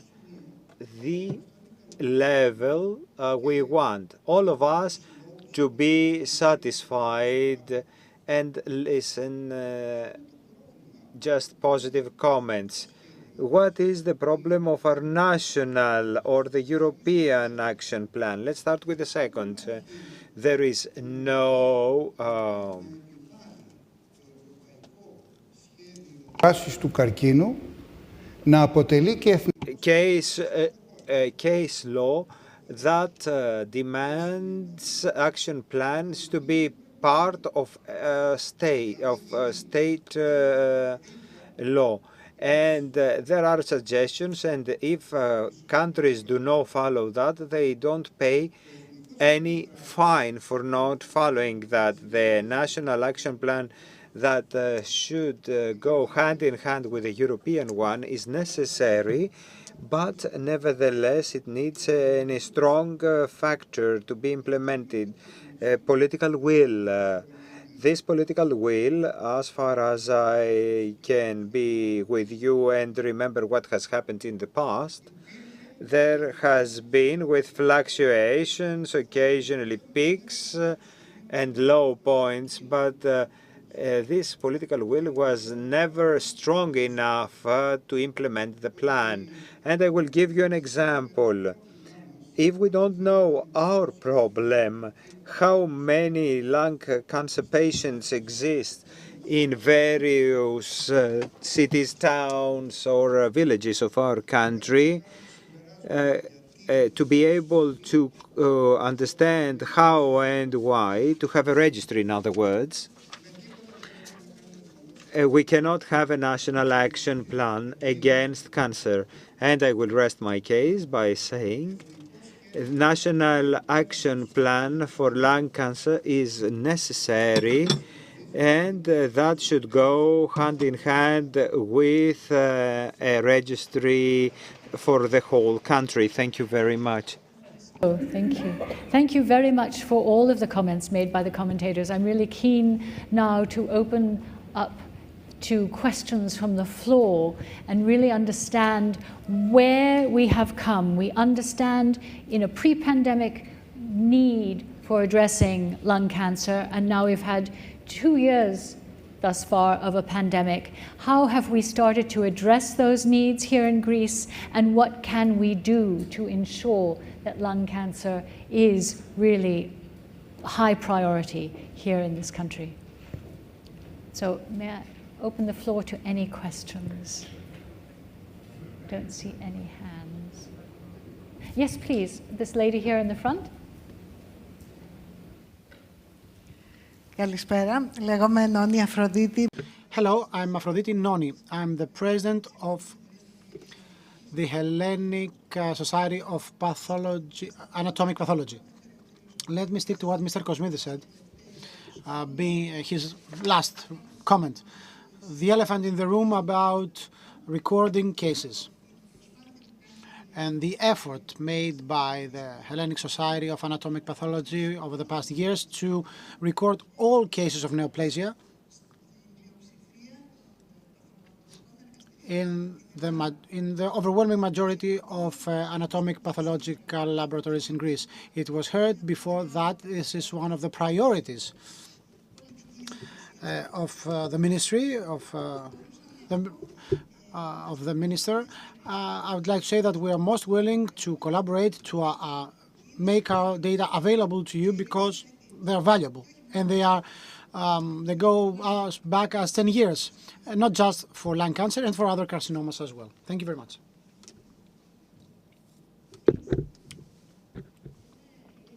It is a fact that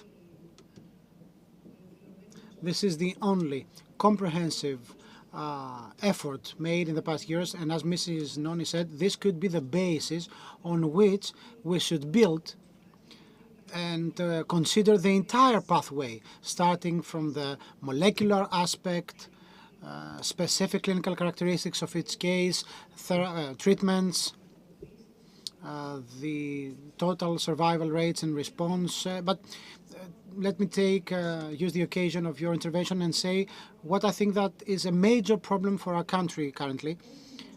Not just about lung cancer, it's a problem that we will have to face in a more dramatic way in the future. It's the lack of anatomic pathologists, expert people on that, which leads to huge problems, huge delays when it comes to diagnosis,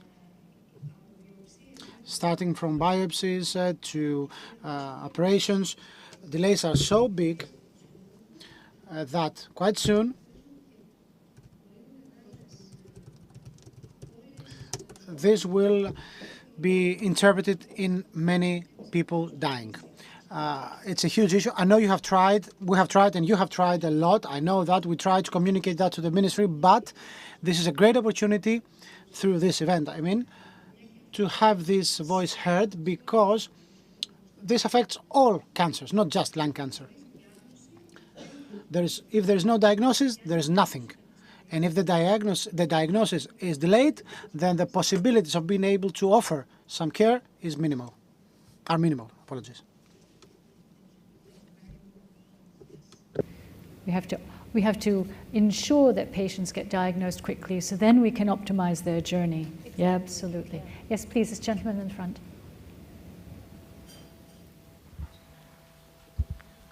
I'd like to thank you all for sharing the results of your study. For us, this might be a surprise for you, but for us, that's what we already know, that Greek patients don't have access to novel drugs.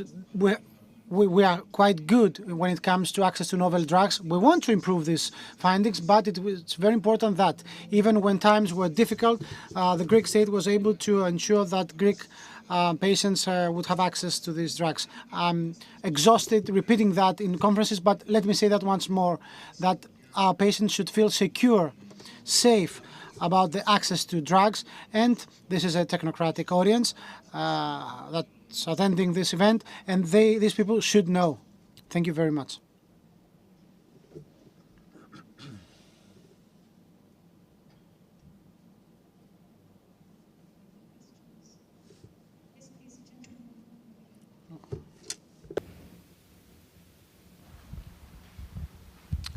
Καλησπέρα. Good afternoon. My name is Nicolas Papadopoulos, I work in MSD. One comment about Mr. Kosmidis' contribution. He said that we have to take care of the entire chain of the problem and have a holistic approach in dealing with the problem.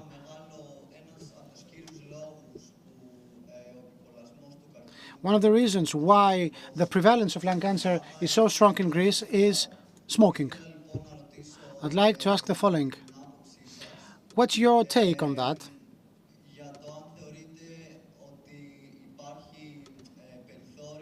Do you think there is room for increasing the price, the cost of cigarettes? Because we've seen that in some countries where the package costs really high, like Iceland, we've seen that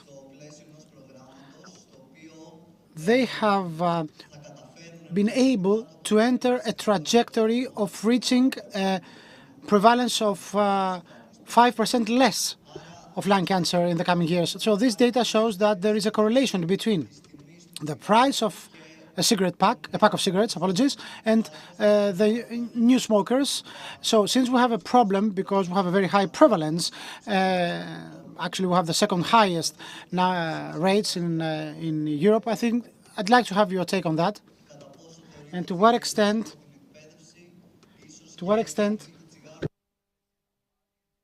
do you think that the price might be a barrier for the next generation in order to not to start smoking? Because data shows that most smokers in their life try a smoke before they have 15 years of age. So that's related to a very young age. Apologies for the lengthy comment. Thank you. Mr. Kosmidis, well, I'm not good at prices, cigarette prices, but you're right. Nevertheless, we need to highlight that giving up smoking is a huge chapter with a lot of parameters. The most important of all is education. I need to remind you that countries that decrease cigarette smoking, in the UK, United States, etc., the first step they took is to change education at schools, and one of the measures taken in UK is increase sports. That had as a result boys to increase their sport activities and decrease smoking. This is the age we should target. Of course, we had women started smoking. That was another phenomenon. I don't know if that can be socially implemented. It's not easy, but by increasing the price is a reason, is an option, and it's not. But nevertheless, it's not the sole solution. study that I did with the Economist Intelligence Unit, Greece performed well in tobacco legislation, but from what we understood from the workshops that we held here was that the policies were not fully or strictly implemented. So there may have been a ban for smoking in public places, but they were not being actioned. They were not being held to account to actually stop the smoking from happening. So I think we need to reassess the policies and make sure that they are being enacted. Now I'd like to pass the microphone over. Yeah, I totally agree. Νομίζω I think that even if it should have worked like that, and price is an interesting approach, it won't change the reality in Greece. We have heard years ago about gasoline, that it will be plus 50 cents. Now it's 2 euros. People are still driving. Nobody stops moving. Or not enough so as to affect the reality. So I come back to education once again. That is the reason in our society, all previous boards and the future ones, I think, have as their main objective to inform and educate young people. And in Greece, we do know that students have started smoking even from primary school. Our choice is to go to primary schools first, and not to high schools, because the most important thing is not to start. It's difficult to give up smoking, but the most important is not to start. So we should persuade children not to have smoking as part of their reality. So we need to have early screenings beyond, and hopefully that should be a priority of Doxiadis program and the state. I think that the political will is there. I am sure that COVID has delayed certain things. Nevertheless, with a strange coincidence, we have some positive things out of it, and we can use them so as to have a different reality for COVID in post-COVID area, for cancer, lung cancer, which is not very often diagnosed fast.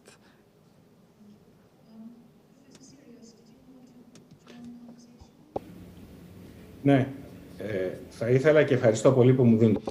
Thank you for giving me the floor. There is no doubt that smoking is responsible for 90% of patients with lung cancer, but in an event that is dedicated to lung cancer, that is dedicated to cancer in general, I think that we don't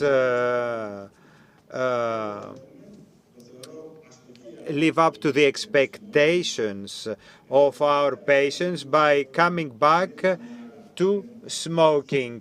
It was an argument we used some years ago, but now we have access to treatments. Not all patients have the same access. We have inequality of services. We have reimbursements that are not paid. We have screenings available. We have a lot of things, but let's leave that for other session. Lung cancer patients have already got the stigma, so we should not discuss for an extra stigma for them. Let's stop talking about smoking.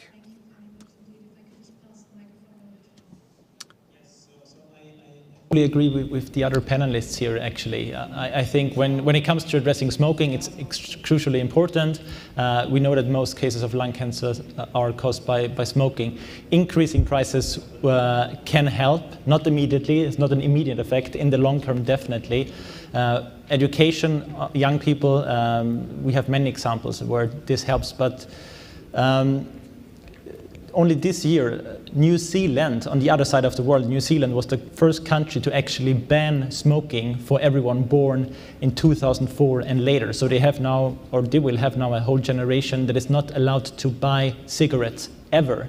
So that's a very brave step that they took, just phase it out completely for all children, young people to come. But I also agree that the focus on smoking is one thing. We should not forget about all patients that unfortunately have started to smoke, could not stop smoking. It's addictive in the end, and not try to deter them from seeking treatment when they get sick, when they have lung cancer, and also spread the message that there are more new treatment options that provide much better outcomes than previous treatments.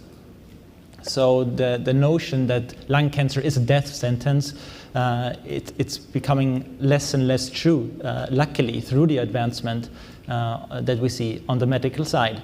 That's important to remember, and that's also, that ties back to what we said about stigma. We should not stigmatize those patients.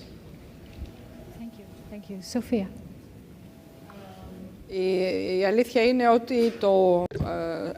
Truth be told, smoking is actually stop smoking, and preventing people from smoking should be a very important target in the context of the National Lung Cancer Plan and Strategy. But allow me to highlight the following.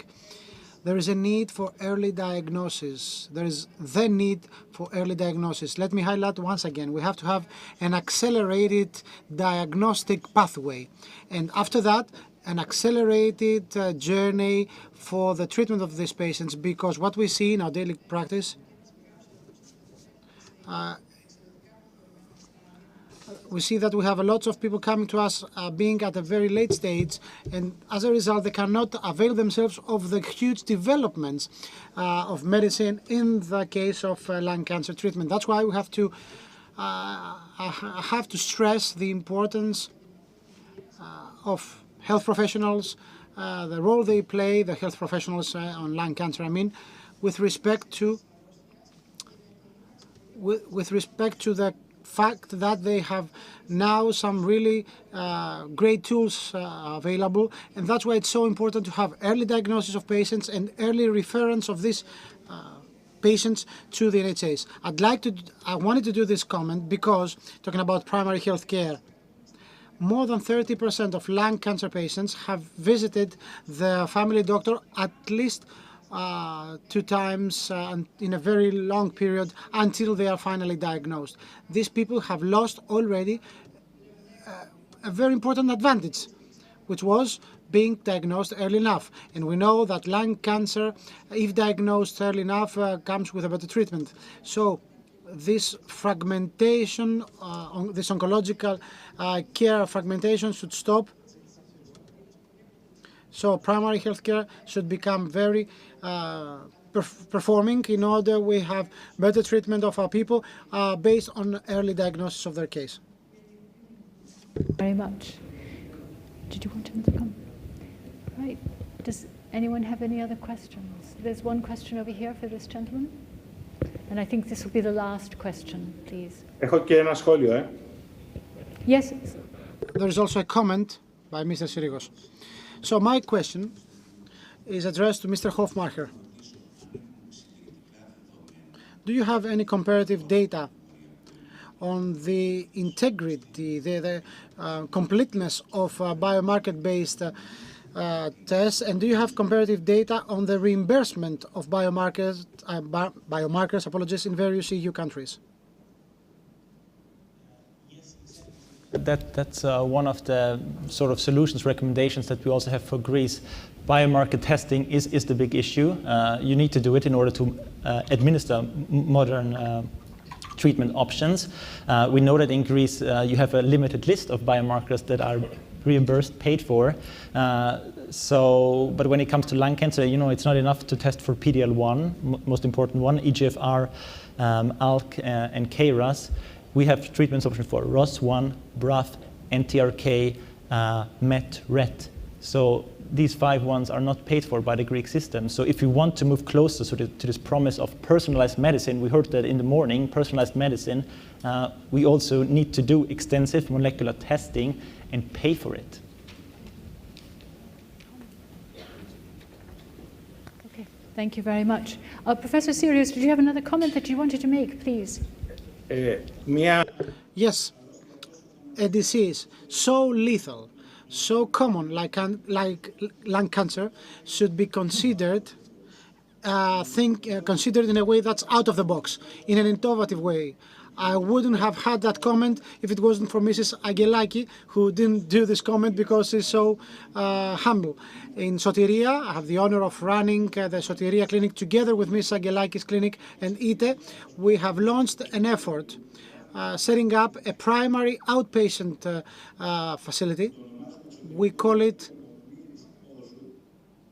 single core outpatient practice. We helped in terms of radionomics by the ITE in order to detect and diagnose this kind of diseases that might lead to cancer or tumors. So we have to do innovative things, not business as usual.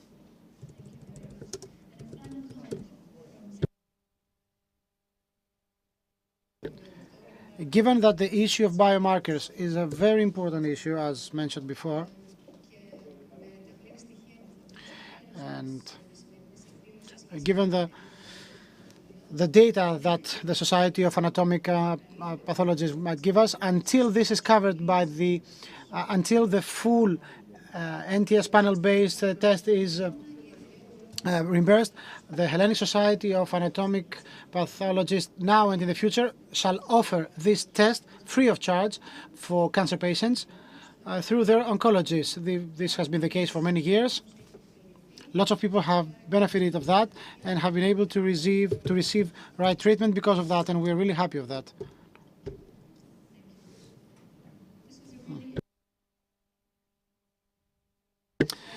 For their contributions and for the really good questions that we've had from the floor. I'm afraid we have to end this panel. If you have other questions, perhaps you can catch us at the end. But thank you very much indeed to the panel.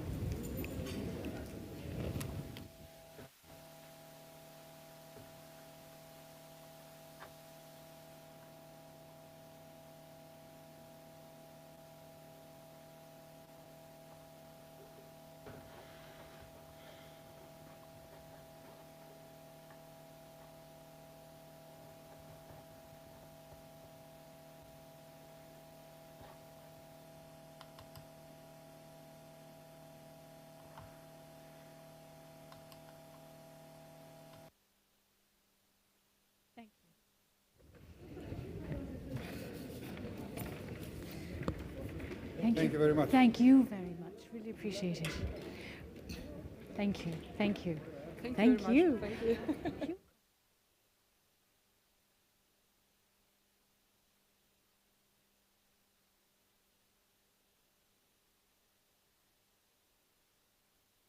Thank you very much, ladies and gentlemen. I'm really pleased to introduce our next panel, where we're looking at how we can keep up with the evolutions in cancer. And I have the honor of inviting Mina Gaga to this stage, please. Flora Bagapoulou, George Pentarodakis, Kostas Athanasakis. Wherever you'd like to sit, please. Yes. And we have Ravinder Dhawan, who is participating remotely, and Elias Athanasatis. Please come to the podium.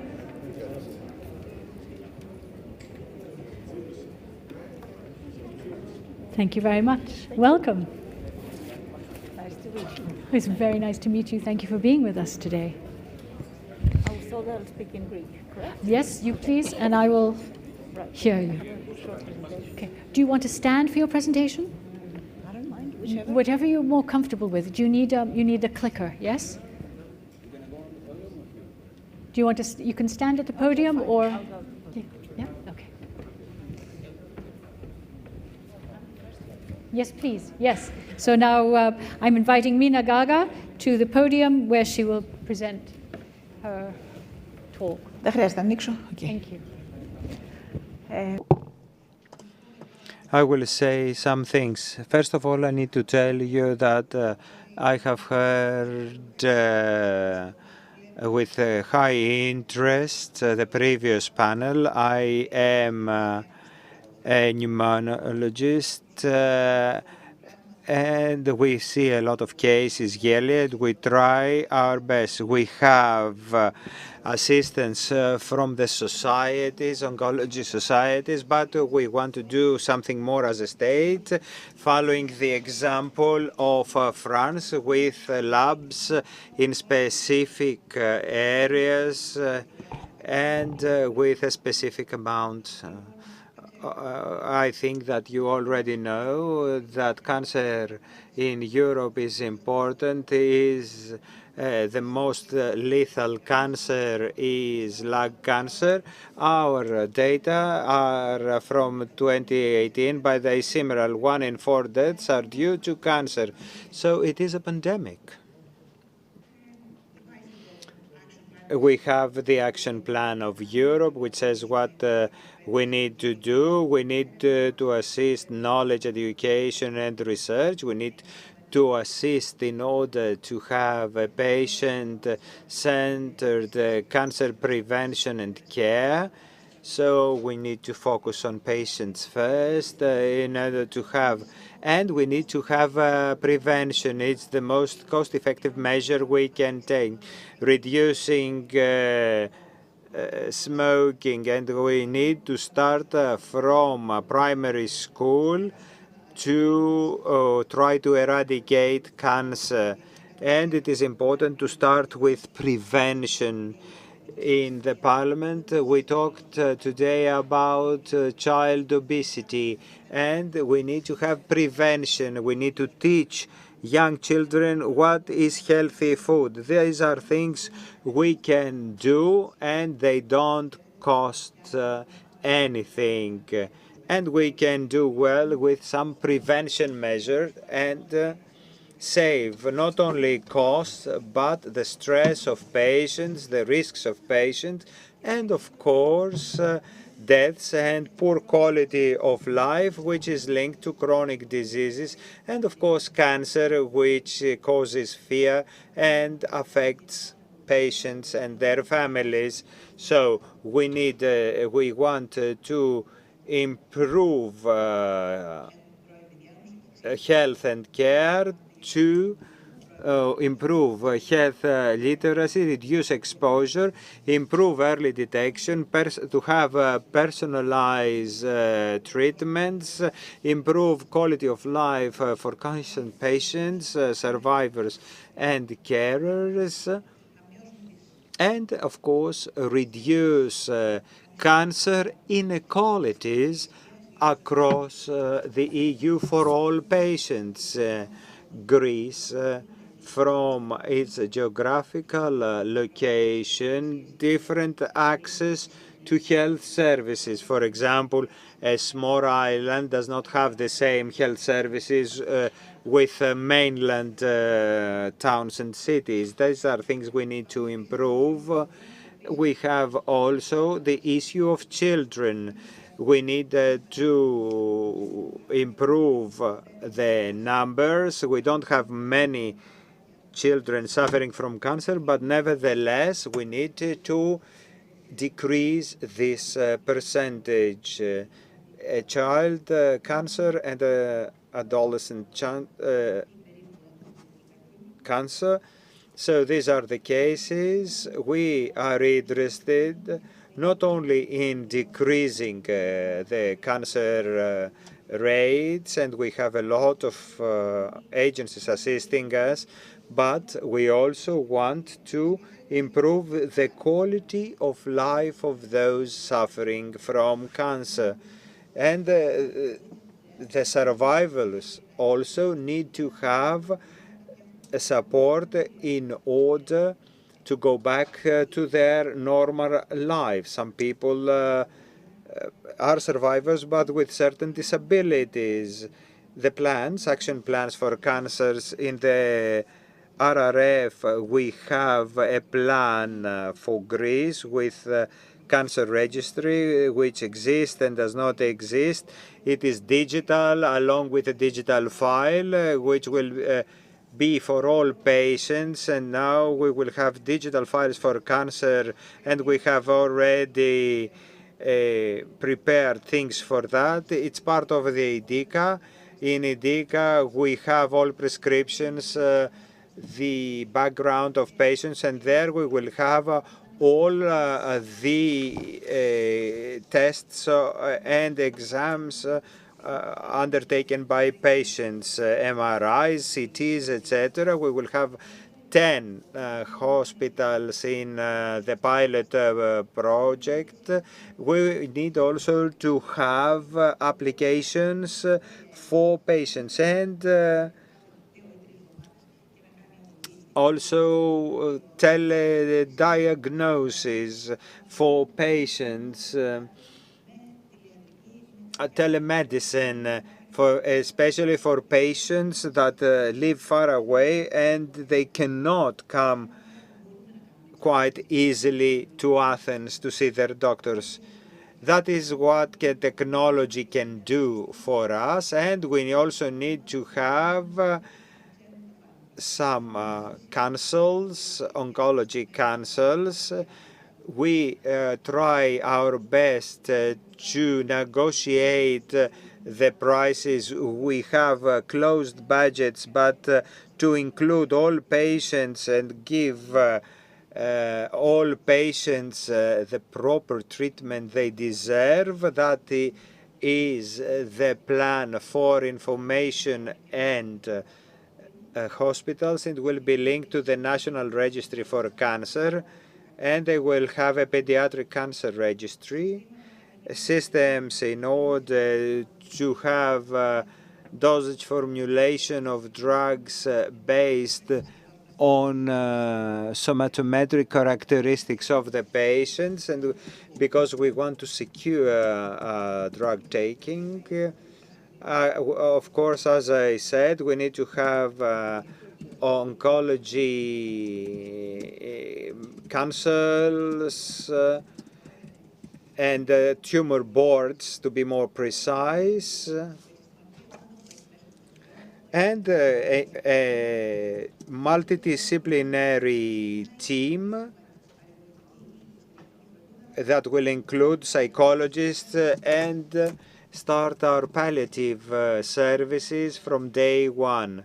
Underway for the time being, we need to identify first what we offer as a country in order to be able to improve. We have already registered 5 or 6, and we will finish with more 3 or 4. We need to have some specialized cancer treatment centers for complex oncological surgeries, orthopedic neurosurgery, some centers that have experience in certain diseases. Of course, we want to have improvement of radiotherapy structures. We have taken steps forward in this direction, but we need extra steps, and introduce additional centers for excellence and research on childhood cancer for the children to have direct access to treatment and participation in studies that helps patient and the country. Prevention is number one. Whatever we might say about it, we are not where we used to be 20 years ago. Yes, it is high risk factor, but I think that discussion with doctors is of paramount, and we need to have a management which is holistic, rapid, targeted, and patient-centered and multidisciplinary. Thank you very much. Thank you. I'd now like to pass the microphone over to Flora Bagapoulou.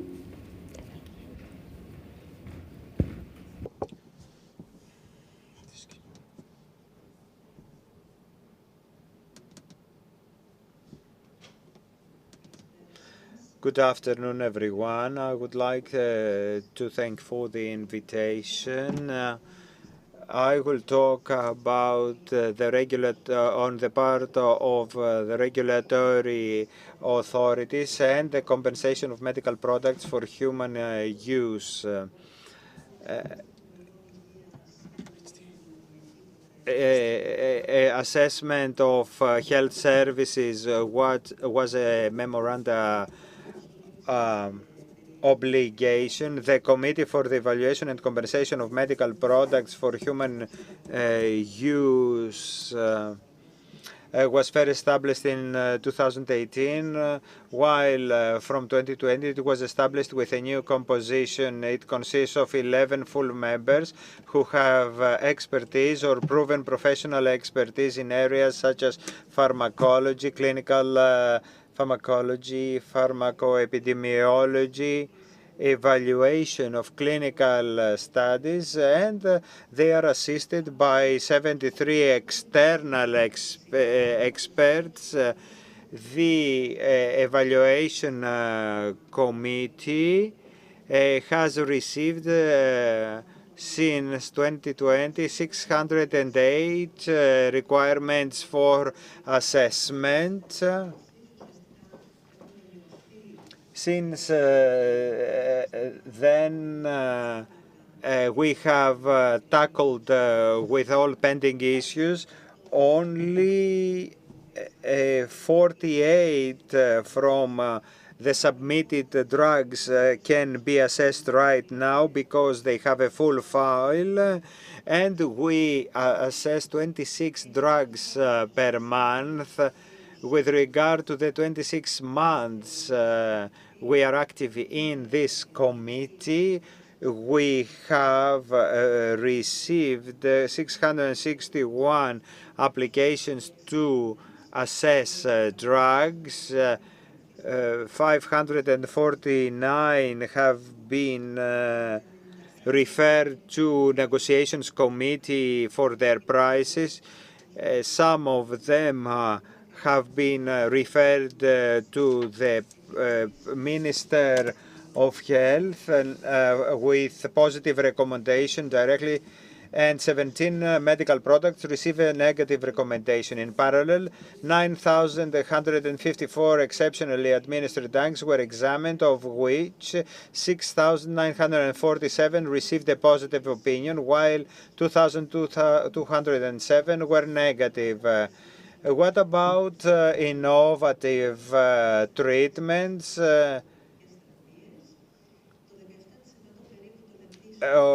17% of the obligation of the evaluation committee relates to innovative therapies, of which 83% have already been assessed or evaluated. Here you see innovative drug, 20 innovative applications. 96 have received a positive recommendation, 4 have received a negative recommendation, and 20 are under evaluation. Innovative therapies include gene therapies, immunomodulatory therapies, and cellular therapies in neurological, autoimmune, ophthalmological, hematological, gastroenterological, pulmonary, dermatological disease, AIDS, heart failure, cystic fibrosis, and cancer.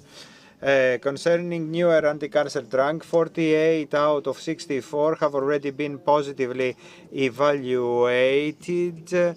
Cancer has not always been part of the approaches. Only in 2018 we had global initiative for pediatric cancer, for childhood cancer, and in February Some time ago, February 2021, the European Commission adopted the Europe's beating cancer plan based on certain pillars: prevention, screening, treatment, and quality of life for cancer survivors. With regard, I come back to that, the cancer treatments, we have received 64 applications that concern 48, or the speaker corrects herself by saying 48 out of 64 have already been positively evaluated by the committee, and here you see some new drugs with positive opinion that have to do with leukemia, leukoma. You can see the names of the drugs on the table. You can see drugs that have taken a positive opinion for lung cancer, all on the screen. Some drugs that have to do with breast cancer, Vesenius, Kisqali, Ibrance, etc., as the speaker says. Drugs for melanoma, and you can read on the screen, and pancreatic cancer, and skin cancer. You can see the names of all these drugs. Innovative treatments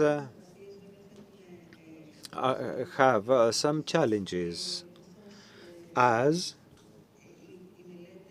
studies have certain uncertainties, and only if we have full data from the implementation of these treatments, we will be able to know about their efficiency and effectiveness. And the question always is raised on whether healthcare system can pay these high prices for treating all patients.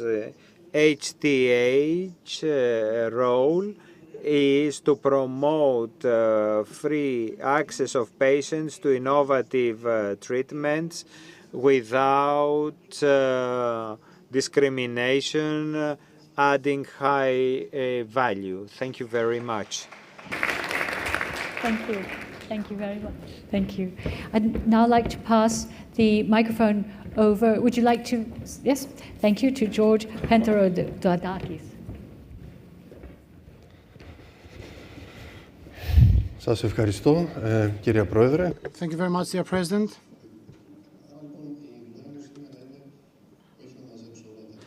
So, I'm here to spend 5 minutes in order to give you some factual insights on the future of clinical practice in cancer in Europe.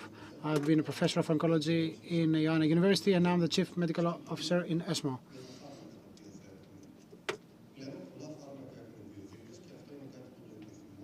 So we have biomarkers for many medicines right now, so we believe that there will be targeted, smart drugs in the future.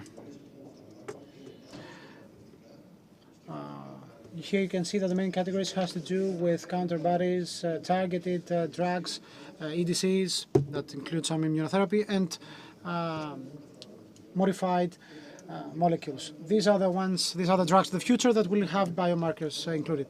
So, when we develop these treatments, what pharma does right now, we have to develop the biomarker along, and when the reimbursement is approved for these therapies, then we have to get the approval of the drug and the approval of the companion diagnostics. That's the message I'd like to emit. How will clinical trials be shaped? We haven't yet reached the point of personalized medicine. It will take some time. What we do right now is what we call stratified medicine, and we try to increase the level of detail in every stratum. Clinical trials will be smaller in size. and we will have an umbrella, the basket, and the platform. This is the kind of shape. In such clinical trial, we will consider many tumors, many different aspects, and see whether our treatments work. Clinical practice. Many things have been discussed about that. Is it that treatments to be administered will be driven by the therapeutical target solely, or will it be like currently, we give a treatment depending on the organ to treat? So treatments administered will be driven by the target, of course, and the circumstances. I'm talking about the environment. So yes, we will aim at BRF, but it's going to be really important to know whether this BRF we are targeting at has to do with the lung, the kidney, etc. The treatments we have right now will be valid, but we will be monitoring the evolution of the tumor and the cancer because of liquid biopsies, which we currently use. And of course, we're also going to have virtual biopsies. Telemedicine. We have to become familiar with that. We've been growing familiar to that, so that not all patients have to come to outpatient offices to be diagnosed, to be monitored. We use these kind of practices day in, day out. We use telemedicine as a complement to the traditional practice of medicine, but we have to solve the issues of consent or the sensitivity of details of information used. Regulator issues. Regulator is going to have an issue. All frequent tumors will become rare. For instance, lung cancers. We'll discuss about that. It will be broken in small molecular-based groups or niches, let's say. So we have to get accustomed to the idea that we will have drugs administering niche diseases, and from blockbuster drugs we will move to niche-buster drugs. So a successful niche-buster drug will come up in order to deal with a specific niche malignant tumor. So let's forget about frequent and common tumors. We will have a huge set of rare ones. How are these drugs to be approved? Based on clinical trials, small-scale ones. We will accept a higher degree of uncertainty as a result of those trials, and after the drug is approved, the game won't be over. The drug will be assessed on a roll-on basis thanks to real-world data. Artificial intelligence, it's here to stay. My take on that is that in order not to be disencouraged, AI that's well focused can do a very well-defined job, and we can use it. We will use it in radiomics, or anatomic pathology, genomics, proteomics, yes, but if you believe that AI will do all this job globally and perfectly, that belongs to the future. It will take no less than 10 years to have that. So it's here, it's next to us, it will help us, but it will not replace humans. And conferences. Dissemination of knowledge and research evidence is always needed. We will come back to physical conferences, but there will be an enhanced virtual component. This is the conference with connected speakers and physically present ones. Also, dissemination will take place not just by means of huge conferences and events, but also with the so-called tidbits, let's say, or bits of knowledge, which means online seminars of 2 hours in order to present one's job, and these kind of seminars will take place more frequently. So that's my opinion on the future.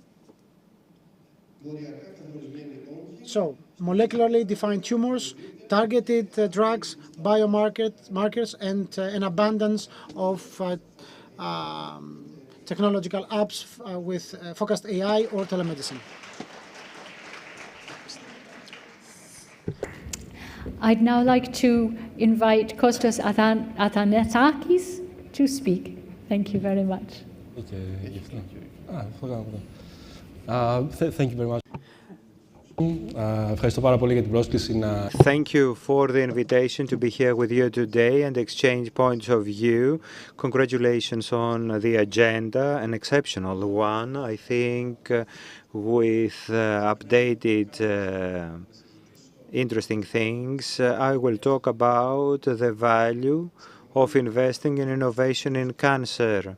I will do it briefly because in these things, discussion is more valuable than presentations. In 2013, when Professor Robert Barrow discussed about how health is linked to social development, this point of view was questioned. 10 years later, you see it here. The health and economy relationship is acceptable. And this is a conquest of the literature and the discussions in various fora. In that sense, if health and economy are interlinked, so health expenditure is not an expenditure anymore, but an investment. So what do we do and how do we manage this investment? How does it come? It comes and increases since we grow older, and a special problem to us because the way we get diseases changes. Some 100 years ago, there were no health economics. Now people are in contact with the health systems for 35 years. The health system doesn't have a problem to pay a hypertension patient for 35 years. Hence, he must regulate that. And we have health technology. It is like Janus, two-faced God.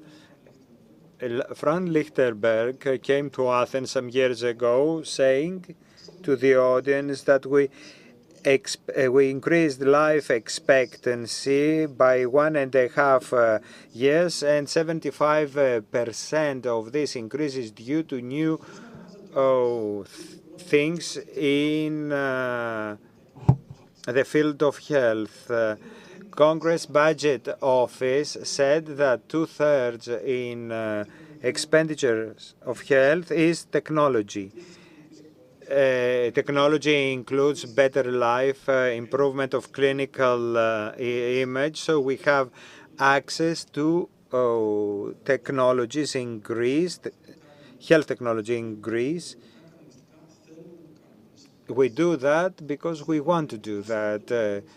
How this bouquet of technology can help us become more effective. This is the stakes of financial assessment, not the assessment of technology that is linked to drugs, but assessment that has to do with drugs and other things like biomarkers that we need to have. Procedures and the new technologies of health are not far away. After a few years, we will be discussing about apps and wearables in health that need be reimbursed. That is the future. A large part of this process is how we try to have efficiency in cancer. This very moment, a very important vein of research and financial assessment has to do with what is going to happen in terms of costs and consequences by introducing new technologies in health and in cancer. These are cases on the slide that have to do with new technologies, anti-PD-L1 in cancer. I will show you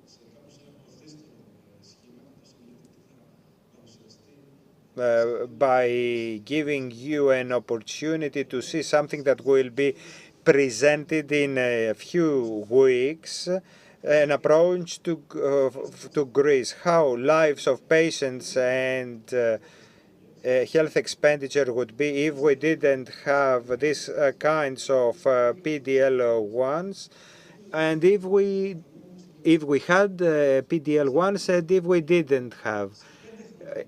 It isn't the introduction of these technologies in 5 years would increase the quality of lives by 100% and would cost $200,000. Thank you very much for your attention. No, there's one more speaker.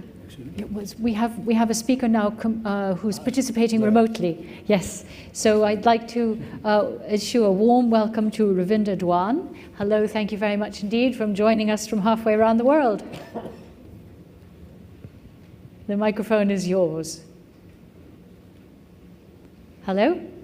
Well, thank you, Mary, and giving me the opportunity to join a very esteemed panel here, and my pleasure to be participating via Zoom here. And I think the technology is hopefully working in our favor, and you guys can all hear me properly. Just to sort of provide you a perspective on how the data and the permeation of data in all aspects of healthcare is helping us do better things, and how it is shaping the future of oncology cancer care. So we go to the next slide, please. Before we go in there, I just wanted to reiterate, as my previous esteemed speakers have also alluded to, that we're making significant strides in cancer care, and we've seen that improvement in general in the last 20 years or so. And if you look at that, we have touched upon different aspects. We've improved patient care, and when we look at the 5-year survival rates, we've seen significant improvements in the last 10 to 15 years in particular, and in lung cancer, we've seen greater strides since 2016 after the introduction of biotherapies. And then we're also making tremendous strides in patient-centric approaches, where patient-centered data has now become a norm. And 10, 15 years ago, in our clinical trials and clinical studies, we rarely collected patient-reported outcomes. And now we have 100% of the registrational studies that we see coming out of our clinical trial world, including the patient-reported outcomes, which focuses our attention on improving quality of life for patients. And then, of course, there's innovative therapies that have hit the market, or the targeted therapies in the past 10, 15 years, which has led to tremendous strides in cancer care. And now the confidence from a safety standpoint is also allowing us to move into the early stages of cancer management, where we're starting to see strides made by immunotherapies and others, which are providing more alternatives and opportunities for patients to be treated early with targeted therapies. And not only just on the patient-related arena, but we're making strides even on the digital sides, where everyone's talked about previously the new biomarker technologies, new ways of diagnosing disease early, which is helping us improve on patient care as well. From a processing standpoint, we're all kind of now getting towards a more of a team approach, the integrated delivery models. Gone are the days where patient would actually walk into an oncologist's office and have a conversation and walk away with that. Now, actually, more and more we're seeing is a team approach that allows us to provide that integrated delivery for cancer patients. And on the access side, of course, there are more new ways of providing patient access around the globe. And we're learning from each other, and we're trying to see how we can provide better payment mechanisms to improve access for patients. Next slide, please. And when you think about it from a data standpoint, data permeating every aspect of cancer care, which allowing us to sort of have a comprehensive care protocols. And we've seen, again, data providing us that evidence-based approaches, longitudinal data is helping us develop those protocols, which allows, again, a better team approach, whether it's in the supportive care, palliative care, or the treatment, allowing us to sort of come up with new ways of developing local pathways, regional pathways, and all data-driven ways to sort of treat cancer patients. It's also the data, as you know, is the new currency. It's also allowing us to improve on the transparency of what we do in cancer.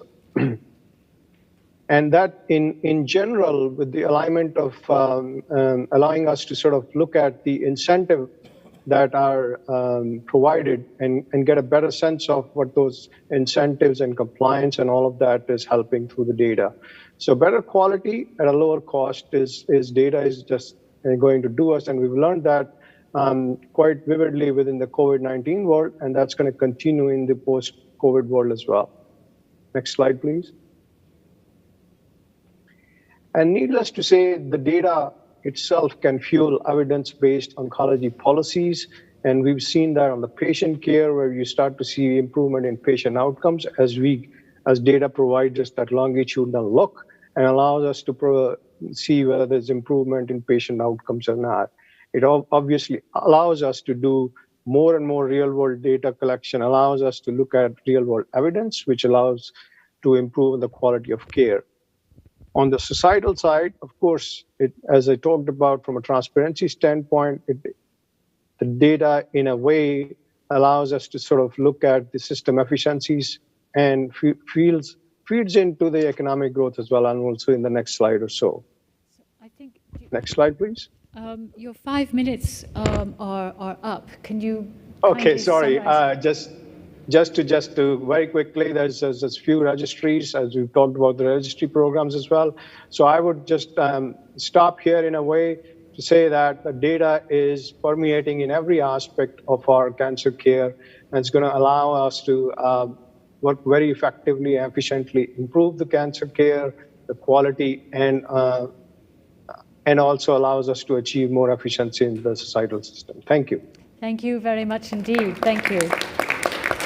So please stay with us when we get to the discussion part. Now I'm very pleased to ask Ilias Athanasati. I'm sorry. So thank you very much for the introduction. Thanks. Thank you very much for the invitation to be in this exceptional panel. And of course, the audience with high perception of knowledge. Okay, we have Greece's agenda, cancer post-COVID. After COVID, we have learned a lot of things. And we understood the value of national healthcare system. This is the backbone of health. We understood the weaknesses and the strengths. Some weaknesses might be geographical. We understood how to prepare ourselves for our next fight against cancer. And the first thing we need to do against cancer is to be committed. We need to have a decision, a society decision, and a political decision. When the United States started, they said war against cancer. The French did the same. So in Greece, we need to do the same. In order to fight cancer is a priority. The first thing to do, Greece, I need to tell you, is a country that has the opportunity to develop, along with technology and drugs, is the proper country to have benefits for the country per se, the patients, and produce high product in science and health. Oncology has taken steps forward. Oncologists right now with a high education can produce something. The second is that all these things we have heard from the minister, digitization, to have these reference centers is the way to move forward. This leads to a healthcare system that can be decentralized, to have reference centers and have obvious services. What is not obvious is the following. In AI, there is a problem on whether there is equal and fair allocation. But if we build this infrastructure right now, we provide for equal opportunities and fair participation for all. And what else they do, this new infrastructure is the opportunity in all cancers is at the beginning, before diagnosis, when you build your health. If you lose that, it's too late. So we need to build our health, and this is a present for future generations, because future generations will find a system that will focus on prevention, screening, and Greece is the country to invest in clinical trial. It got the proper manpower, and I think that pharma should see that Greece is a priority country for new drugs and clinical trials. This is what I wanted to share with you. Thank you very much for your attention. Thank you. So we're facing some really interesting, fascinating opportunities along with challenges in a post-COVID world.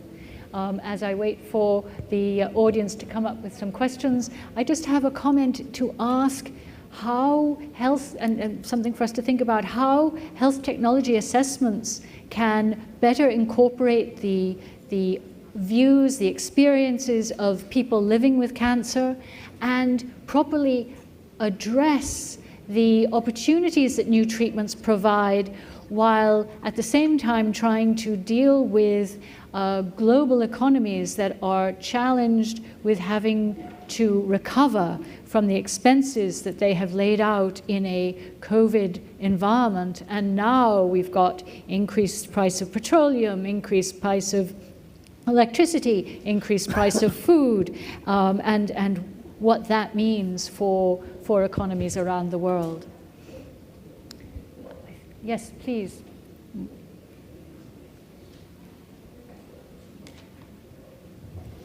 Thank you very much. Really interesting panel and some really interesting ideas. Following up on what Ravinder was talking about and the power of data, one of the things that's been quite obvious now with COVID is that everybody has become a data expert. We're even all, armchair experts. We see data every single day, stats on numbers of COVID infections, vaccination rates, etc. I suppose my question to the panel is two things. One, why can't we get cancer data every day? We can get COVID data, so why can't we get cancer data? And the second thing is there a plan in Greece to get real-time data? Because there's no point in getting data that's out of date. We showed in the work I presented earlier in relation to the COVID work that one of the reasons why it was so successful and why it actually caused the government to sit up and take notice was it was coming in near real time, and that allowed us to see what the problem was and then start to suggest potential solutions. So why not cancer data every day, and then is it going to be real time? Please. I believe she can speak in Greek, so she can express herself better, I think. So the one thing we have to say is that during the COVID pandemic, things would change day in, day out. One day we had 10,000 cases, the next day it was 70,000. So there was a huge change from one day to another. This is not the case with cancer. So checking the data once every month won't change something significantly from the day-to-day monitoring. So the pandemic is huge. Indeed, people dying from cancer are more than COVID, and COVID has daily changes to take care of. So we need information, but there's no need for a daily flow of information because things don't change that quickly. But it's important to be updated. Yes, you are true about that. You're right.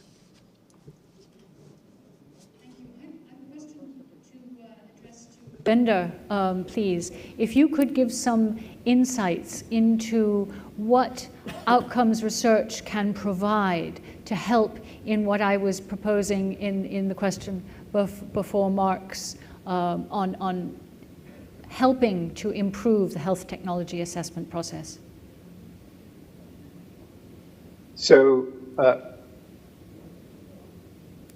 Mary, there's an echo, but I'll try my best. The outcomes research, obviously, as you start to get longitudinal cancer data, it obviously allows you to look into how the patient outcomes are improving over time, and allows you to loop back that information into the system and say, okay, where do we need to make those changes? Whether the changes need to be made at the prevention side of the cancer care, or whether it's at the treatment side of the cancer care.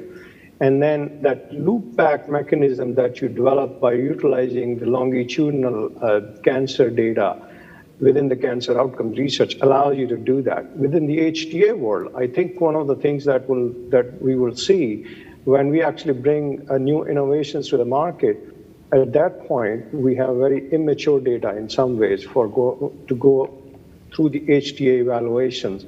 And you have either interim data or the finalized data from the clinical studies, which is still not mature when you're looking at providing the health technology assessment, your dossiers. So what the HTA world is now moving towards is asking us to sort of come back with the reassessments in 2 to 3 years when you actually start to get the real world data and start to demonstrate the power of how the innovation is helping patients in the real world. Utilize that as part of your outcome research program to take it back to the HTAs to make more informed decisions, and can also help the HTAs in a way that what the decisions that were made initially can be authenticated by the power of the data. Thank you very much. Flora, would you like to comment on that? I also agree it's very important to have real-world data, and I think that internationally this is the way to progress and actually to evaluate the results of the clinical trials, because we know that in ideal circumstances, results from clinical trials are more optimistic than they are in real world when these technologies are applied to patients. So given the high economic impact of the new technologies, we need this data that will give us the opportunity to understand which technologies actually are worth it and which are not. Yeah. Thank you.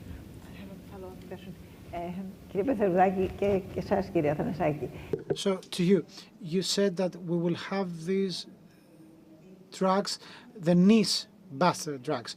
I'm a bit intimidated by that because we have new drugs, novel drugs at a high cost, but we have clear-cut data on them that they deliver, and we can administer them. So the clinical doctor may judge whether this is to be administered or not, and the system may understand if this is viable. But when we start talking about niche market drugs, then things are difficult to handle because data becomes more difficult in order to help you extract a sign and evidence. And as I have discussed with others and with patients, these drugs are of high cost, and the data that accompany them are not as powerful. So how can we understand what's going on? How can we have a system that's viable to everyone? This addressed to both of you. Thank you for your comment. I think that the lack of a biomarker is a problem, not its existence. The combination of biomarkers is what will lead us to niche busters, in which we know that a targeted drug will deliver. Current waste and squandering of money comes from the fact that we have targeted drugs. We don't know what they target at. We cannot predict who will benefit from them. And we spend so much money to drugs that are not delivering to the huge pool of patients. If we reach a point in which we can say that this drug has a specific reaction mechanism, certain biomarkers I can use, and I will administer that to a niche patients with specific molecular characteristics, this is progress, not the problem. The problem that may arise is how to develop such drugs. We have pharmaceutical companies that want to make money. If they know that this targeted drug, apart from being effective to very few people, we have to be given an incentive in order to keep on working. Another problem is how EMA will judge and approve these drugs.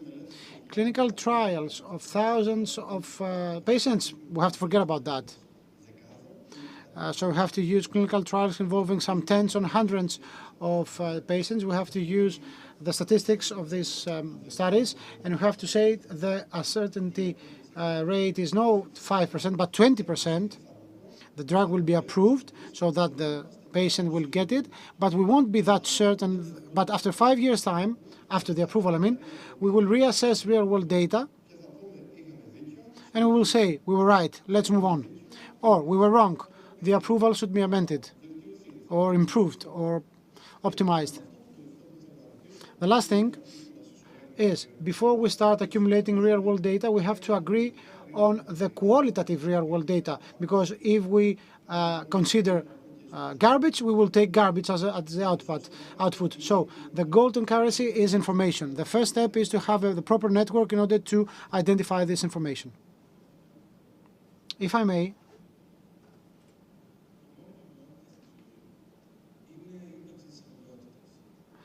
the only certainty is a certainty.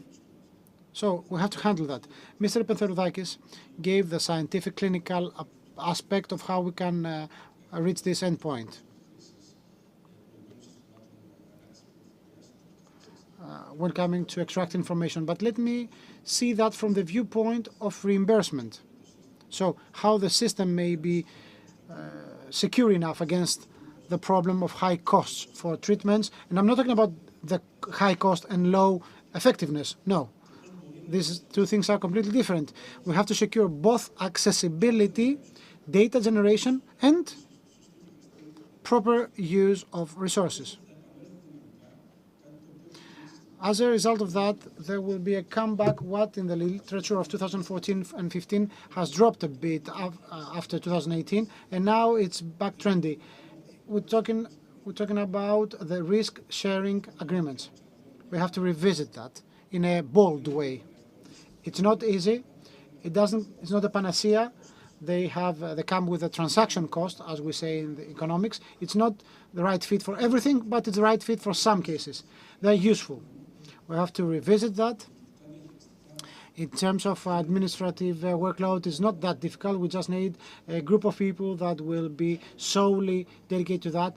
And allow me, dear Minister, to say we need people to deal just with data analysis, production of biomarkers, providing feedback to the policymakers. We need that. So we need a group that will work exclusively on that, networked with clinical doctors who, of course, will be responsible for monitoring this agreement. That's something that has three major advantages. Accessibility.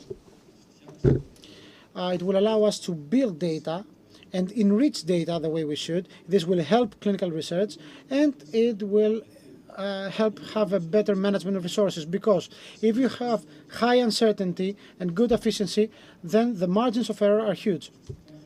So year after year, this huge margin will grow smaller. And in the end, as Mr. Pantheroudakis said, we will know whether we're paying the right money or not. And then this will be the end conclusion.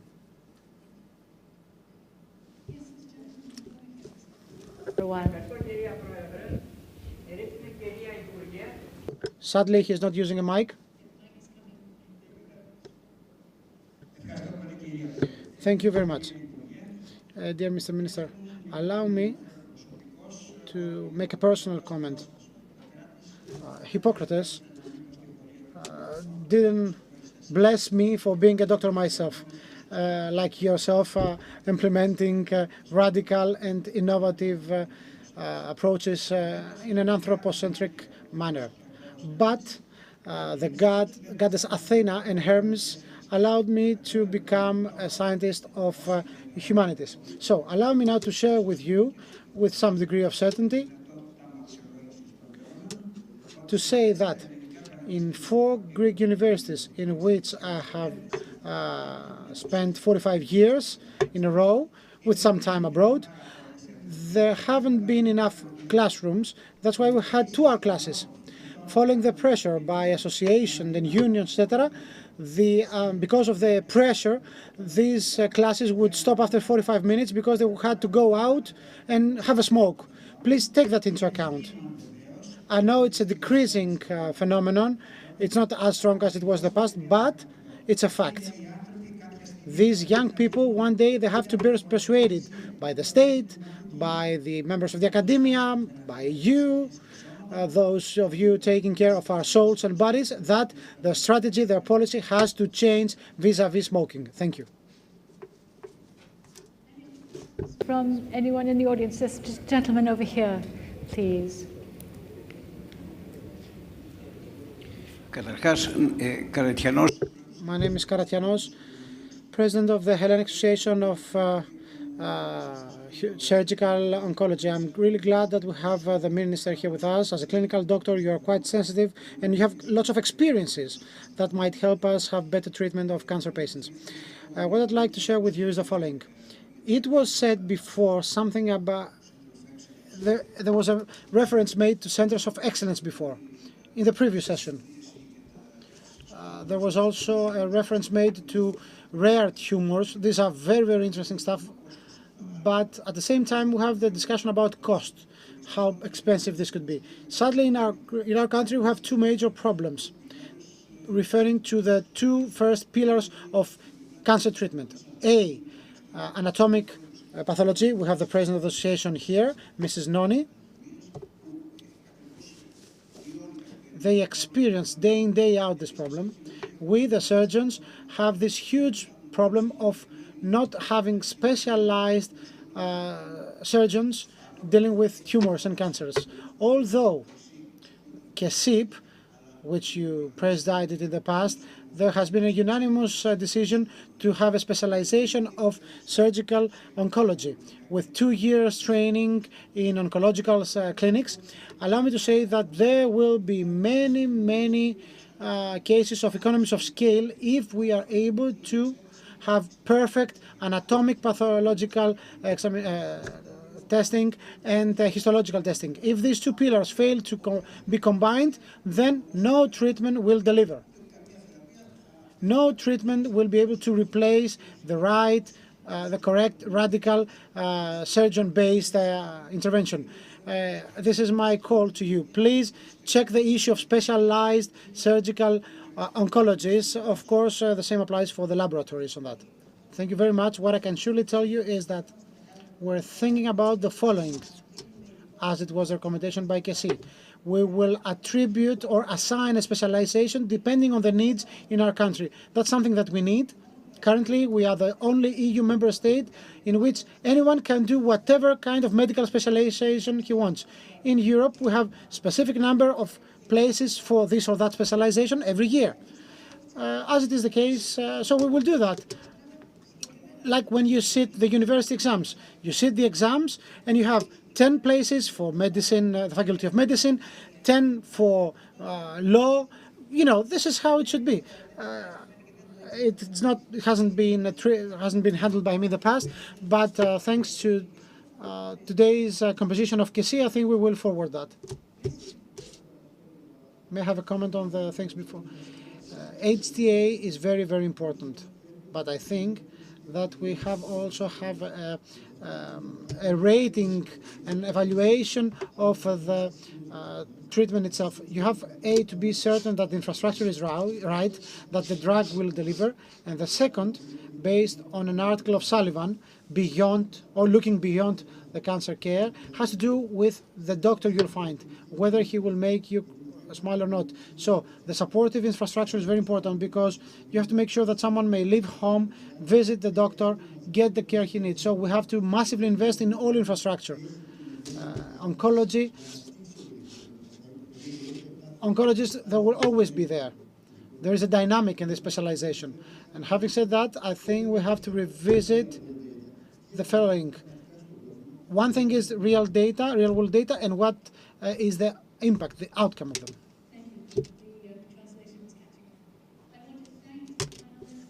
For your commitment, for your presentations today, and for the really interesting discussion that we've had.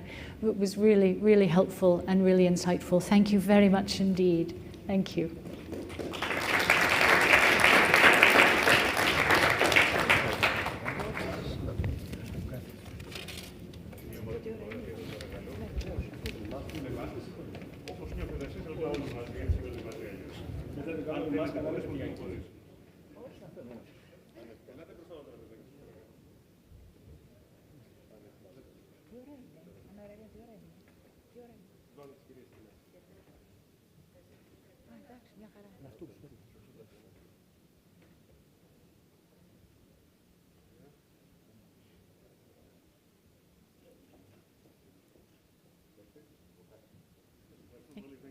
Thank you.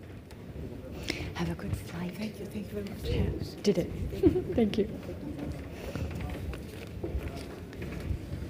It now gives me a great pleasure to ask Xenia Sadaki Zoras back to the stage to evaluate with me, reflect on everything we've heard today and the future. Please.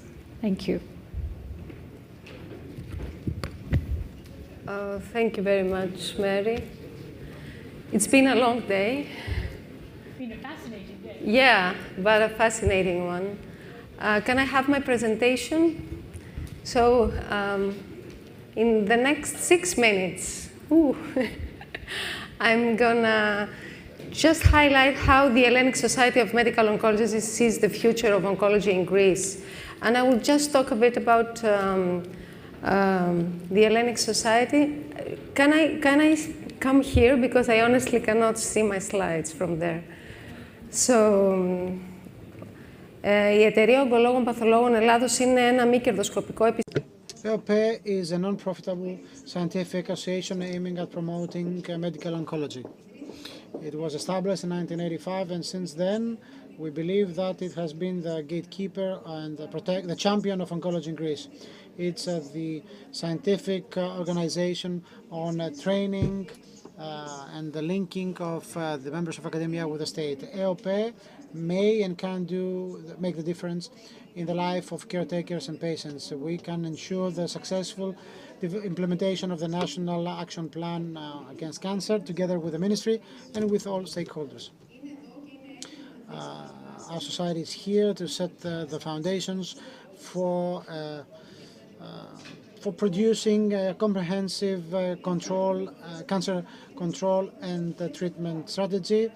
This initiative may become a very important starting point in the context of the European beating cancer plan, and we're very relieved to hear that, because I think this is what places the emphasis on the right in the right way.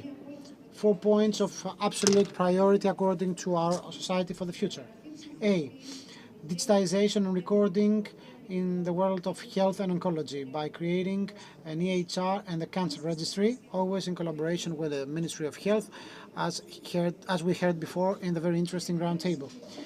Establishment of a culture and of prevention in Greece for all preventable cancers: breast cancer, lung cancer, colorectal cancer, and those cancers due to HPV. And it has also to be understood that diagnostic policies in collaboration with good practices and habits may save lives, because good habits on their own can help us from approximately 50% of all cancer cases. Third point, oncological drugs. I was really happy to hear what the Swedish Institute told us before and their findings. They clearly stated that oncological patients in Greece, at least for lung cancer, do not fall behind compared to other European citizens with respect to access to novel drugs. However, there is room for improvement in this field also in terms of prescriptions, electronic pre-approval, online pre-approval system, and we are in collaboration with AOD, and we hope that results will become better in the future. 4 point, biomarkers, we discussed about that, a very important aspect. Precision medicine, it's not expensive, it's valuable, it's priceless. It is necessary in order to have the best possible therapeutical approach to oncological patients, and biomarkers may be in the context of the NGS to be included in the e-prescription platform, in the list of prescribed tests. I think these things were delayed because of COVID, but things will be accelerated in the future, hopefully. We want the ministry and all stakeholders to bring the new anti-COVID drugs quickly to our patients. Now that we have no limitations, our patients should keep on having the treatments in an environment that won't be that isolated and protected. And it's very important also to say that cancer may be defeated. On our website, you can see a list of our initiatives. We invest in young people, in young oncologists. We give scholarships abroad. We fund research projects. And these are the figures. Since 1999, we have given 125 scholarships for a specialization that has no more than 400 members. We're not that dense in population. 61 post-training centers in Europe, US and Australia. We have given more than 4 million euros. We have funded 234 research projects with no less than 1.3 million euros. Last but not least, there are so many clinical trials. The ones I told you before. We offer our oncologists and oncological patients these programs. We have BRCA 1 and 2, HRD, My Choice CDX, Myriad Genetics, corporal mutations on lung cancer, liquid EGFR NGS, immunoscore for colorectal cancer, PDL1 for metastatic and urothelial cancer, and for triple negative breast cancer. All these projects have been catered by us since 2011. 17 programs for mutation detection, more than 4,300 patients checked free of charge, thanks to those pair-sponsored projects and programs. More than 315 centers across Greece have used our programs, and more than 820 oncologists have taken part. The cost of these tests, more than 3.8 million euros. At the same time, we have 7 monitoring observation studies with more than 1,900 patients involved and more than 200 centers in Greece taking part. That's not the end. We keep on coming up with new programs, new trials and studies, and hopefully next year we'll have more to share with you. Thank you very much.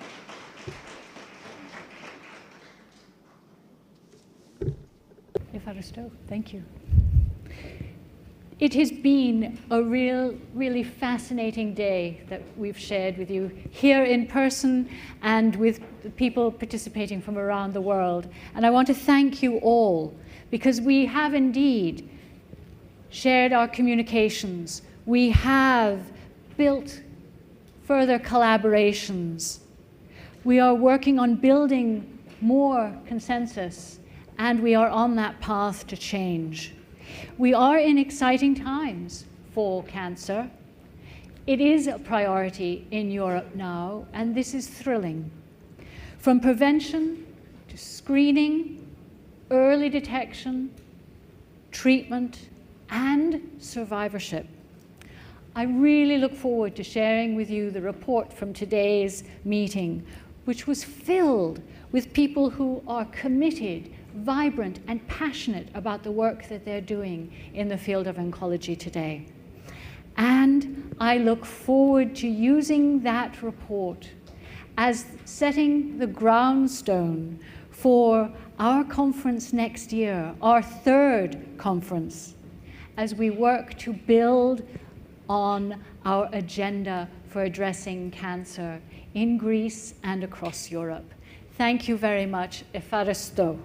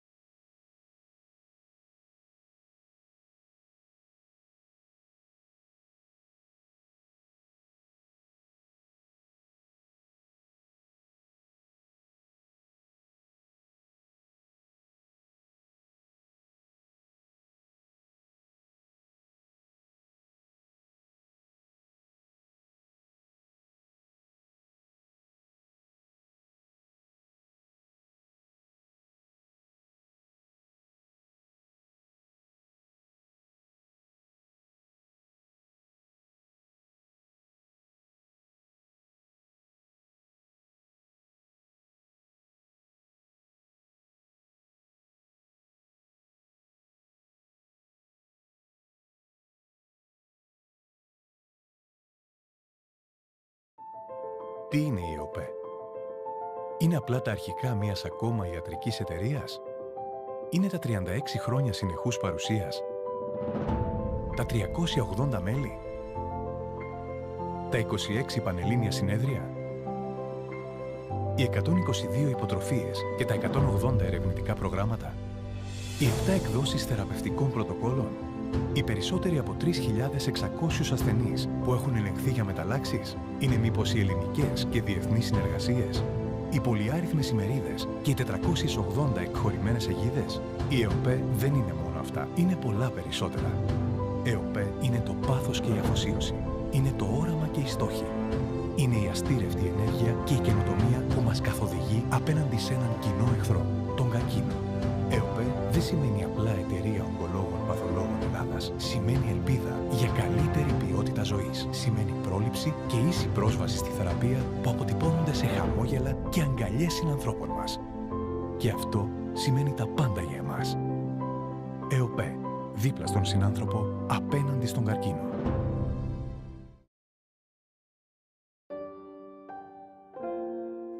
We try to remember that medicine is for the patient. We try never to forget that medicine is for the people. It is not only for the profit. The profits follow. And if we have remembered that, they have never failed to appear.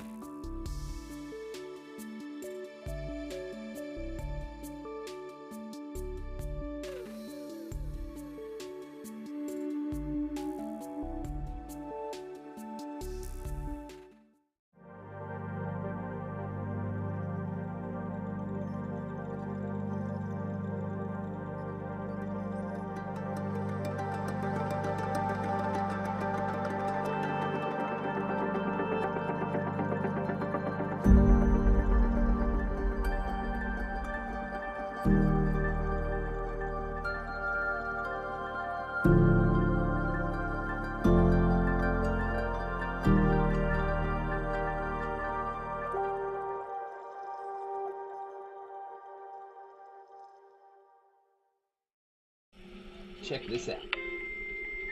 It hasn't been such a long time since people first started shopping online, and it was easy to keep up with the clicks. Little by little by little by more, the clicks added up to be more than the stores, and e-tailers worked harder than ever before because they had to keep up with the clicks. The clicks came from laptops, then tablets and phones, Monday through Sunday, office and home, 24 hours in every zone, and still they kept up with the clicks. Now shoppers ask more from the websites they're on, their language, their currency, their way, or they're gone, so you'd better keep up with the clicks. All of a sudden, there are so many must-dos if you want to keep selling, like delivery there, no there, or there. And make it tomorrow, first thing. No time for borders. Gotta stay in control to stay in the flow and continue to grow. But we'll help you. Keep up with the clicks.